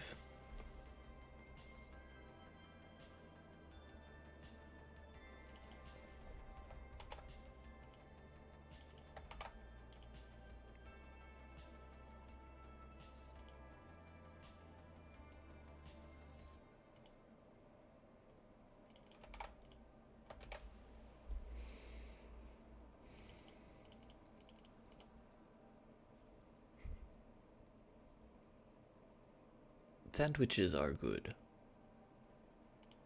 Sandwiches are very good.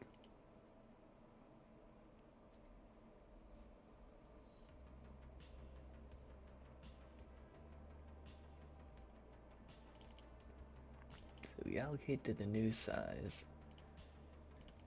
or the remainder of our old size. Then we delete data.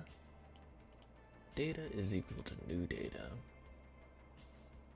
So then we want to use grow in here, but not in here, because reserve, usually people use reserve when they want an exact size. But then again, resize?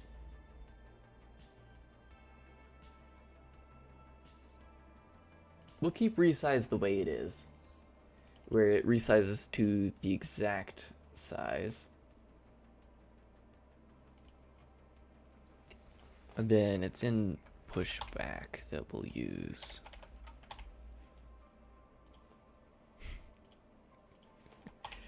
It's synthwave, man. And I do actually have my music source linked beneath the stream if you want to check them out. But yeah, White Bat Audio. Sorry, White Bat Audio. Very good music.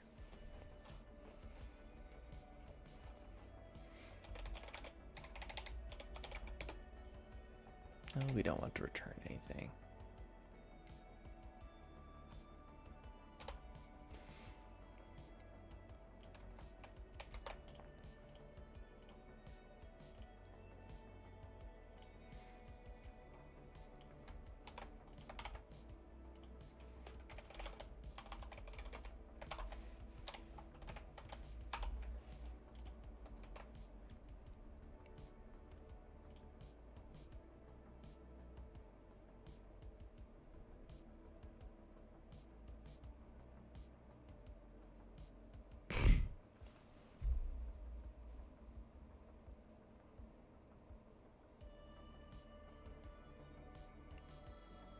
Why pay gift sub when you can make it free?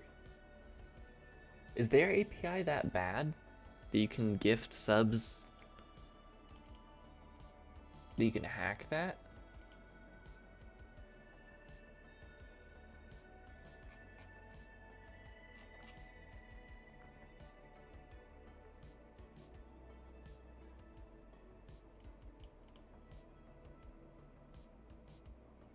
That's kind of concerning.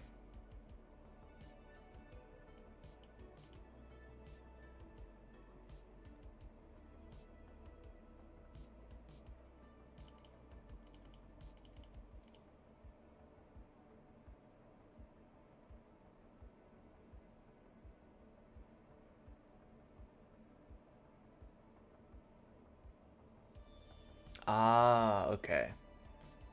So it's not necessarily that their API is bad, they just have SQL injection.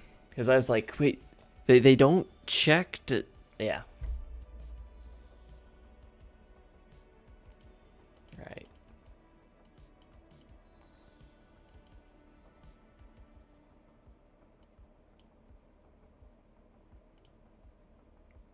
Why is standard move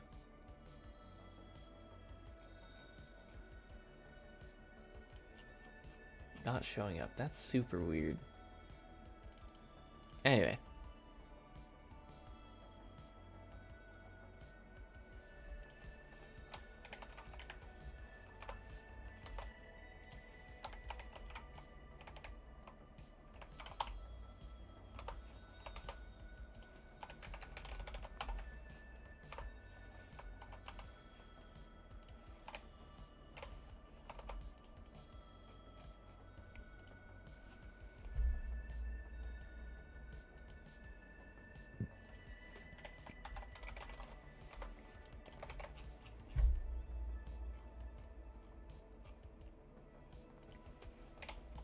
Yep, SQL injection is a pretty powerful tool.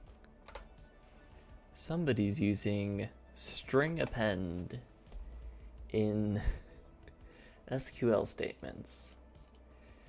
Not the best idea.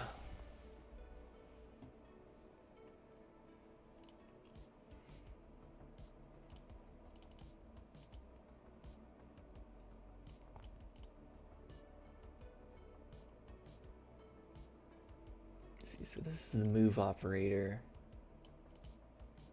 which means all of that looks fine.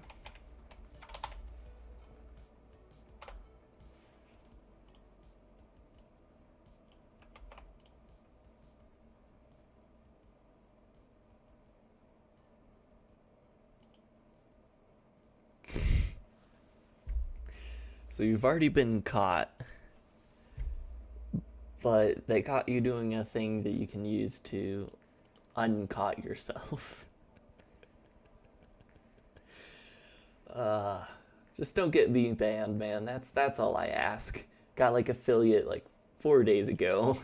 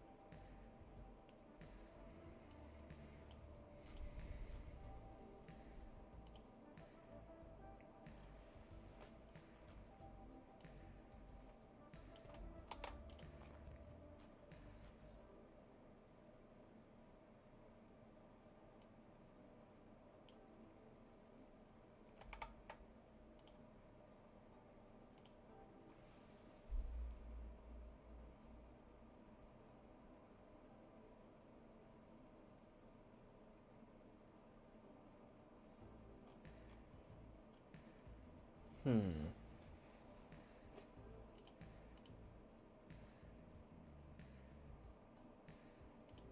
Do we want this to work exactly like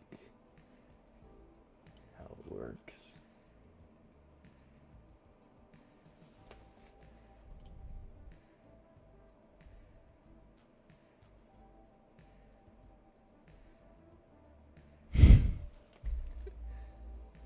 I mean, working with stuff like that, I mean,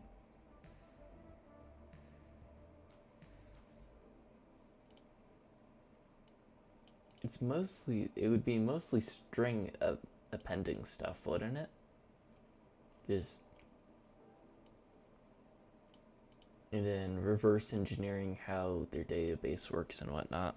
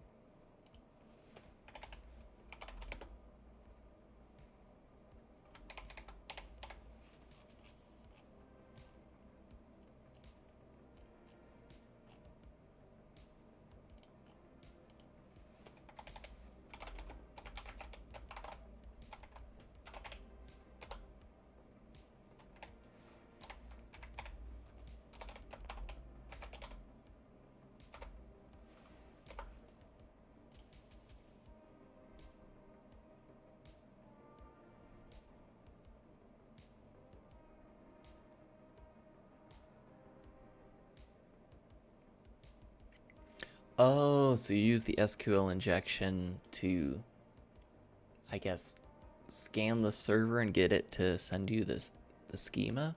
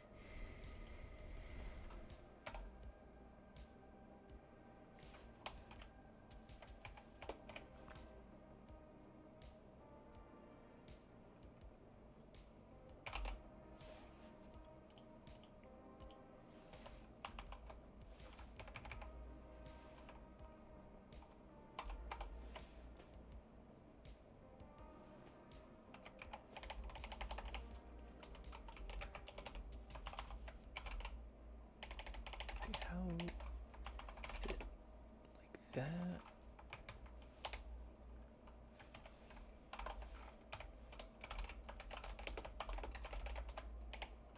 If I remember correctly.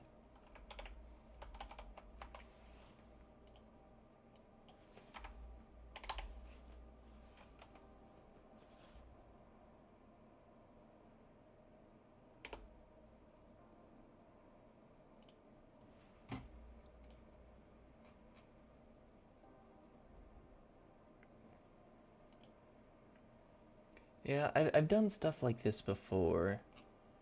I'm just forgetting how the malloc version of new works. However, I do already have an implementation of it in script runtime. Ah, here it is. Ah, that's how it works. Now I remember. Because we don't want to call the construction operator on every index of the list, which is what I remembered. Instead, we only want to call constructors on stuff that actually exists.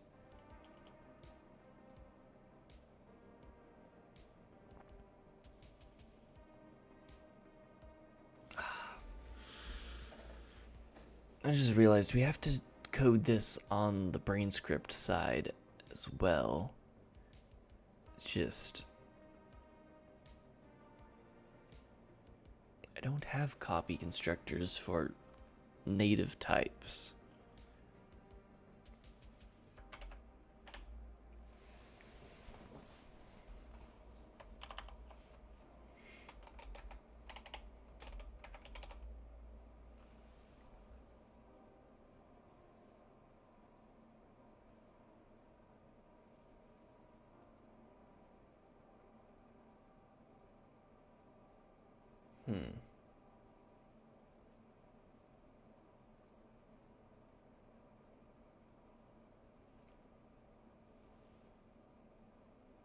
This might take a fair bit longer than I had expected.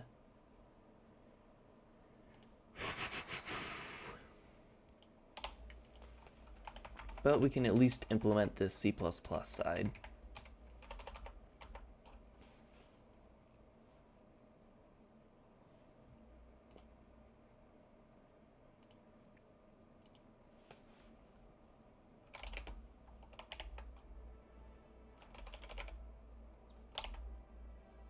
Come on, brain. Ah, yeah, there we go.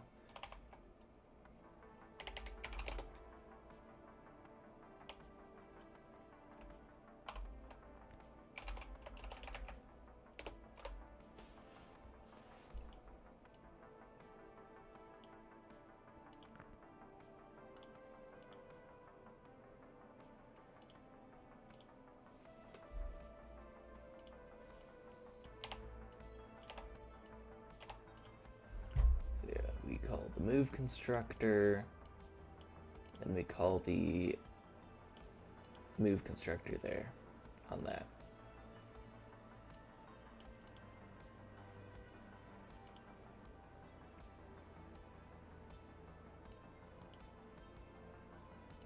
And then I think we can use the regular delete function.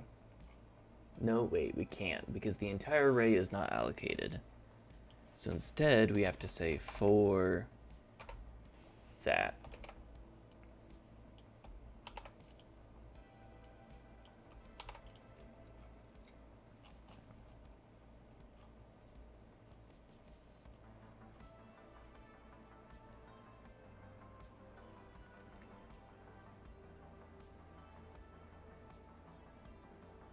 And then in here,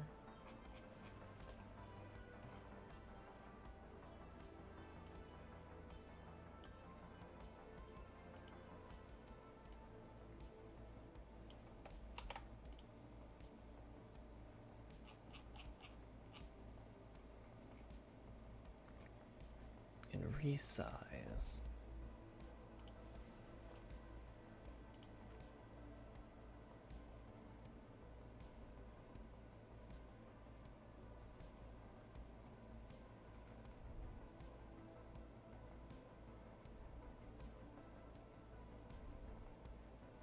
oh joy.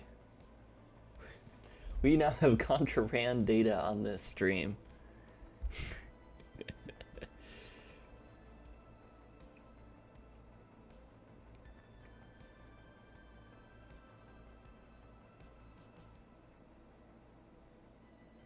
Console.log. So you're using JavaScript? Looks like JavaScript.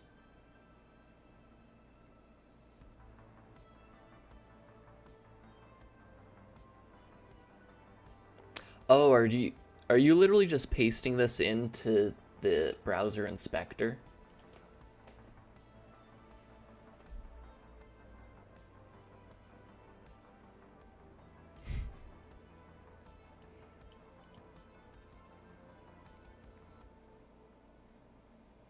Ah, yes.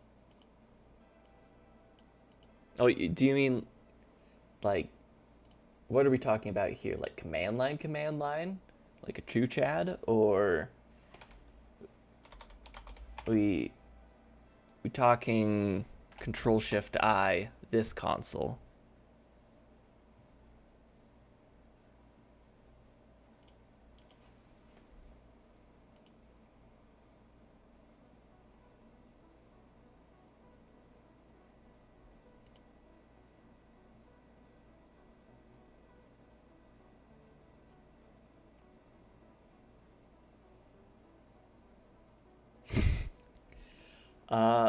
Please don't. I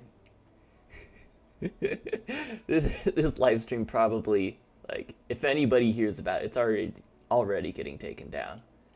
It's kind of like I would prefer to stay away from that. I love reading about it. I love learning about it, but I'm not gonna touch it.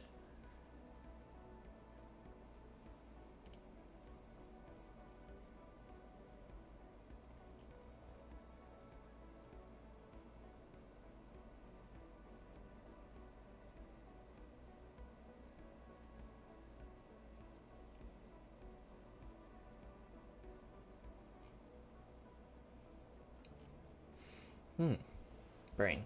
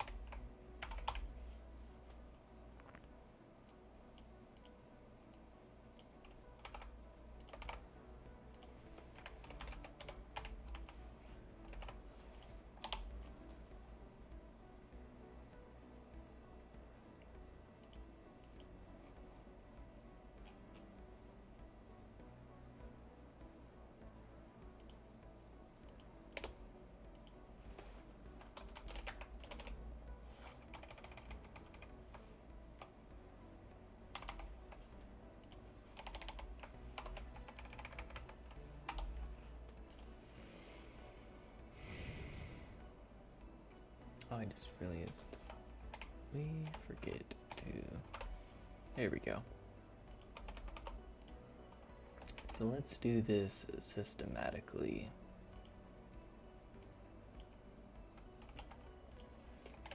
Let's have a destruct current. Call that.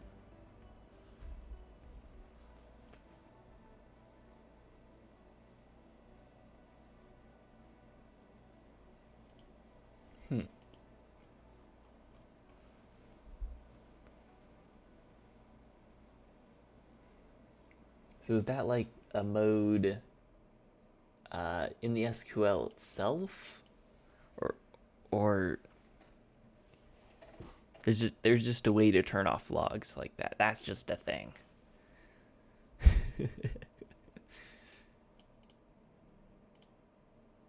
Out of curiosity, which backend does Twitch use so I can never use it? Not that I do very much web dev stuff, obviously, but since I am coding stuff that will run on web servers, it's good to know.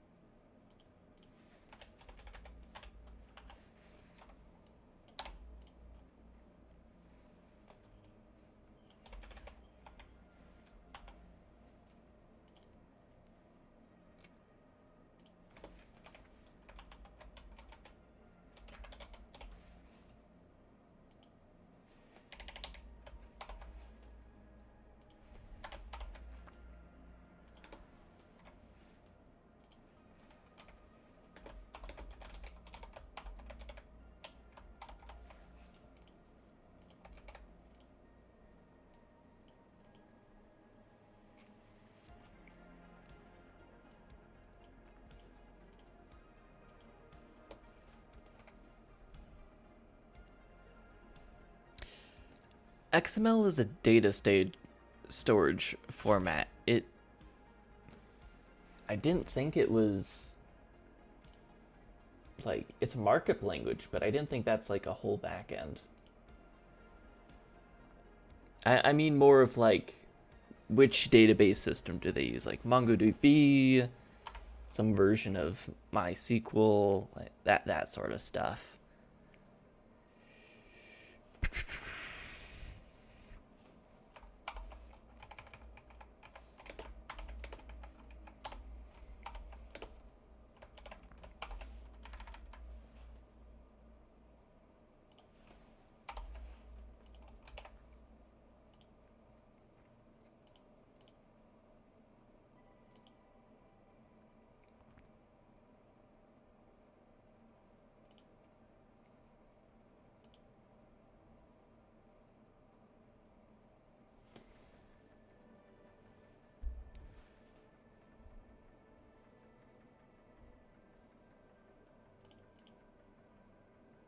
Actually, this isn't how I want to do this.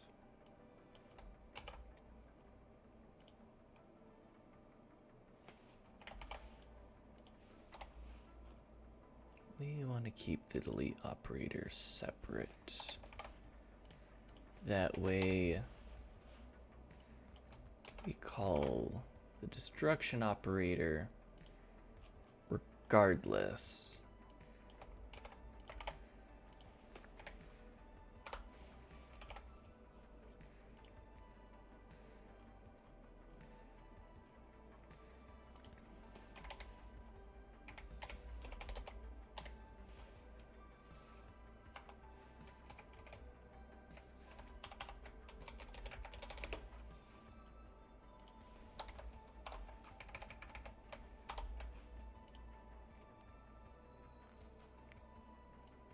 Yeah,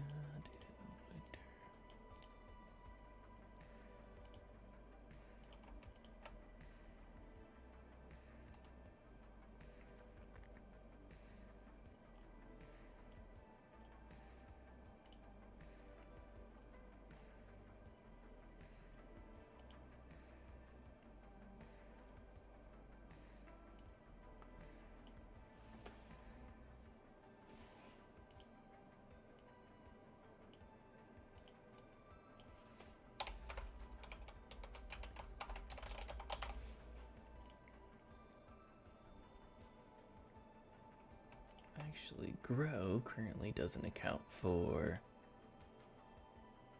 oh, min size. Okay, good. So we're using minimum size instead of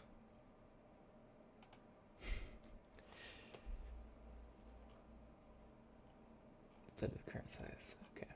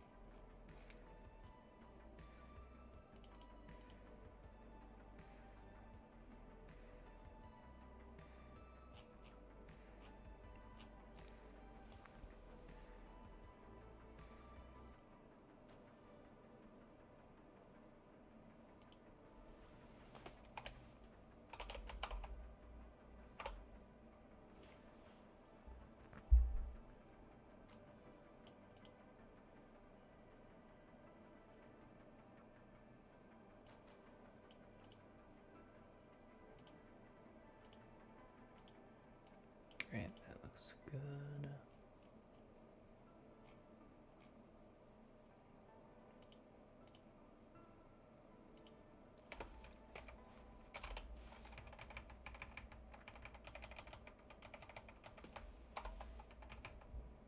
Rethink DB, got it.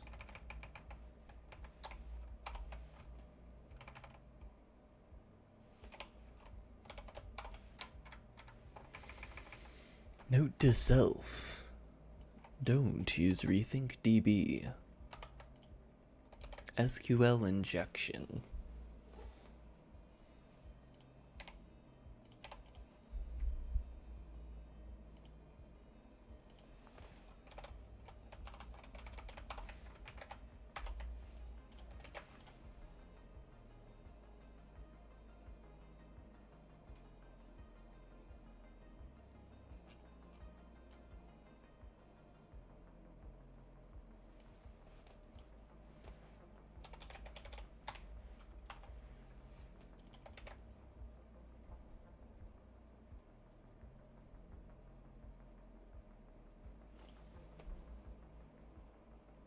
keep that in mind as well, because at the moment for my server back end, I'm just using SQLite because it's easy.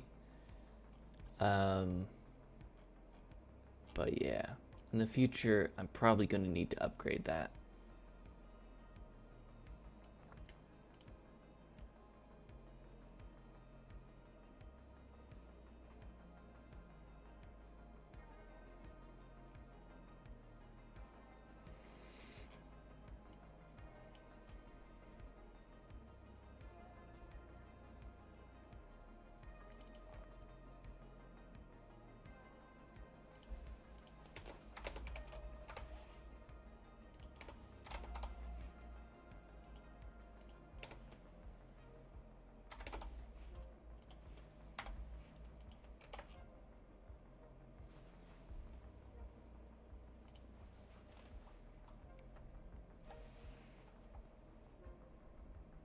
All right, see you around.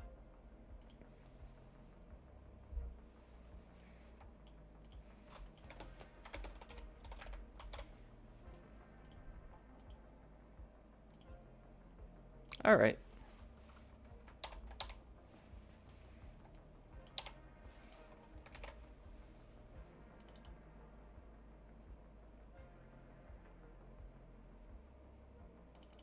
We shall see. Actually, no, we keep that. Actually, no. We don't keep it.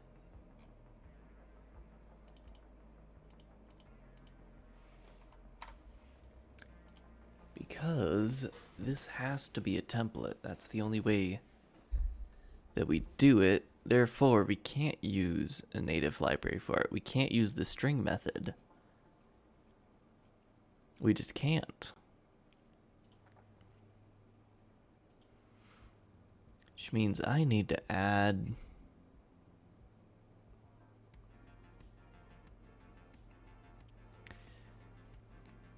I need to add one of two things. A way for templates to figure out if a type is a basic type or a structure. Or I go the other route and just make...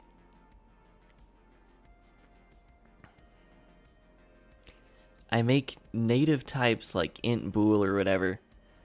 I make them have constructors.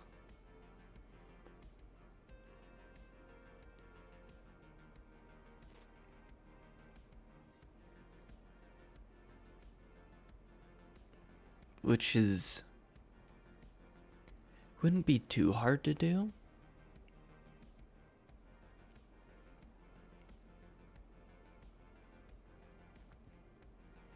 And it would be the easier option, to be honest.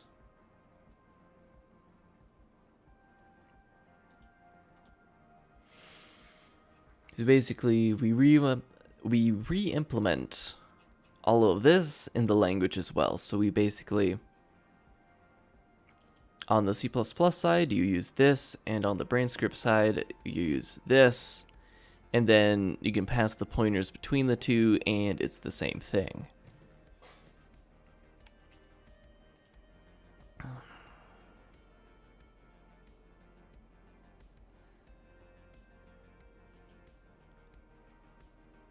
I think I'm going to go the route of constructors.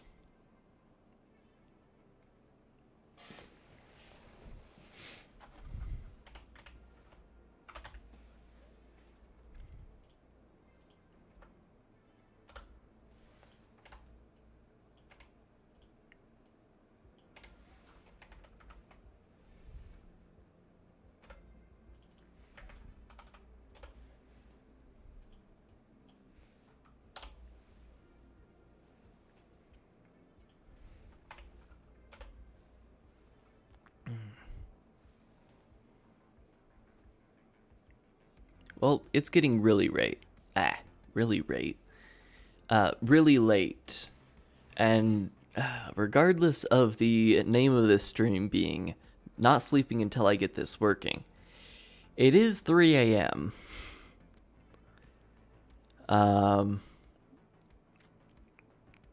And we've kind of strayed from the original purpose of the stream, which is getting the scripting language into the engine, and I have strayed into implementation of basic types that should have already been in the scripting language. So I think what we're going to do is I'm going to end the stream, I'm going to go to sleep, and then by next stream, I'll have all the vector types implemented.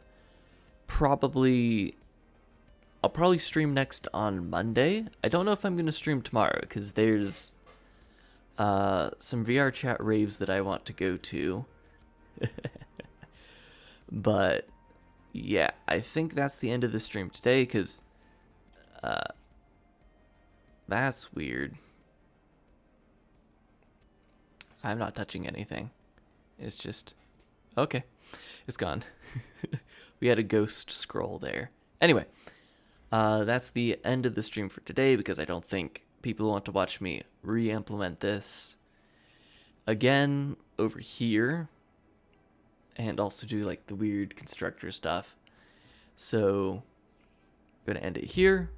We'll come back next time, probably Monday, and then we'll finally get scripting maybe working in the engine. We shall see. But until next time, I'll see you guys around. Thanks for stopping